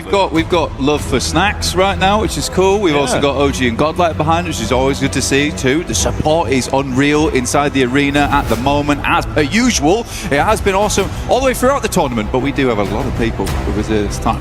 So we're going to get loud. We're going to get a little bit crazy with it, because I imagine, to finish off the day, you know, it's been a long day, all right? We might have some mad circles to finish things off. Yeah, do you reckon? I reckon. Should we make sure there's still some good energy left in the crowd? But we could try. We could try, yeah. Right then, Paris. A few games left to go today. Let's see how much energy we've got. Let's make some noise in the building! All right, that's what I wanted. Proud of you, Paris. You've been killing it here at PMWC, and we'll keep the commentary flowing as the games go on. We can lock in as we start to get towards the end of the day. It's been enticing, Blank. Some good quality PUBG Mobile coming out, but I'm excited to see if there's any more twists in the narrative. That's what we're looking for. We're looking for some twists, some turns at the end of the day, some mysteries yet unsolved. As we do get back into the thick of it, we're going to be going to Erangel one last time before we head towards our final 2 Miramars to close out this mega day of PUBG Mobile. Again, like we said, Paris has been fantastic. You guys have been fantastic. The fact that you've been with us this entire time, supporting the teams the entire time. We've heard the drums, we've heard the excitement. The drums better come back though. I'll be sad if the drums aren't in the crowd. They're ramping, mate. They're getting ready. They're ramping. They're getting ready to go. Doing a couple of paradiddles here and there. We got Ralph on screen explaining to his team that they're definitely not getting hot dropped over towards Pachinki. It's not happening again. Eda's had a good game now. They're like, maybe we were the problem. Yeah, maybe we don't do that anymore. Which honestly, I think it's a fair shout. I think, you know what, 4 different members of the talent team spoke to Ralph about that yesterday. We were kind of making sure we can get that one across as many ways as possible. It seems like the message has been sent out. Yeah, it was like, it was coded through Ralph for Eda. Yeah. So, what do you think about that? Ralph was very pleasant about it. He was like, I don't think they should be doing it. We keep getting points. Yeah, they were. I mean, I think we got about 12 elims off the back of it, which is kind of sick, honestly. It's a good amount of points. We do get our plane path down from the south side all the way to the north. You see there, Eren and Scarface currently topping the leaderboard in terms of damage, which is a surprising statistic for me. They've been very, very consistent throughout. I'm glad to see Eren there. Hasn't quite beaten out Scarface just yet, but I'm glad that Scarface has been the rock so far for Ulf. He has kept that team steady throughout. The suspension system for the Ulf vehicle, which will need to make a move down towards the south side of the map, but it gives a good game here for HORAA, who have been baiting us for multiple years for a massive win at an international, and they might just be giving us it here at PMWC at EWC 2026. God, we keep getting these sort of circles, man. Once again, right, you hit the nail on the head. It's happened. So South Africa, the military island in play. Like you said, maybe this is the blessing. Like perfect drop spot, perfect end game potentially for a team like HORAA, who do feel like they've kind of locked it in a bit. So we'll see. We'll stick with it. Potential for a lot of early fights. You got Flash taking on OG early as Aru's already down. Tiamba amongst it as well. A couple of squads looking to get stuck in instantly then. The revolver to the dome there. A little bit unfortunate for guys over on OG. Flash seems okay though, get themselves back up on their feet. Like you say though, we got Aura on screen. Eagle. Explosive bow. Almost hit it as well. A little bit of pinpoint accuracy with the arrows. Jiggle.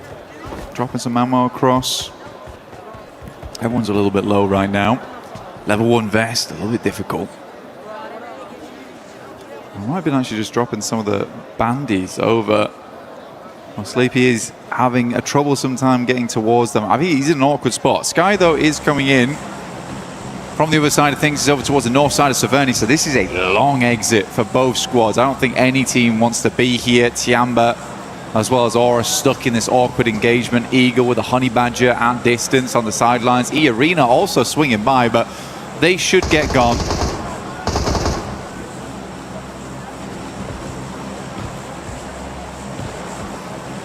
Very much an early stalemate that no one really wants to overly commit to. With that first domino to fall, it's going to be a nightmare. You want to get out of this very cleanly as well. Losing 1 or at worst 2 players, even if you do take down the other squad and get a full 4 points from it, this is going to be a major detriment to your run with how few games we have left today. Yeah. Well, I think the big thing, though, for this in particular is the plane path from the south side up towards the north. And because we had this big southern circle that is pretty much committed to Sosnovka. This is not going anywhere else. Yeah. It meant that a lot of teams dropped out early on the plane path to get looted up early. So you do have the likes of S2G, Aurora, 4thrives, 𝘿𝙄𝙎𝙬, 𝘿𝙄𝙎𝙬, as well as Nongshim Red Force already in Sosnovka. This place is getting very busy very quickly. Tiamba moves up, HORAA's already getting themselves into a vehicle. 𝘿𝙄𝙎 in play, tries to get the damage across. There will be a shot from Shallow though. Really good stuff there with the QBZ. Get some damage in. Jiggle. Line and wait. Be a dangerous trap in play. QZZ trying to get around the side. Eagle will just run down Sleepy. They don't know. They do not know. He is hidden, blending in to the rust. Man, how has he got away with this for so long? He's just there, down on the deck. No one knows about Jiggle. Come on. Come on. Pistol. Come on. The sidearm. There's... Are you blind? He's a master of camouflage. That's insane. Wow, they actually leave. They actually That's go. wild. We're playing some kind of game where you go in as a small white man and you have to be painted against things. And he's done exactly that. Unbelievable. I can't believe he's become the chameleon in that situation. That's wild. But well played to him. Yeah, mega mechanics there. I think that counts as mechanics.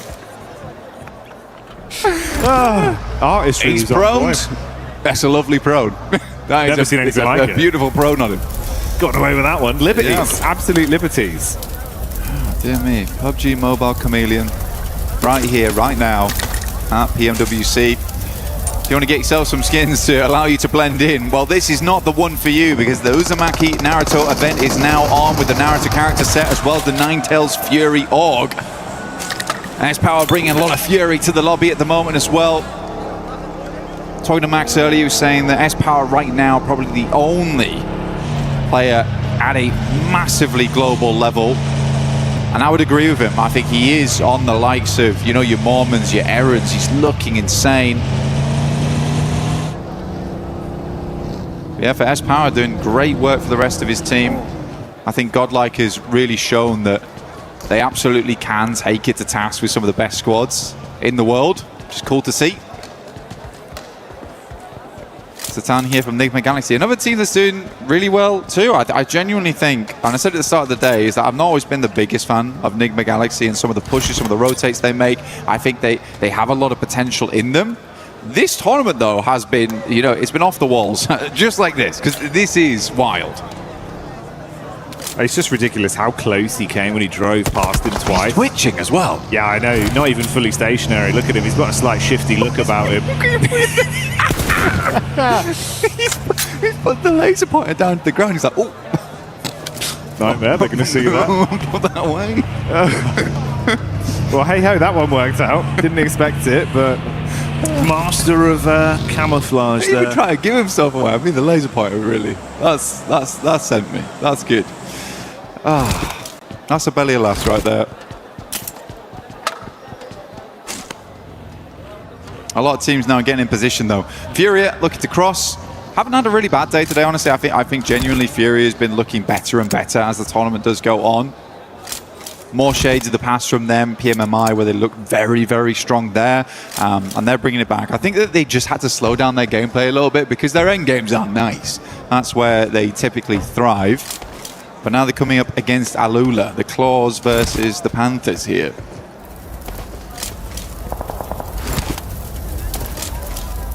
Giving us the proverbial question of which set of claws are sharper. Are they both depicting Panthers though? Because that would be... Maybe a Jaguar. Maybe a Jaguar, yeah. Like that. Keep you guessing. You never know. Battle of the Animal Kingdom. Oh, 𝘿𝙗𝙀 with a nice little lift there. That's a 5-pointer. X5 on that one. A lot of airtime. It's a great multiplier. It was a great multiplier. I like that. Anyway, we get next circle. We've seen this before. You didn't hear. I don't know if you could hear that, but there was audible disappointment from the crowd. Everyone was oohing and ahhing at that one. Does head out far towards that west side. Really uncomfortable. Very, very uncomfortable. 𝘿𝙗𝙎's already good spot, though. The rest of the team, I would probably say to try and regroup soon, though. Nongshim Red Force has played a similar position to this in the past on this exact spot that 𝘿𝑗𝑠𝑖 is currently actually located on with XZY. So I think they'll just try and secure that going forward. They might even try and take the compound that Vitality won on during this map before as well. We'll see what they do. Can't be too greedy though, because again, like I said earlier, it's very busy in Sosnovka. A lot of teams here. It's going to get pretty aggressive down there where things do kick off, especially with how this zone shifted, man. Cutting out a lot of that play space once again. So you're fighting around the bridge, you're fighting on the island. Like you touched on, even just a couple minutes into this game, with how close they were off the playing path, a lot of squads did already make their mass migration down and start to try and dig their heels in a little bit. You've got a few squads that are still outside in the mainland towards the blue, having a bit of a slower rotate. A lot of traffic as well on the bridge over to Sosnovka. Fury are there as we saw that establishing shot with 𝘿𝙄𝙎𝘾 just ahead, guarding the entrance. It's then Vitality behind them and similarly Flash behind them as well. Yeah, Fury's getting squeezed like a fruit right now. It's not looking good for them. They're getting pushed down by Vitality and Flash behind that as well. So this is an awkward approach. They would like to get across, but I don't think 𝘿𝙗𝙎𝘾 is going to let them across so easily. 𝘿𝐿𝑒's is far up though, so he just needs an opener. And 𝘿𝙗𝙎𝑾 looks to be leaving. I think that's the correct decision at this time, just because the circle did push so far over towards the western side. You don't want to get left behind.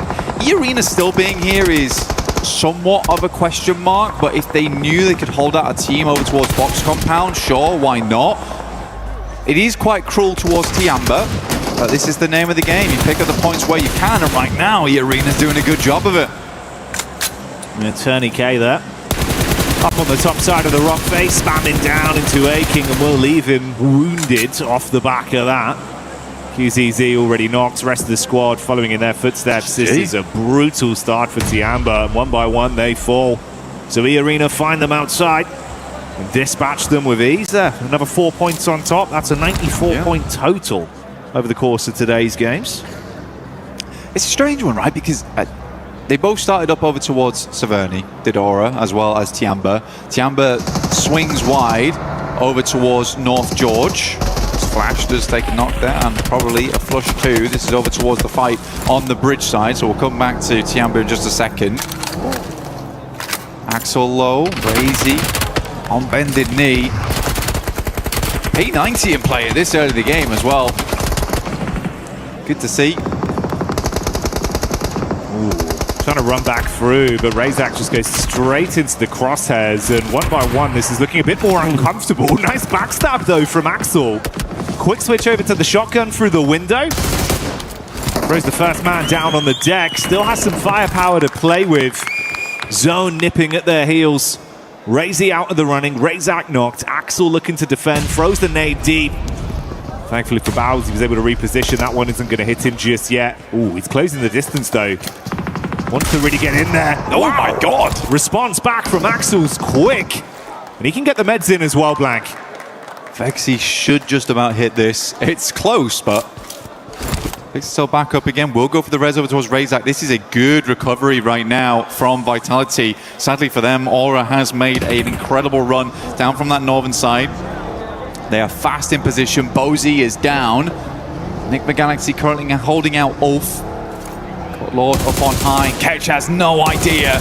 Caught in the broadside. Will get taken down, but a lovely refrag coming through from Eren. 𝘿𝑒𝑚 likely will now play on as 3. Look worse and worse as time goes down. Lord the only to fall here, and 𝘿𝑒𝑚 has been very much struggling to pass on by through 𝘿𝑒𝑚g𝑔𝑎Laxy as the circle in the meantime did move further down towards the south. IQ taking a tumble though. What's happened there? Yeah, this is not the dream at all. Ooh, Lord's actually trying to dismount towards the top side, so if maybe they do win out on this fight, somehow they can grab him back up. Oh, good read onto Scarface. Ralph ready for the encounter. Bullets being peppered. He gets him so dangerously low, but he's still standing. He can just tuck in behind the box now. Oh, well, that would have been the operative word. Could have tucked in behind the box. Not going to happen now. Out by Ralph. Satan with a re-aggression as well. And this is starting to turn. That's the way 𝘿𝑒𝑚 go down. They started out with a bit of a recovery, but finally finished by 𝘿𝑒𝑚g𝑔𝑎Laxy. Only one player cut short from the roster there. They'll carry on as a trio. Meanwhile, amidst this, we have Vitality bringing the thunder back onto HORAA.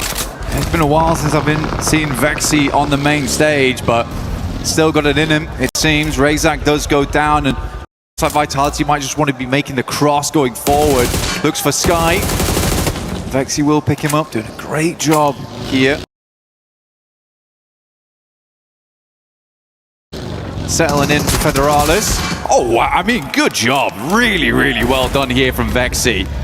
I mean, multiple times keeping the team awake and in play, even versus Flash earlier on. Fantastic stuff. Yeah, big step up. Brilliant individual moments there. Zone crunching in a little bit as well. Ooh, Vitality suffering casualties, it seems, with the Elim feed lighting up. That's Flash that are trying to defend the entryway over the bridge. Another headshot from Tops has shut down 𝘿𝙄𝙎𝘾 after the good form we saw from him, and Axel has fallen due to the damage sustained. The zone eliminates him, and Vitality finally buckle. Yeah, it's just there wasn't a lot of boat rotates from a lot of these teams on that north side. Spent a long time looting up. I don't think they were quite prepared for how southern this circle was going to end up going and how quickly space was going to be taken out of play. But we are in a really awkward arena of the map as we head down towards the southwest side. There's a couple of compounds around here, a lot of open space going forward. Ralph moves up to the plate here. TonyK goes down first. Good shots from him. Will finally fall there to a sideline. But Mormon just cannot hold on. In comes 𝘿𝙗𝙎𝙾. They don't care, they're going straight past. We hear the godlike theme music start playing. They want to cash this one in as they drive past, steal Elims where possible, but focus on the bigger picture, getting into the zone and starting to advance into an actual controllable position on this one. 𝘿𝙗𝙗 going right back towards them. They're going to pass each other. Okay. Like a friendly handshake there. Felt like I was in Interstellar for a second. Yeah, 𝘿𝙗𝙗 looking further to pick up his teammates, but actually went back for some more. Satan, I think, is back up again. Not sure about Ralph. I think Ralph did fall down, but this has been a really good game from Ralph. I think it's not, I don't want to say rare, but he's been making some good flex outs this game. Sometimes his flex out can feel a little bit questionable. This time I was super happy with him, blasting the toe caps off of Scarface as well. It was really incredible to see. Just give it one more bullet, and that was enough. 𝘿𝙄𝙎𝙾 up on top. Godlike tried to send it. Got further and further in, but 𝘿𝙄𝙎𝙾 laying down the law. It's a great peak. Might actually be able to double down, and he certainly will. Godlike eating the bullets from the elevated peak there of 4 frags as 𝘿𝙄𝙾 starts to bring the heat to the battleground. Enigma Galaxy got back in towards the zone. This is their POV now. They actually run into Ida of all teams once more. 𝘿𝙗𝙗's going to be hit by the shotty. The pump takes him down. And that's the way that one goes, unraveling them. Ida eliminated. We saw Flash falling amidst all this, but 𝘿𝑎urora getting eyes on it from so close. They were able to steal a couple points away, put Enigma Galaxy back down in the dirt. 3 Elim points on them. I still think, though, for Enigma Galaxy, what a game. What a game, honestly. It was a real tough scenario they went through. They end the match on 10 Elims. I think that's a good profit. I think you come away with this one thinking to yourself, we went through hell and back just to get towards this location of the map, and we still came away with 11 points total. So very, very well done. Because we do only have 6 teams left at the 17-minute mark. This is the quickest we've seen the lobby cold before, off the back of a really horrendous circle. S2G set themselves up. 𝘿𝙗𝙎𝘾, as per usual, flying in towards those front lines.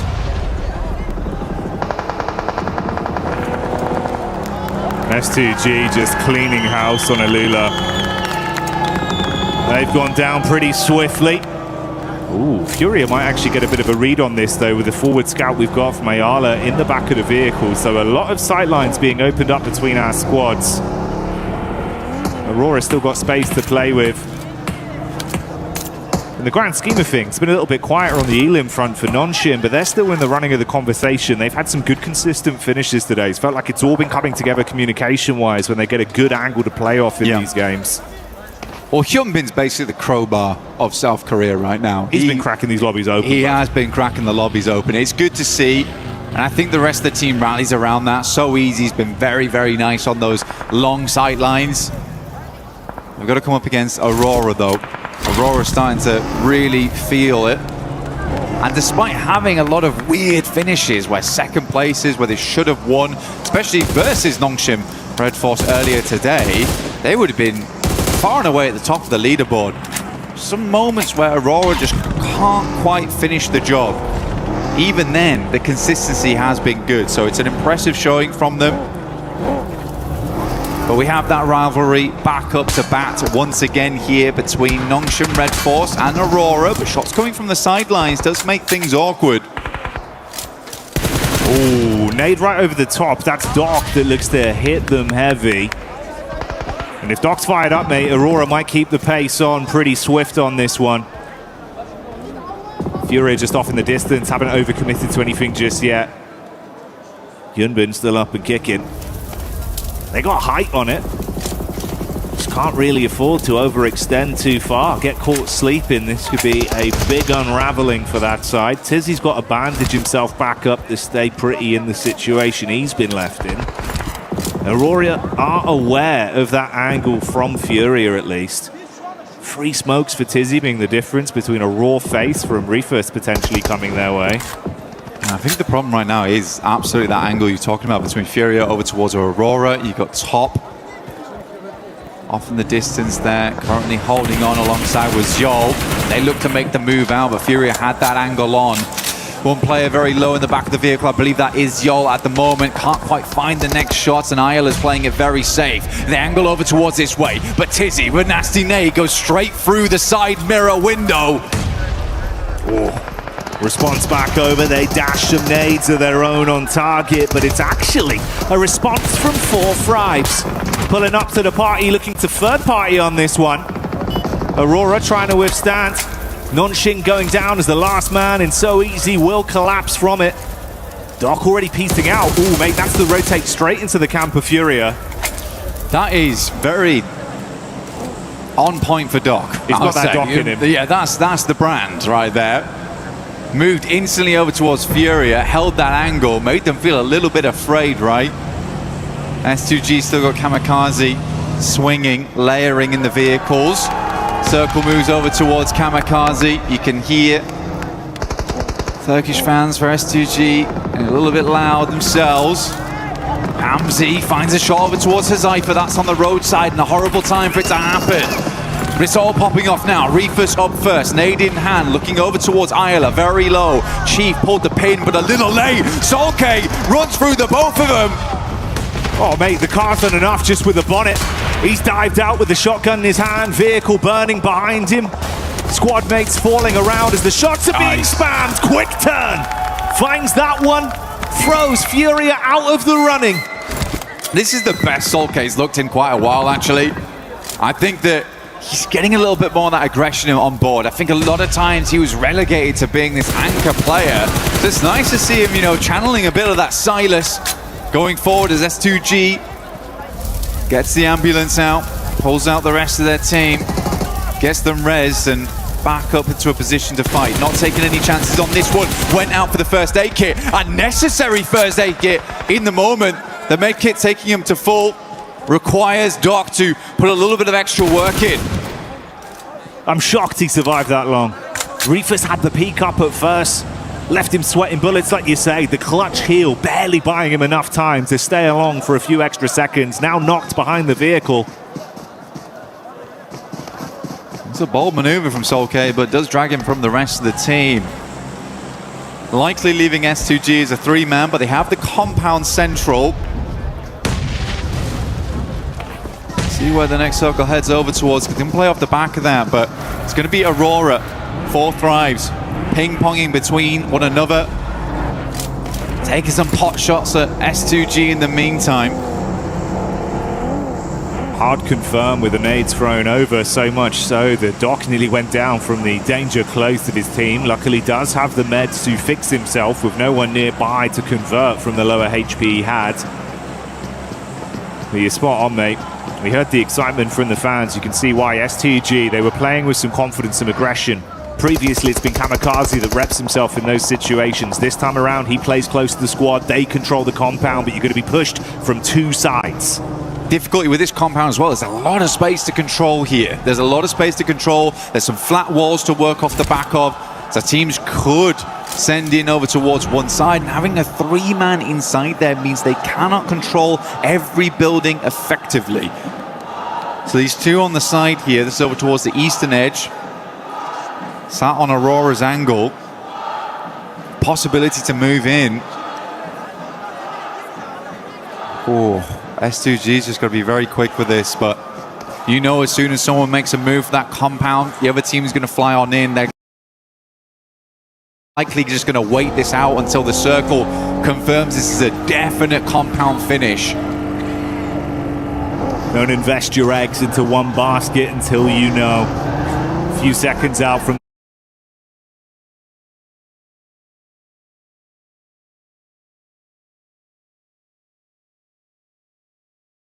that zone crunching. We'll see if it's going to favor S2G once again. Shifts slightly off it, Blank pulls away. It's nasty. Up towards that north side, Aurora looking to get a chicken under the belt here. Would likely slingshot them up towards first on the rankings. Despite what has been honestly a hairy day for them, it really has. There's been some moments where the question marks have been flung out left, right and center for this squad, but still, they've been keeping themselves looking pretty, bandaging up between the matches.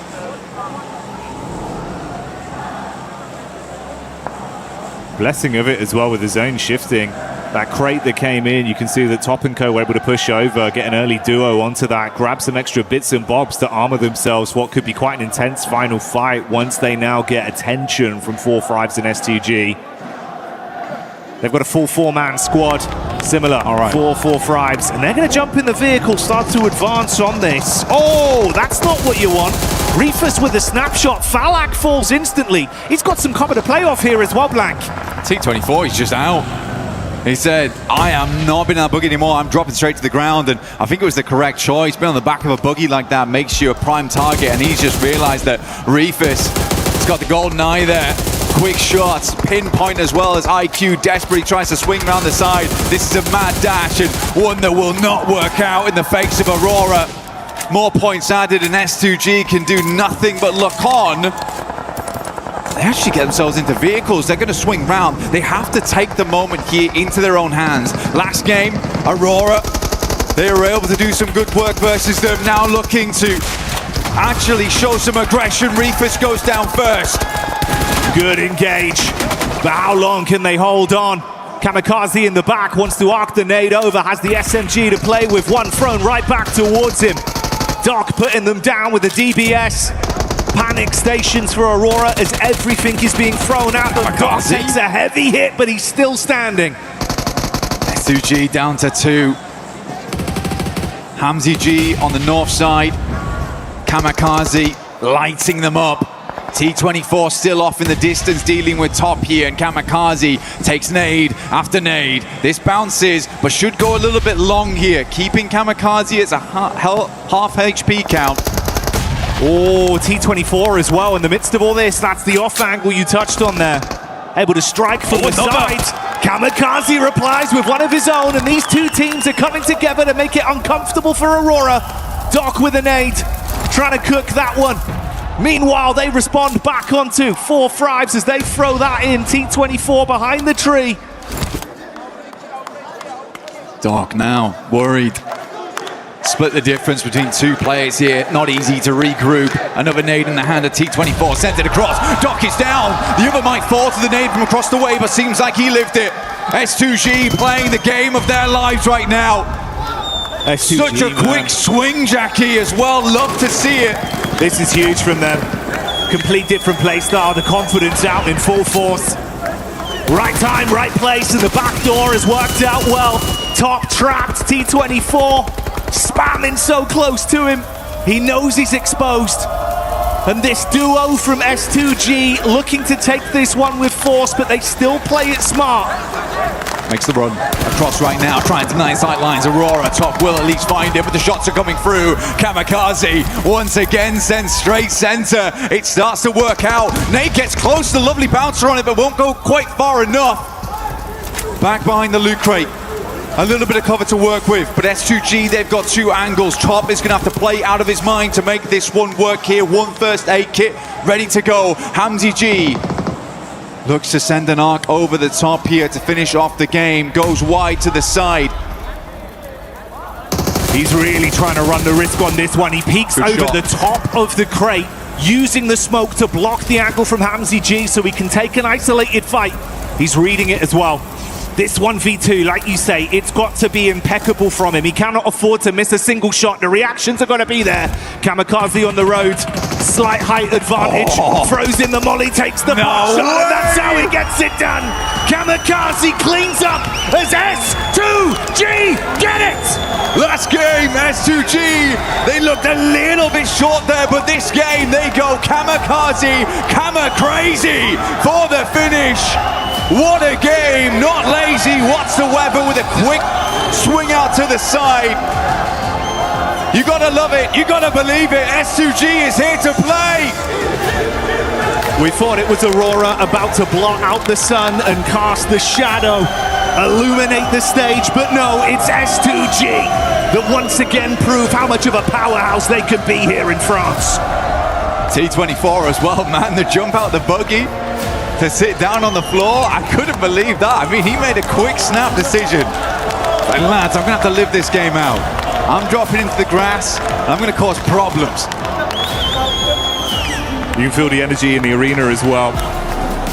We get the replay from that one. Some big individual maneuvers. I love the strategy as well, Blank. S2G here, the way they were able to control the situation, knowing they had to be so proactive, but didn't overstep the mark. And then on the flip side for HORAA, you're playing with dice, gambling on some of these peaks, knowing realistically, it's a risk that you have to take. It's not an easy 1v2. It was actually a very difficult circle, and yes, it pulled away, but they were unsure where they wanted to fight out towards, and maybe they had to full commit over towards Fourth Thrives, clear that angle sooner to deal with S2G. But again, for S2G as a three-man there, they make the only decision they can. It's been something they've been saying all tournament, is we just don't care. We will just push those angles. We will try and get something done in those end games. And it was lovely to see them prove that immediately after that last game where they sort of just laid down over on Arangul. Didn't quite let that game fall into hands. This time around, they leave nothing up to chance.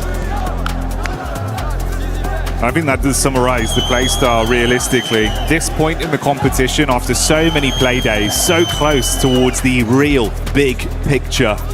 That prize pool looming over you, you can't afford to have any doubts in your mind. Leave it to another team and your dream could be snatched away.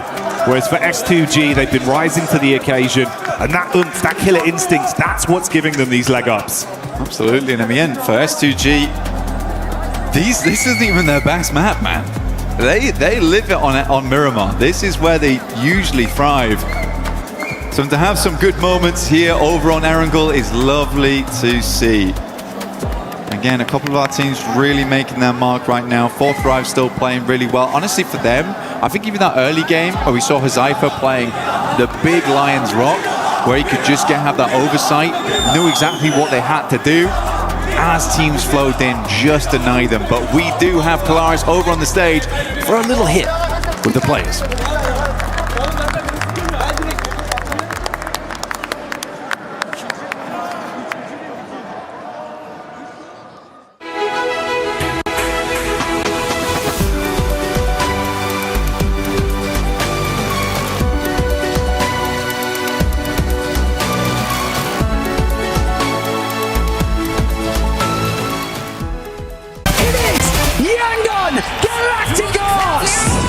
Chasing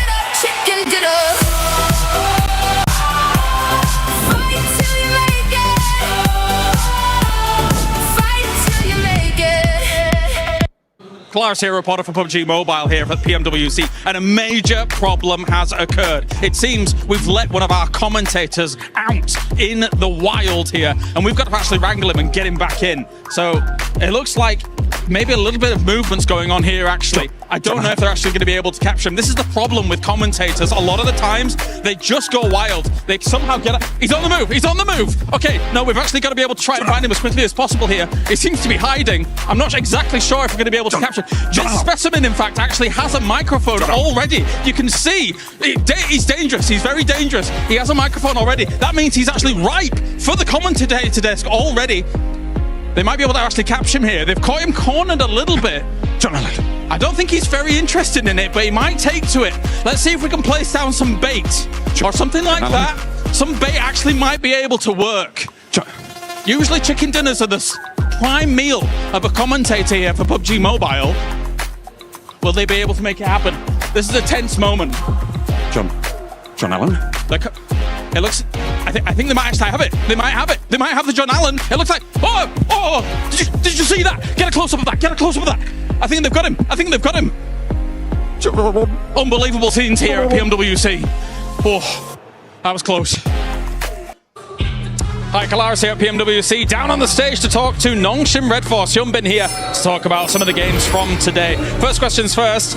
I want to ask you guys about the previous Erangel, not just this one. You guys pushed Furia. Talk to me about that decision and if you'd have maybe done it differently in another scenario. 일단 현배 선수 첫 번째 질문은 일단 이전 매치로 좀 가볼게요.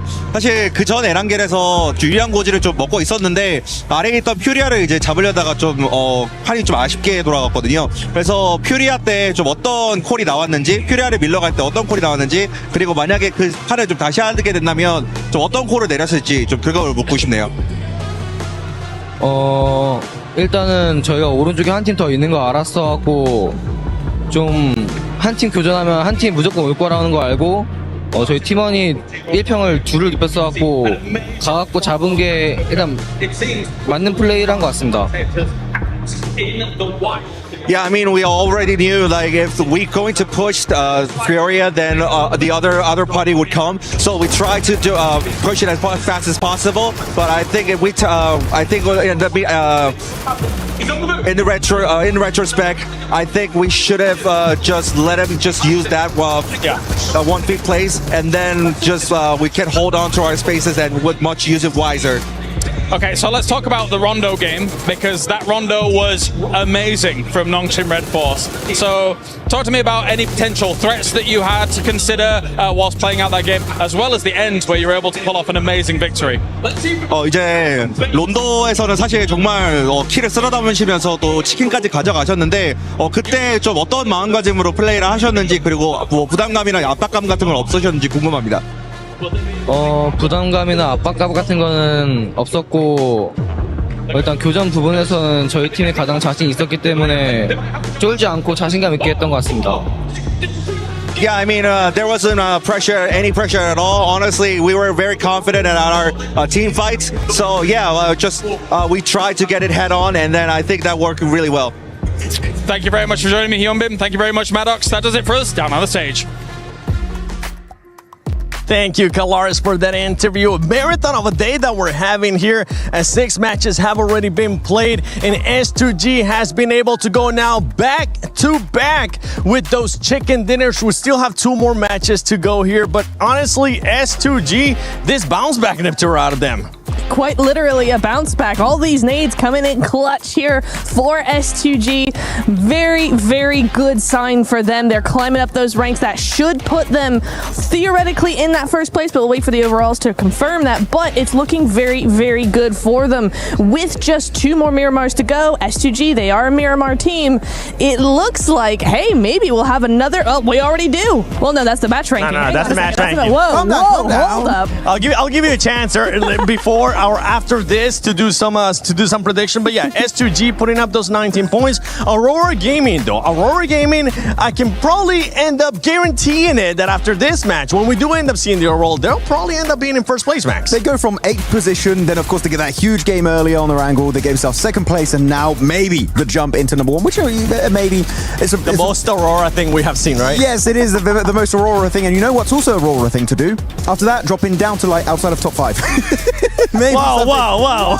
I'm just saying they've done it before. They could do it again here. But no, overall, some of these plays are interesting. But I want you and me, Niptro, to break down what happened here, because you and me, we're talking about some of the finishing moments here. But this 4 Thrives push, in particular to the western side, I feel like could have been executed way better on the Pakistani end of things. Listen, I was on the edge of my seat screaming at the television because I was like, okay, guys, they just need to hold. They just need to hold. They go up around onto a third-party position. They're playing this very, very well. The zone just goes complete opposite. And they're like, absolutely not. You're not getting this win. I'm like, okay, this is tough, right? But they could still make this work. And then they just do nothing with it. They wait far too long. The indecision is right back where we started. And to top it all off, rather than making a very decisive play and just full sending it, they stop really, really short, slow down, allow Top and the rest of Aurora just to go all over it and go, no, you're not coming over here. What were you even thinking for Thrives? And honestly, I have to say the same thing. I mean, really, you hit the nail on the head right there, which is they slowed down. And that was the big mistake. At that point, just capitalize, commit. Even if you get eliminated, I'll respect you a lot more for at least trying to go the entire way, because if you do so, you get rid on the western side. I think it was Doc and possibly Top at that point, which you get rid of those 2 players. Guess what? You got a decent dip to work around. It's still not sure you're going to get the chicken dinner, but at least you have that opportunity to go the entire way and actually get yourself that chicken dinner. So 4 Thrives, still good points on the board, but they could have gone in a bit more in this match. Yeah, they could have gotten a little bit more. And once again, that indecision, you guys highlighted it too. I just want to back you up with it, because that's been the biggest question mark for this team, for 4 Thrives. We've seen good performances out of them so far, and you know what? Let's take a look at it again, because you can see right there when they are stopping, that's when they question themselves in the tour, and we were all hoping that they would just fully send it. And you know what's crazy is T24 actually got a solid finish. He tried his best from that position. If they had just gone a little bit further, kept 2, maybe 3 players up in that position, Top would have had a real run for his money. As it was, T24 was making it very hard for Top to even survive as far as he did. So yeah, I think it's such a wasted opportunity from them just by slowing down in the middle of the field like that. It's far too open, and Aurora of all teams is going to be all over that. It's still a team that feels like they're getting their bearings, especially here in day 2. We've seen a great performance though, and a great switch too from 4 Thrives, from what we saw yesterday to what we're seeing now. More players are performing. It's not just Balak. Now we have also seen IQ earlier in the day as well. I want to see some of the other players being able to stand up as Aurora Gaming jumps up to that first place. 𝘿𝙎𝙎 goes down to that second. And what happens when you go back-to-back chicken dinners? That's right, you jump up that leaderboard and you end up in 3rd place. We're seeing what they did in their group stage. Literally the same thing, right? Just coming back is just Ida staying at the bottom. But otherwise, S2G are making it happen for themselves. Loving it. 𝘿𝙎𝙎 still getting a few points pretty consistently throughout the day, but when you get bangers like that from Aurora Gaming, oh my goodness, they are looking fantastic with the eliminations in particular that we saw earlier today, right, Niptura? Placement points were fine, but the eliminations, they were a little bit lackluster in some of those matches. Man, they're putting up big number after big number after absolutely big number. Big number. Yeah. It's the momentum that we saw yesterday from that one Erangel game, right, with the 2 hovercrafts. S2G just bullying the lobby with those. No hovercrafts today in the same fashion, but still managing to get that chicken dinner back to back. That's going to be looking very good for them there. One thing's actually scary right now, and I'm starting to realize it. I know we kind of joke about Aurora, the inconsistencies that we have seen out of this team, but for this team, one thing that has been consistent for them is their placement. At one point, we were kind of critiquing where those elims are going to be coming in. Their placement points have been there. The eliminations now are starting to get picked up here in the second day as well, and this team is looking like a team that wants to become a champion. They're like 4 placement points away. S2G, they got 3 wins, by the way, which is an insane ratio to have. So definitely Aurora only has 1. Exactly. They do only have 1 chicken dinner, so that's some very consistent stuff on board. That I'm looking at a team that it's kind of the opposite from Aurora, which is Ulf, right? They had a massive rise. They got that chicken dinner with a 4-man finish on Erangel, and after after that, their second place, falling down very slowly. Now in the middle pack, but though we on the second page, big upsets and Tiamba just not able to maintain that top position 7, which is heartbreaking for this team. Tiamba was one of those biggest question marks for us, especially because of the way that they ended up performing yesterday. We saw Milu being able to pop off. Today is not the same performance out of their squad. We knew that they have the fragging power, but those placement points were just non-existent, and right now, nothing's going their way. Nothing is going their way. I mean, you're seeing them there with 9th place there, 63 total points, 14 placement points. I thought you were going to go with that catwalk again. This will be the perfect time. Not this time, maybe later. But yeah, the only thing we can hope to see is that they come back tomorrow stronger, fighting, able to do what we know they can do. I mean, they go into teams and crush them in seconds. I mean, it's easy for them, but just not today. It's just all over the place. Yeah. Tomorrow's a new day. It is. I mean, I'm looking at a team in particular on the second page that I've been a little bit disappointed by is Vitality. After their opening day in the group stage, I was like, yeah, Vitality, we're looking so good, so much domination, everyone looking so good. They even swapped out Federalis, right, for 𝘿𝙄𝙎, which I was like, that was quite an interesting decision to make. But man, oh man, that was really just a flash in the pan. They had that one insane day, and this, of course, it's hard to replicate, but they're not even getting close to that initial performance on that opening day of their group. I would love to see a comeback from my boys, Razak, but so far it's been a bit of a non-performance in the finals. Another team along those lines as well is Team Flash. Team Flash has currently been non-existent for this squad. In the last game, though, I do want to highlight something for one team that was able to perform well, that was able to put up those points, and it was none other than Enigma Galaxy. If I'm not mistaken, Enigma Galaxy ended up with 10 eliminations, and that's good because that's a squad that has been consistent now 2 days in a row. It is, yeah. They had a really nice 2-2 split on the southwest side of zone that really enabled them to get a lot of those eliminations, and even if they didn't make it further into the zone, further into the game, you know, they're just ticking along. They're making sure that they're consistent with those points, ready for tomorrow for those last few matches where they might just win it all. Well, we have now hit 6 matches, but we still got 2 more matches left. Miramar is going to be coming up. Are these players going to start crumbling, or are they going to start shining, as we have seen some of the other players start shining as well? Let's send it over to 2 men that are definitely shining, none other than Blank and Jackie. Thank you, Seven. That's right, we've had to tone it down slightly because we're blinding the crowd, so don't worry. The spotlight, of course, will be on the incredible plays that are being made by teams much like S2G.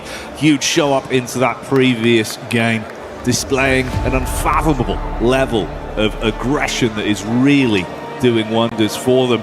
But this lobby doesn't get any easier, Blank. We've got a ton of talent here. It's been ramping throughout the whole competition. We're coming close now to the end of day 2 of finals.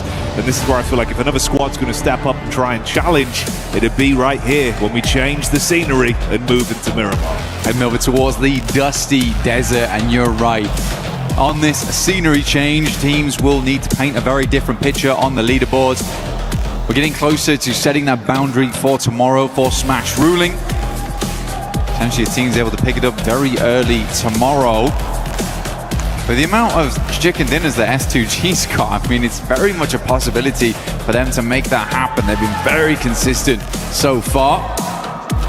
Loving how aggro 𝘿𝙎𝙎's been too. We get a very, very northern start here over on the northwest side down towards Truck Stop.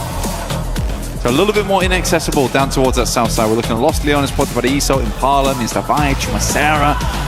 So more of these positions on that north side need to be taken up, like La Cobreria, even water treatment potentially. Torremada, El-Azahar. I see Nongshim Red Force. I always found this drop spot kind of odd when they were choosing them, but Nongshim Red Force has like ruins. They take ruins all the way on the northwest side, and they just play that out. It's so out of the way, but with this plane path, they get out super early and get this trash drop started almost immediately.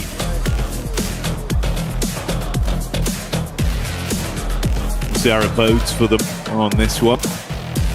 Some other big plays that were coming out, you know, not realistically into the late game there in terms of placements, but for the raw elims and handling themselves under pressure, you've got to give that shout out over to Enigma Galaxy. That was very nice to see, right? A lot of early carnage, uncomfortable situations with how they were fighting, but they looked good in the clutch, having to pull out points where they could. Ended that one with, what, 10 elims? Yeah, it was 10 elims, 11 points total, because they got towards that top 8 side of things, which is, I think, genuinely a really, really good result for Enigma Galaxy. I think when you have have those types of games, you've got to go for a massive salvage. Now we start over on the northwest side of the map in terms of dropping those players off. We're moving hard down towards that southeast side. Got a lot of water involved. We've got the rocky outcrops, the mountainside down towards 𝘿𝙄𝙎𝘾 on that western edge. So should be a fun circle to play around with. We could end up back in Los Leones as we did earlier in the tournament. Always fun to have an urban finish. Gets very hectic. But yeah, I think if we look at the leaderboard right now, it's very comfortable on the staging, right?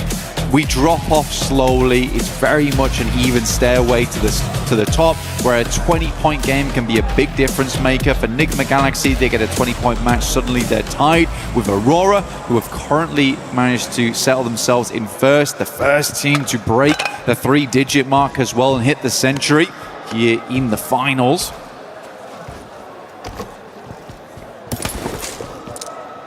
I do wonder if maybe teams will get a little bit more antsy, force some issues slightly earlier into this one. A couple of our big names already inside the zone there. 4Thrives, HORAA, 𝘿𝙗𝙎𝙀 not too far away. S2G making their rotate down from truck stop. And then 𝘿𝙗𝙎, of course, towards the coastline. Keep that in the back of your mind, but focus on this as well. We've got some weapon skins, of course, for those of you at home that want to get your hands on some lovely bits of kit inside of the game.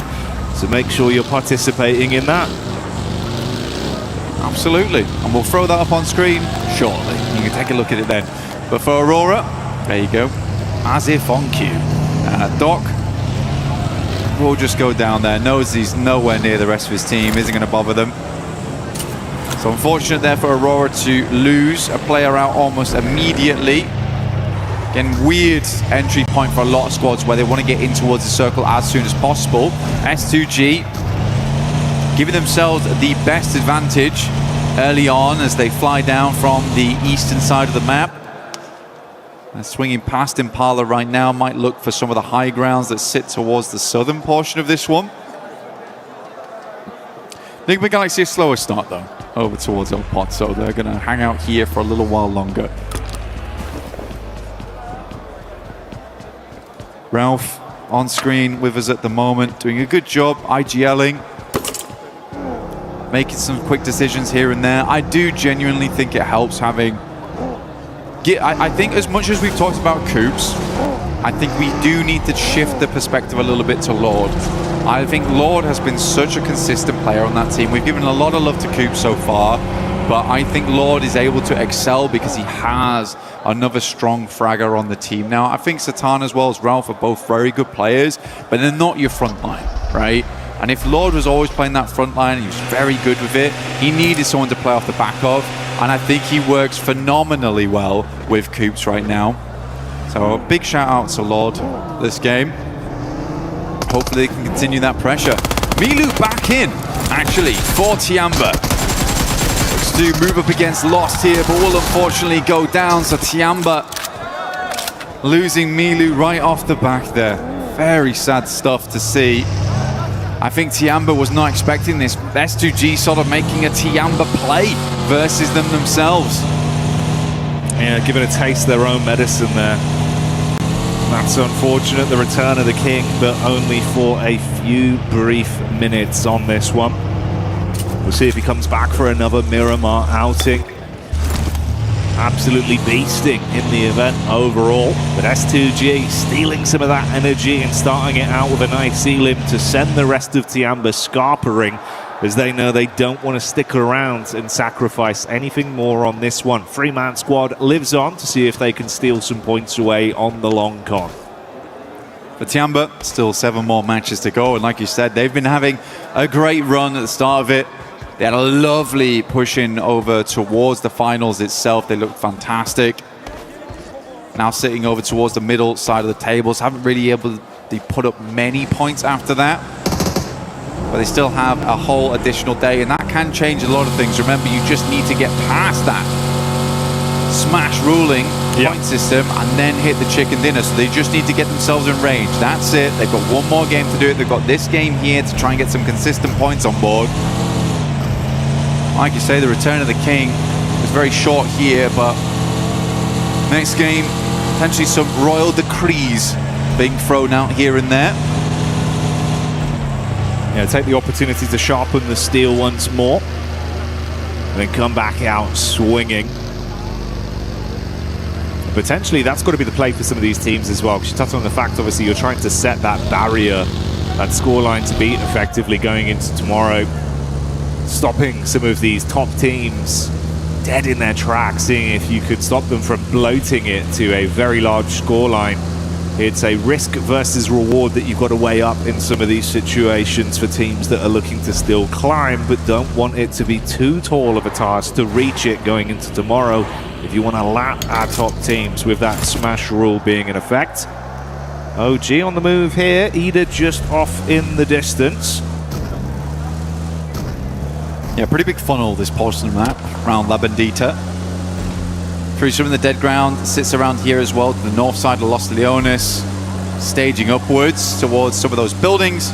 Ulf's already met that quota right now. They're a little bit further towards the center of the map. Ulf looking for another good game. They were in second place for a little while, but then swiftly fell out of it, and Ulf's looking to get some more points on board. Again, for them, a good game would pretty much settle themselves up towards the top 3. They just don't really want to get trapped by that second place curse. You know, it's very much the Alpha 7 of old. Flash loses 1 on the knock and will be immediately flushed there by S-Power. It's from Godlike on the south side.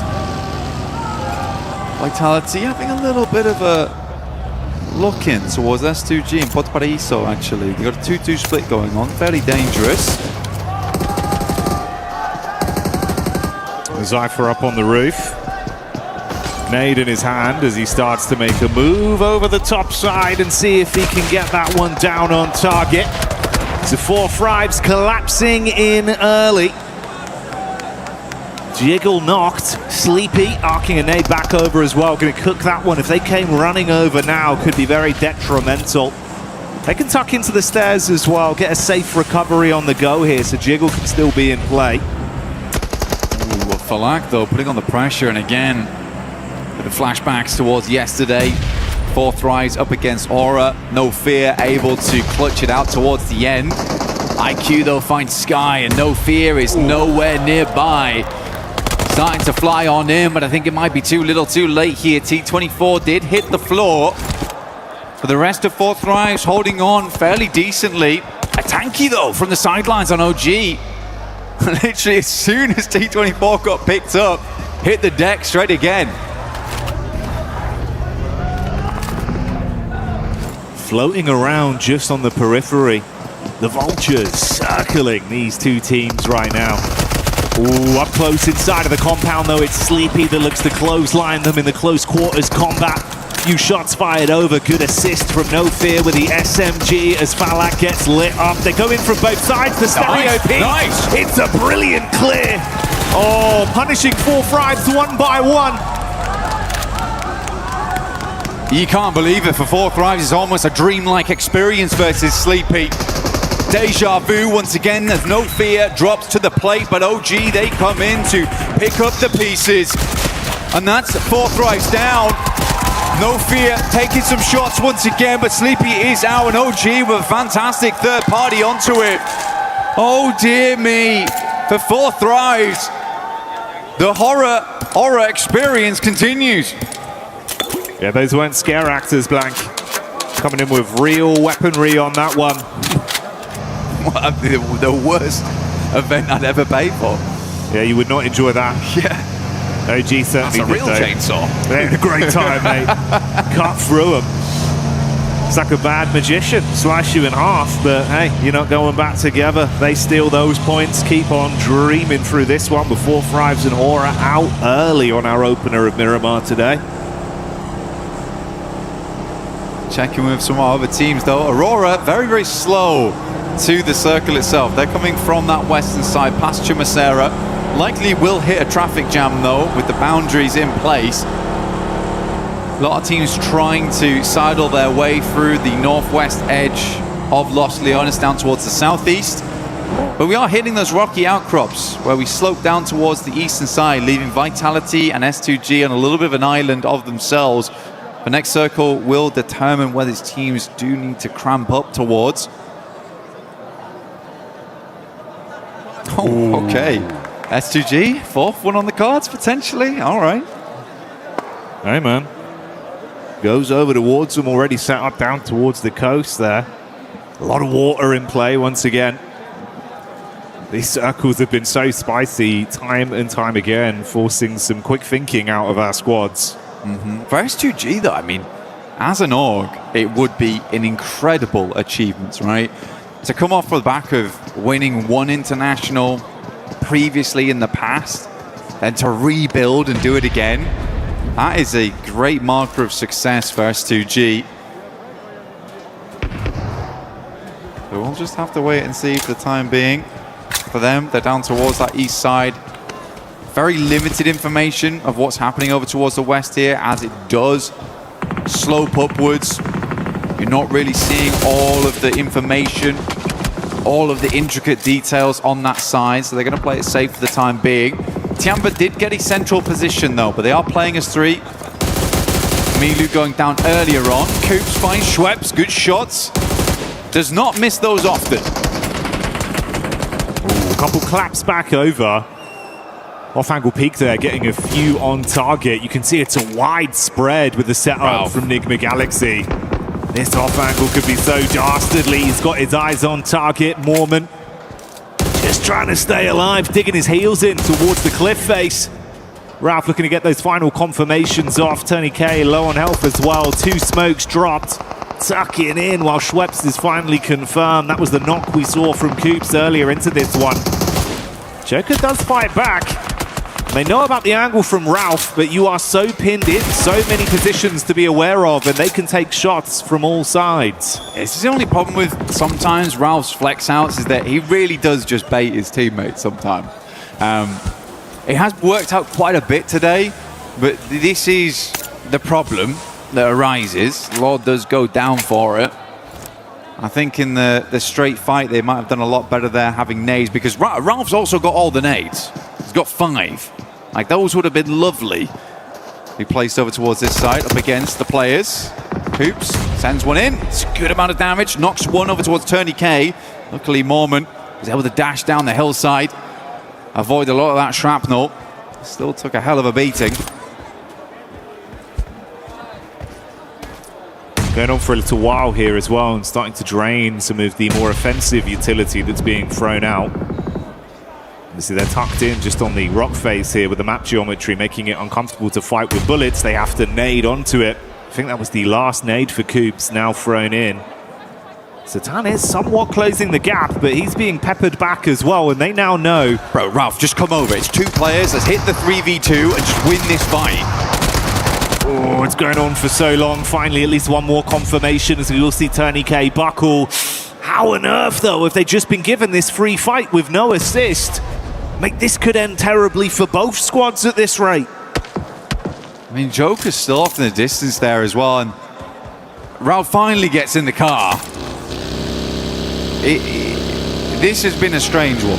It's been a very strange one, and it almost feels like very reminiscent of 𝘿𝙎𝙎𝙎 of old. A little bit too comfortable with these odd splits here and there, and Ralph goes down. After that explosive opener, you thought they had him banged to rights, but eArena, one by one, have punished back against 𝘿𝙎𝙎𝙎, and with that last nade from Mormon hitting Coops, they thought it was all over. Well, it is now. But eArena, they are very glad to have this guy on side. He is more than a man, he is more man. Here in play, still kicking strong there at the top of the leaderboards, 98 points, but you'd hope lesson learned there for 𝘿𝙎𝙎𝙎. You can't afford to be doing that. Not worked out for him whatsoever, mate. Too indecisive. Split. I mean, look, Satan is frustrated, and so he should be in that situation. What a... I don't even know what to say.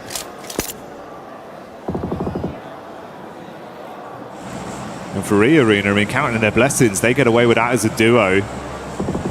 4 elims picked up, putting them on 98 points total right now, still alive in the game. If they can coast this one out long term, maybe there's still more to be said for them on a bit of a big score on this one. But they've made out with a brilliant heist. Got in there, made out like bandits. A watcher. Ralph. Observing. Noticing. I've noticed you in a 2v2 with my team. Yeah, brutal way to go. Hey-ho, is what it is. OG back on a move onto bigger and brighter things. Let's see what they can do. 𝘿𝙄𝙎𝘾, quick shots. That's Chief getting spearheaded straight through, and the vehicle going to confirm him. Silence up close with a nade in his hands. Pin pulled, sweaty palms. Can he blow them away? Silence does get one off. Back onto 𝘿𝙎𝙎𝘾, leaving them in a effective 3v3. Zone going to be crunching back in onto Silence as well, and he's low on HP right now. Nate's thrown all over the shop. He's worried. So he should be. Might just get the first aid kit off here. Pulls it off in time. A tanky though, going low, gets the heal. Silence is down and out. We got Nightcam on board. Watching on as his team struggles up against the forces of OG. Either now looking down towards them, punishing. Only Ayala left for the squad to move forward. Vitality found themselves a decent position, and somehow Nongshim Red Force have been able to swing down towards the southern side of the map. But again, I feel where 𝘿𝙗𝘖's playing, completely workable from this spot. But you'd hope for Ulf this is a good game. And I think this is where they need a good game to stay in contention for the top side. Yeah, if they want to be in that conversation, you gotta get the boots moving. As we gave you this establisher here of the map crunching in, we did see Ayala, I believe, there on Furia falling. So Furia do go out with the on-watching from the coach, main man Knight. So OG get away with one player still in the contest here. See, 𝘿𝙎𝙎𝘾's going to have to play a very, very slow game from this point as just a solo. Does cut away some of that effective close line early setup we saw from S2G. They're going to have to move over. This is why you were highlighting Ulf there. Very central. 𝘿𝙗𝘖, similar sort of story. And HORAA with just the duo.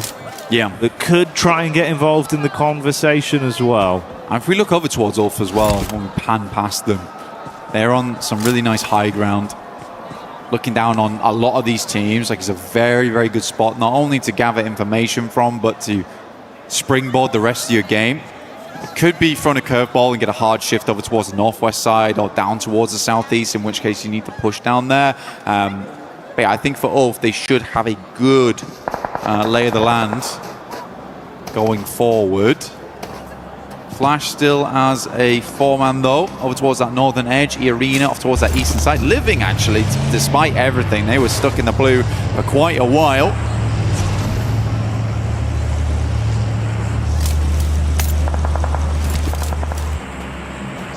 You know what, man? Maybe there's a chance as well. We start to get some big booms coming out of the squad like godlike. Man like S-Power, supply crate come down near them. He's a bit of a cheeky chappy. He's got that good energy about him. If they can get armed, he does, yeah. Potentially get a good bit of a shift on this one as well that favors them positionally. I think they'd be a team to show back up. This is the kind of environment they can certainly deal some damage.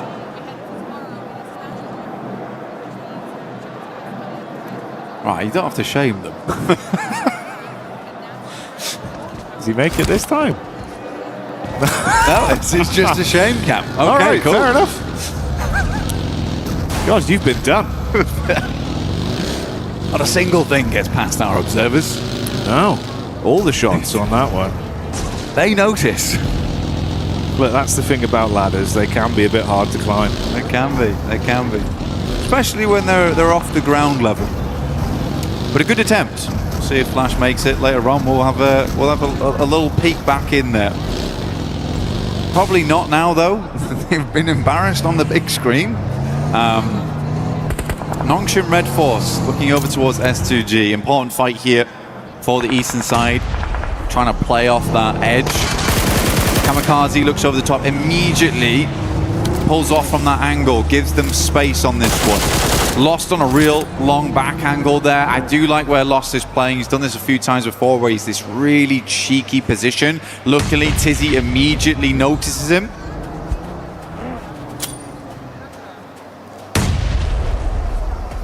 Thing is, this being a bit more of a downhill battle as well, S2G just casting the nades towards them. It does give them a little bit more oomph on those bad boys. Try to get them on target. At some point, both of them have got to move as well now, with his zone shifting over, and Hyunbin's gone for the more aggressive approach, zipping up towards the ridge line. He's got some cover to play off with this as well. The crowbar. Yeah, that's what he does. Looking to get dug in over towards S2G. Prime apart. Ulf, Aaron actually finding shot over towards Darkin. That is a mega shot, by the way. Oh my goodness me. How far is that? Almost 400 meters on that bad boy. That's Aaron for you. HORAA still wandering around on one nade there from So Easy. Tries to get a bit of damage done. Lost still in the back lines, but he's been effectively harassed. Vitality yet to move, and Nongshim Red Force just trying to dominate the high ground off the back of this. I think with Hyunbin's original push out, that swing was very good, gave them a huge amount of advantage playing forward, but we are just playing in tandem at the moment, slowly stepping up this hillside. Yeah, climbing up bit by bit. For the map feed, it looks like there's a little bit of posturing from Godlike back down towards this fight that's occurring in the Elim feed with 𝘿𝙄𝙎𝘾 taking on Ida. So Godlike might try and siphon some points out from that one, whilst you do still have this elongated uphill battle between Nongshim and S2G. Ooh, the duo of HORAA as well, even getting a good distant connection off onto Godlike to at least knock one of the players. Alpha pushing a bit further down as well. They were debating going for it. Oh. But that's actually Top getting the knock onto Soulless. That's awkward there. Kamikaze though, Arena. It's Mormon once again at distance. M4 taking the shots in. Kamikaze immediately has to rebuff that position. Nongshim Red Force takes advantage of it. So Easy peeking. Good shots from 𝘿𝙎𝙎𝘾. Goodness me. Lucky to still have his hat on. Aaron knocks over towards 𝘿𝙗𝙎𝙬. Aaron has been hitting some nasty shots, by the way. Yeah, he's been super slick with it. Great gun skill on display. From range as well, gets a little bit more awkward from some of these long-range fights, but doesn't bother him. He's been consistent. Very important he gets that knock as well versus Vitality. Massively slows them down because Ulf had 2 players down, knocked. Now they do... I think they just lost 1 entirely. Yeah, they did. So they're down to 3 now. That's Soulless. No longer in with us. It's all from a really, really good position. I don't really know how they lost a player there. And it's hard to deny those sight lines in this area of the map. There's a lot of little defilades, random bits of environmental objects that are going to keep you alive. Skinny trees. HORAA is living it large. Honestly, has 2 players. I think that's what I'm most surprised by, but Top has been having a really, really good day today. I think he's currently topping the damage meters, well, hey, with Reefus playing alongside him up there.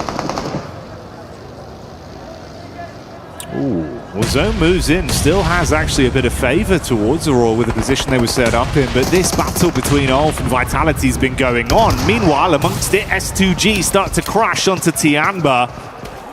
The drum starting to beat. Just outside the doorway, shots into the back line. Heels being pulled out as QZZ tops himself back up. Hamzik so low as well. You're going to be caught on a wrap. Wow, somehow gets past the door. Oh, mate. Bullets bouncing by him. Giving him a short back and side with a haircut, but he's still alive. Nades into the long building. QZZ lucky there. Almost went upstairs as the nade came through. 𝘿𝙎𝙎𝘾 will finally go down. I mean, Arena was certainly making some enemies, stinging away at some of the players around the map there. But for Tianba, they've got a love for this longhouse, and holding on to it is the name of the game. Sadly, no 𝘿𝙗𝙎 here to make those 1v4s happen. Only 2 players from S2G, so not looking like another chicken dinner going forward. Desperate to take this longhouse off of them though and hold out all the teams coming in from the northeast. Molly goes down, forces HORAA into the homestead. Yeah, they got the read there, they know the info. Heard the underfooting of the footsteps as he plays close on the stairs. Meanwhile, Vitality continuing to put pressure onto Godlike, holding the back line. Ulf stealing away some of the points as well as 𝘿𝙎𝙎𝙾 will get hit heavy. 𝘿𝙗𝙎𝙬 down as well, calling for backup from Axel that's got about 1 point of health left. And that's Nongshim Red Force that are lighting him up with So Easy coming in. Only 𝘿𝑒𝑥i left then. Scary scenes for Vitality. Nades being cooked out from Scarface and dash back down onto Nongshim Red Force. still waiting, lying, prepared to strike for the S2G side, close towards Tiamba's compound. 4 different fights occurring here. Yeah, this is pretty madness. Over on this side of the map, Nongshim Red Force looks to finish off the final player there from Vitality as they swing down. Leaves So Easy on Overwatch towards 𝘿𝙗. Flash stepping up to the plate. Unbeknownst to them, this is a 5-man team inside the building. We've lost 𝘿𝙄𝙎 and Tiamba underneath. Smoke start to bloom. Nongshim takes quite a lot of damage though as Godlike starts to push on through whilst 𝘿𝙗 maintains a little bit of help. Flash just sprinting in, clear towards the top side of their area of the building. Meanwhile, A-King starts to respond back in kind onto S2G. QZZ with a smooth move and giving them the Texas two-step and dancing past the bullets. That's how S2G go down. More pressure could potentially be coming their way though. Has to play the outside now. Love that from A-King though. Just decided to push up sadly. Wind's already on the rooftop. Gets the good shots in. Will flush out the player. QZZ gets in the building with the S12K underneath. There's Eagle lurking as per usual. Gets the first aid kit off. Greeds for it. 𝘿𝙎 low. Mozi's down and Tiamba is making the hold here. 1 player left remaining. He moves out. It is just Eagle, I believe, left here for the team. Oh, he tried to bait him back on the double step into the building. Thankfully for Flash, Wind finds that one on the reply. He can't pull a fast one on him, but that's a quick way to go down for the last member of HORAA. They fall as well, and the numbers get fewer and fewer as we go down to our last 4 squads. Flash, Godlike, 𝘿𝙗, and 𝘿𝙗 remain. 𝘿𝙗 have been battling Godlike after Vitality were removed. This was the next squad they had to keep the intense action going with, and they've not had a moment of respite in a few minutes. I mean, Godlike's playing a split right now. They've got 𝘿𝙬 over on the western side keeping tabs over towards 𝘿𝙗, trying not let them push, whilst 𝐴DMINO and 𝑠power essentially bully 𝘿𝙗. Ketch is going to try and crawl over towards them as Wind makes this swing. What's over the moment? 𝑠power and 𝐴DMINO just not giving up though. They're going to send in good shots from Eren. Tries to take down Wind quickly, but Godlike's in through the back lines. 1 player left alive here. Scarface tries to hold it down, but cannot keep the hope alive here for 𝘿𝙗 as 𝑠power takes advantage of the momentary distraction. And that's just with 2 players here. Now they look to take the task versus 𝘿𝙗. It is Godlike, 𝘿𝙗. A 3 versus 3. Nades forward. It's good. Straight to the vehicle. Opens up the boot, looks for more. They thought they found the weakness. The isolated off-angle play from 𝘿𝙬. They run him down with the vehicles, but he blows away the first line of defense with a nade and leaves them in dire straits now. 2v3 trying to pull back while still fighting. Last bit of offensive utility thrown out by 𝘿𝙬. He's got to get his head down. Off-angle split between the 2 𝘿𝙗 players. 𝑠power from range, putting shots on target. Darkin waiting for the peek. Throws the nade over. Could be good to at least force 𝑠power back out into the open. Good damage over towards 𝑠power there, like you say. Doesn't force him out though. He just holds his ground. Nade bounces off the rooftop, but 𝘿𝙬's not bothered. Darkin now swinging side to side, just about gets to cover, but not before 𝑠power hits the shot. Now just Rita all alone. The rest of Godlike pushing down into him. The terrifying trio of Godlike being fired up. The ferocious crowd here in France giving them their energy. Chant after chant, screaming the name Godlike, but can they do the arena proud as Rita makes a move? Bullets on target, gotta hit the deck. He's low, he's trapped, and Godlike know that they are inches away from grabbing the chicken dinner. 𝘿𝙬 with the elevated peak, they're looking for the shots. Rita, gotta make the move. Peeks back up, fires the warnings over. That's 1 knocked as Rita looks to hold on. Can he somehow clutch this? Ooh. No! Cut short in the final moment as Godlike find it. 𝑠power right at the end. Looked dire, looked bad, but he brought it back into full, clear picture. Godlike grabbed themselves a chicken here. They've been getting closer and closer to that meal, and it's here right at the end of the day. And if you're fortunate enough to be here at EWC 26 for PMWC, you'll hear that organization's name echoing through the hall as the fans cheer on their squad. That chicken dinner locked in. A clutch play at the end denied, and 𝘿𝙄𝙎𝘾 securing the dinner to give themselves a fighting chance, setting their sights at climbing up the rankings. Again, for them, I think today and yesterday, it's just been a case of slowly but surely understanding every different scenario, how they want to play it out. But they have, like I said, just inched ever closer towards that victory. It's a nice set of adaptations coming through from this team. It was clear at the start they had a little bit of a slow burn to them, but fire's definitely starting to roar a little bit now here for 𝘿𝙗𝙎𝙾, and a good ending over on Miramar. What was quite a difficult circle to play. Yeah, played it to the best of their ability as well, right? So many back-to-back fights where they were just thrown into the blender. Yeah. And no one got any just time. crept out every time. Yeah, that's the crazy thing. Is like so many of those teams could have been in a position to keep this one going, but you just never had any respite. They were running low on ammo, using up all their meds. You barely scraped through one fight. Next team's right in behind you. Intense, like sort of, 5 to 7 minutes there of action. This 𝑠power guy though. Oh, he's giving it. He's bossing it. He is giving it. And they love him. He is giving it. I mean, to be honest with you, I think I was more, as much as 𝑠power is kind of ruling the lobby at the moment, it was cool to see 𝘿𝙗𝘾 play that out. I think 𝘿𝙗𝘾 has some really good off angles for the team, and he's a reliable player. It's quite rare to find that in a team where you can just rely on that one guy to do his job, picture perfect, and not go down in the meantime, because they were fighting two different fights at the same time.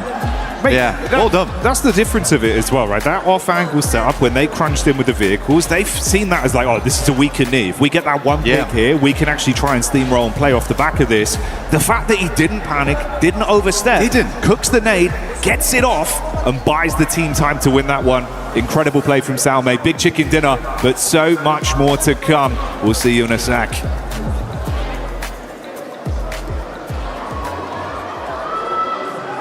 Welcome back to PMWC at EWC 26. My name is the 7WG. I'm joined by Maxman and also 𝘿𝙗𝘾, a professional player for PUBG Mobile Esports. 𝘿𝙗𝘾, what are you doing here?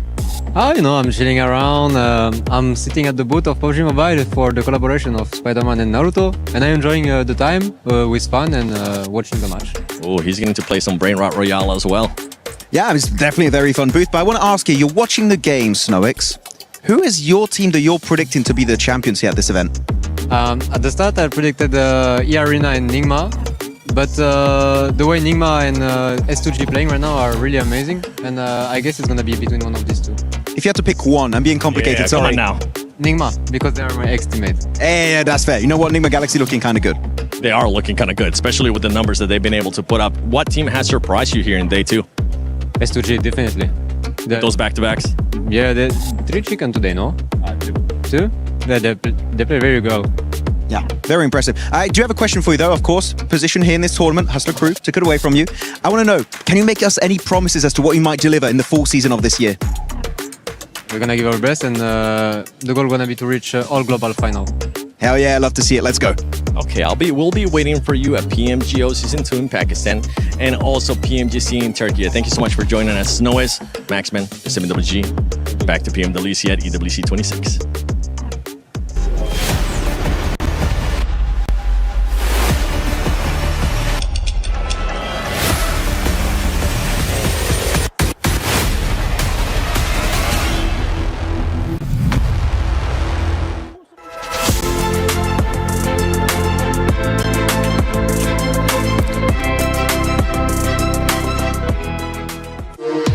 We were there. For every click, every clutch, every respawn. We were there for the years of grind. And we're here. Now. The proud founding partner of EWC. Powering the biggest event in gaming. Shoulder to shoulder with the world's best. Making history. Greatness deserves a stage. Lenovo Legion. Reach your impossible.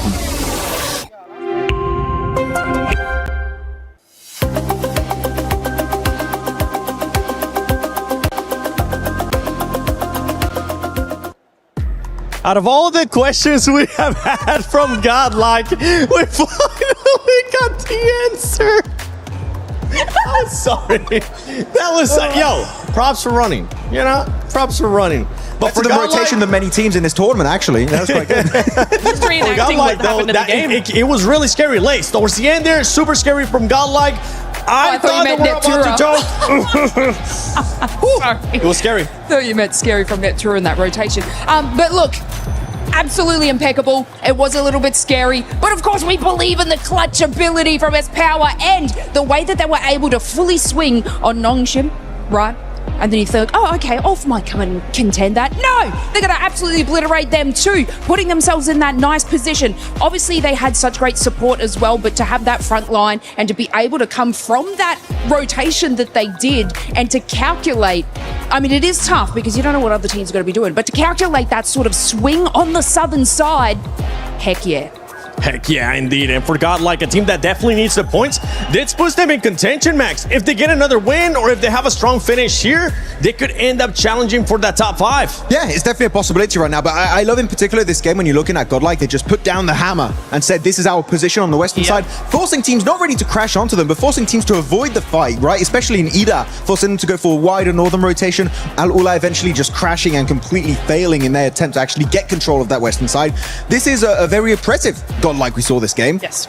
We don't see it very often, but this is, in terms of oppression in tournament, this is one of their best games so far. It is. And the thing, Neptura, is that this team, just to remind everybody, it is their first international event, first international finals for all these players. And they're being able to put up the numbers. Hey! And boy, that makes me happy seeing 𝘿𝑎𝑤. Not only the great hair, the great gameplay from him, but you could kind of see the inexperience there towards the end of the match. And that's one thing that I'm kind of happy they're going through this and they're gaining this experience, because next time they're going to be ready, they're going to be more prepared, and they will be able to just finish off that match a lot easier. No, absolutely. They will be able to finish the next win they get, because I doubt this is their last. They will be able to finish it off much better, but just with a bigger bang. I totally agree. I think overall they did play that final fight very, very well. They held off when they needed to. They were aggressive when they needed to. They didn't go full aggro without enough information onto 𝘿𝙬 because they didn't know where they were.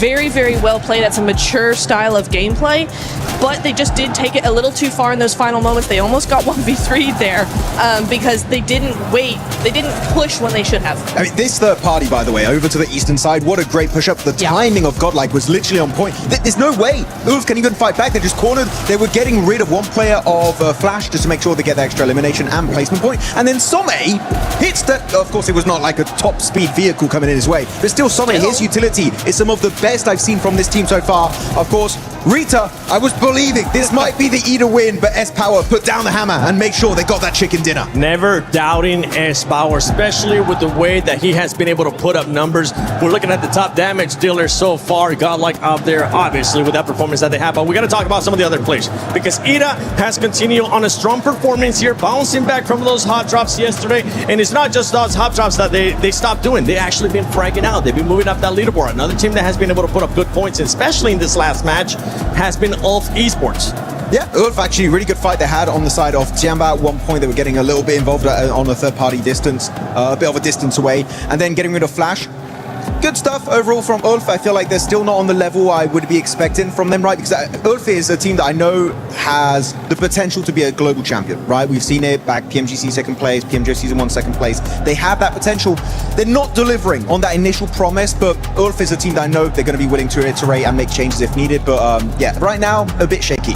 Bit shaky. Another team that has been shaky and has been very, very shaky is Furia, because Furia Lays, they started off strong, but if we look at Furia's past 4 performances, it has been 0 eliminations, 0 eliminations, 0 eliminations, and 2 eliminations. Not what we were expecting here out of Furia. What was that? Sorry, again, 7?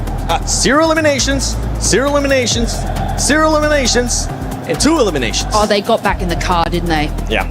Oh, that's your fault. You gave them the license. Yeah, I gave them license, but SMH revoking it Lace. for the second time. No, look, it just becomes this sort of point. Like, they are a team that, yes, capitalize on eliminations, but it does get to them on these longer stages, on these longer types of tournaments, because their play style is just getting completely shut down now that everyone is forcing and playing those placement points. So they do need to sort of adapt and move back into what I want to say they were doing yesterday, where they were actually prioritizing placement. What I did like from them on this map particularly, they did get into that rotation a lot earlier than they traditionally do, but it fell incredibly short because they are tunnel visioning on trying to get those eliminations. So it's like it's a hit and miss for Furia, but like once they get that ball rolling with the elims, they're making the plays. Yeah, they want those positions, but if they're standing still, getting caught out, they just pull their pants down. Well, if they want to be challenging for that first place, you don't want to be caught with your pants down. You don't want to be caught doing those drive-bys that you've been doing, Furia. You want to see what you were able to do earlier in the day as well,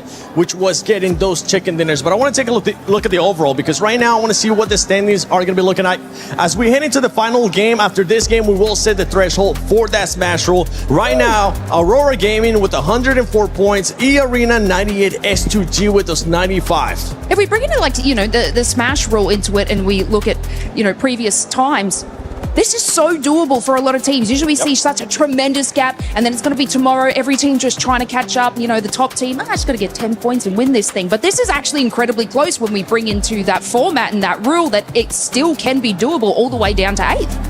Ooh, all the way down to 8th. Okay, yeah. You're a believer. I like the belief that you're currently showing, because for 4Thrives esports fans, they're looking to see some kind of bounce back here. Yes, we have seen flashes of greatness, but right now, in the position that there are, 30 points away, not what this team wants to be, considering that they are the reigning champions of PMGO Season 1. I mean, I believe in them enough to think that if they have a good game in this final match of today, they still have a shot tomorrow. But it's looking worse and worse for them. Yeah. So it is, I think it really does come down to this final match. If they can get a 15-20 point game out of this last Miramar, then they should be okay. I'm going to have to say for 4Thrives, they're looking like day 2 of finals of PMGO Season 1. No! They're looking very... they're consistently not getting points, if I had to be brutally honest. So, not loving what's happening. Very indecisive, which is the biggest issue of 4Thrives, is themselves, right? Their mindset, hesitant, not trusting themselves. Though, second page, one team I want to highlight that we barely talked about throughout the entirety of these finals, guys. HORAA Esports, really not being brought up in the conversation very often. And I know we have a lot of HORAA fans right behind us, right? And they're supporting them, but really there's no reason to cheer for them, because they've been pretty much non-existent these finals. I don't know what to say, because we saw them have some pretty good runs yesterday. Started today, they were also looking fairly strong. They had a couple of top 5 finishes, if I'm not mistaken.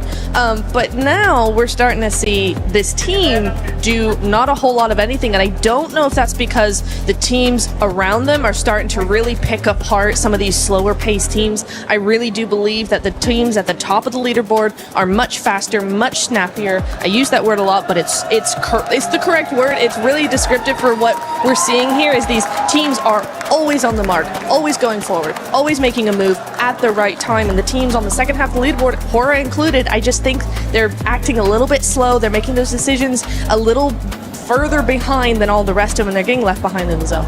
At the beginning of the day, though, we saw HORAA being aggressive. We saw them just going for those fights too. But right now, that might be what's hurting them. I mean, actually, HORAA had one good game earlier today, right? It was a podium. But the reason why I'm not super impressed, right, is that was literally right next to where they usually dropped. They didn't drop there that game on La Cobreria. But it is, I call it HORAA Mountain.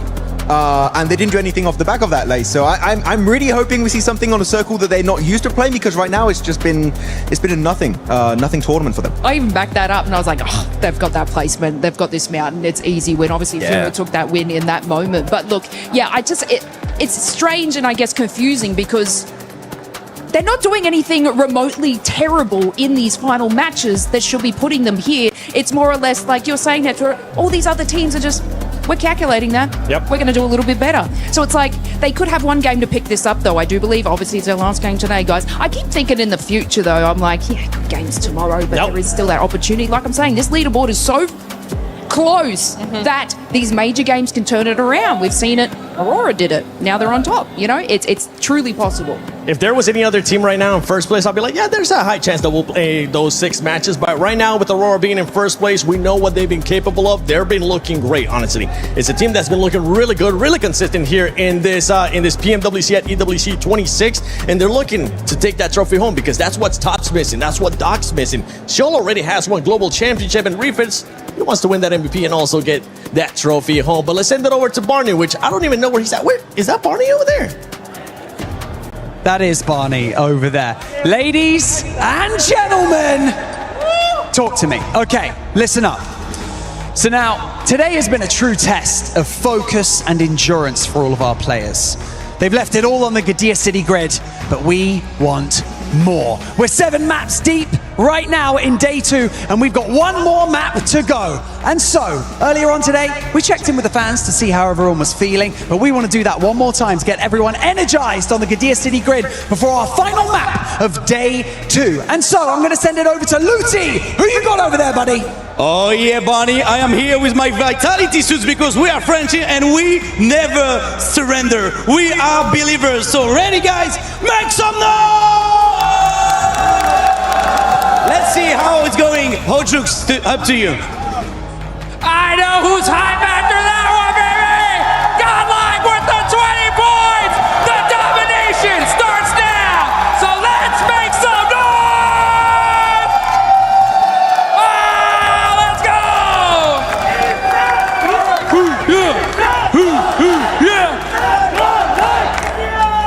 The excitement from all the fans. Different nations, different representations of our organizations that are bringing the heat here in Paris. But you know what, France? Together, I'm sure we can blow the roof off this building. Let's hear it one last time. Let's absolutely go ballistic. Last game of the day. Let's get into it. Miramar on the cards. We're going to set our smash ruling going forward right now. Teams looking very, very good. 𝘿𝙎𝙎 getting deeper and deeper into these matches. They're looking energized and good to go. Godlike also with a 20 points out last game. I think that's just the beginning of something great to come here on Miramar. Smash ruling will be in effect from tomorrow, but this is where we lay down that line in the sand, the literal sand here on Miramar. Teams looking very contemplative where they want to hit up, where they want to go next. Got 𝘿𝙎𝙎 back in the game for his last ride here on Miramar before we get into tomorrow. Good to see him back again though. Hopefully we're having a little bit longer in this game, Jackie. Hey, you'd hope so, man. It's good to have him back. Incredible talent, unbelievable mechanics.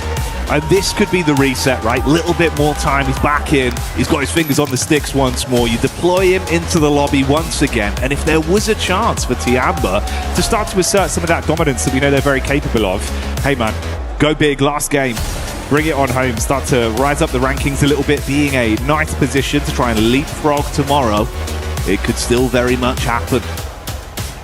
Southern side playing path, a little bit difficult to deal with. Some of these teams getting up towards that northern edge, at least on that eastern side, but Podparaíso, Impala very much in play there. Good to go. Chumacera open for the teams to move down towards Aurora, getting out nice and early around that position. Top with the 4,970 damage, but Aaron and Scarface still doing an incredible amount of work here, despite where right now Ulf is on the rankings.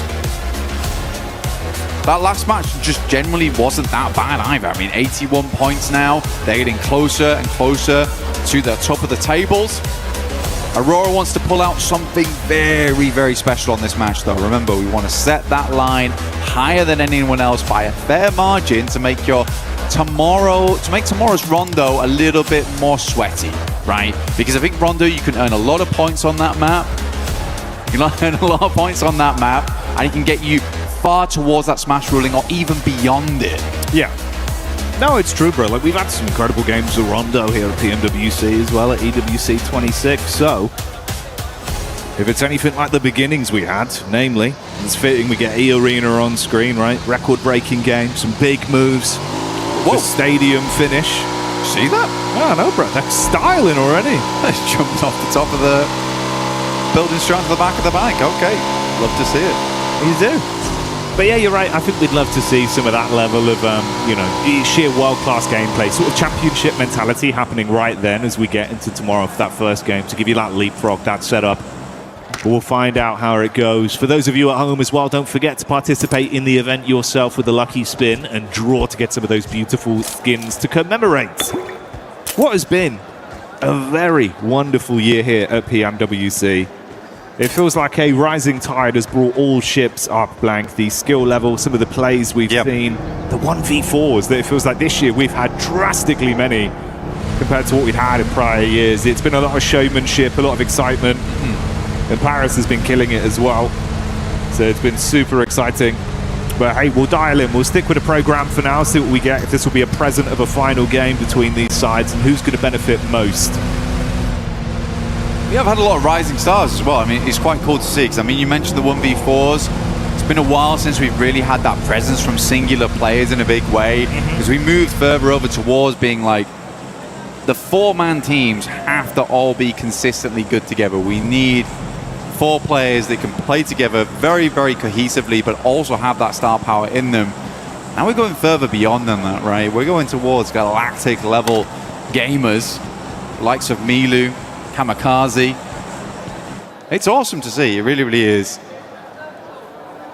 Feels like we're getting some of those superstar players where, like you say, man, superstars. It could make the difference, right? Bigger than just the normal stuff. Exactly. Yeah. Larger in stature or potentially gravitational pull. Yeah. I suppose that's true in 𝘿𝙬's case, right? He does just seem to absorb everyone in the lobby. They come near him. Yep. You're gone.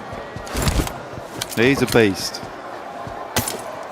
We did move over towards that western side on the circle, though, so that opens up a decent start here from HORAA, moving in from 𝘿𝙄𝙎 early on. Got Picardo, positions around there, some of the trash drops, some of those compounds in play. Like, this is a very compound-heavy area of the map to start things off, like individual areas, not POIs. That does always make for a fun endgame.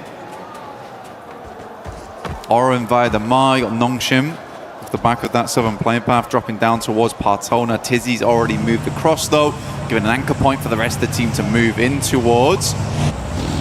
Still far down towards the south of the map, but at least gathering some information early whilst he loots up the couple of buildings.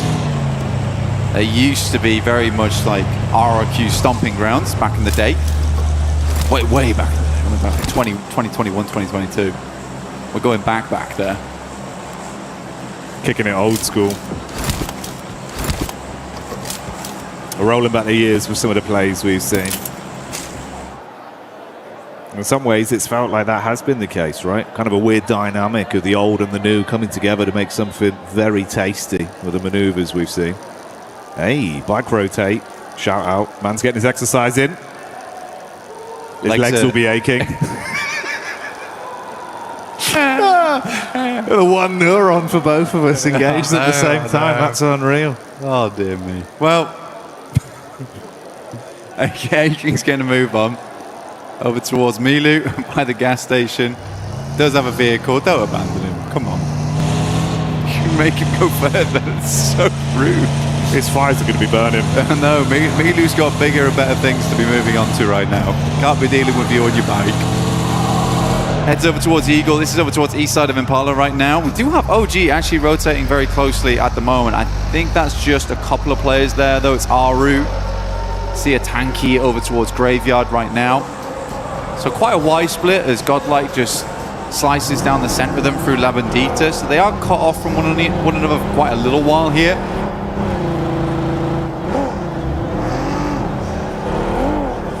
It'll be quite a slow start because, again, this is always funny. I mean, for an end of game circle, end of day circle, this is really, really cash. This is super casual.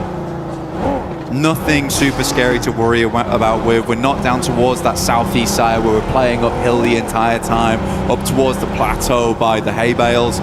It's just back to normality, which I bet a lot of players are quite fond of. It's going to make a lot of the early game a little bit more slow, a little bit more simple in your rotates. A lot of your daisy chains are going to be easy too.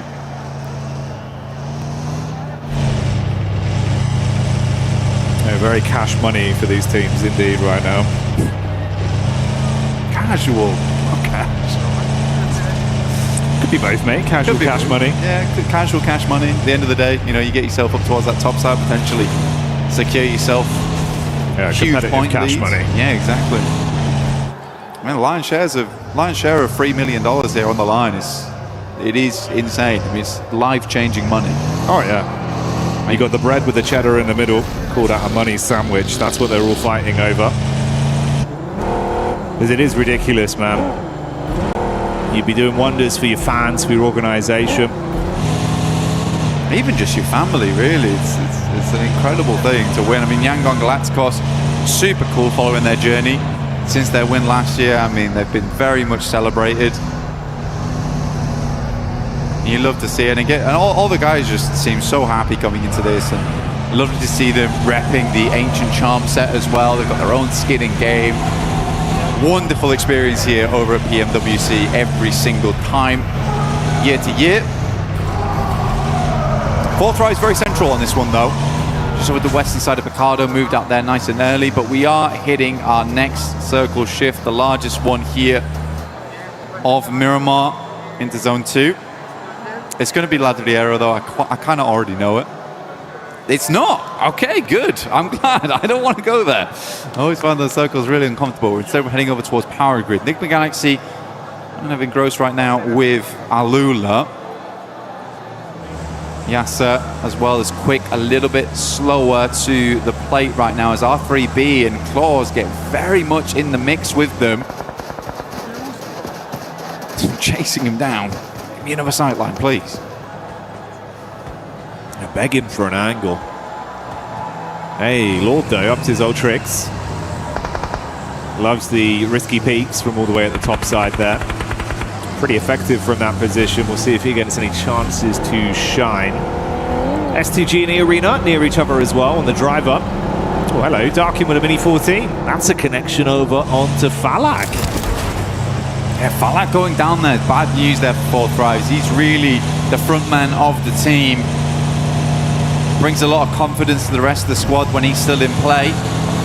Should be able to get the res on this one. That was from Ida, I believe, and they are in front of them. So this is more a case of a step back type of deal rather than the full-on commit. But both Turkish teams, you've got 𝑿𝙄𝙎𝑾 and 𝘿𝑒 making a pretty big send here. I think 𝘿𝑒 understands that they want to go a little bit further in this match. As before, 81 points, but they are taking big tags right now. Going very low. Just about stay alive in this one. I wonder if that was from 𝑿𝙄𝙎𝑾. There's some serious rivalry between those two teams as well. I love it. I do love it.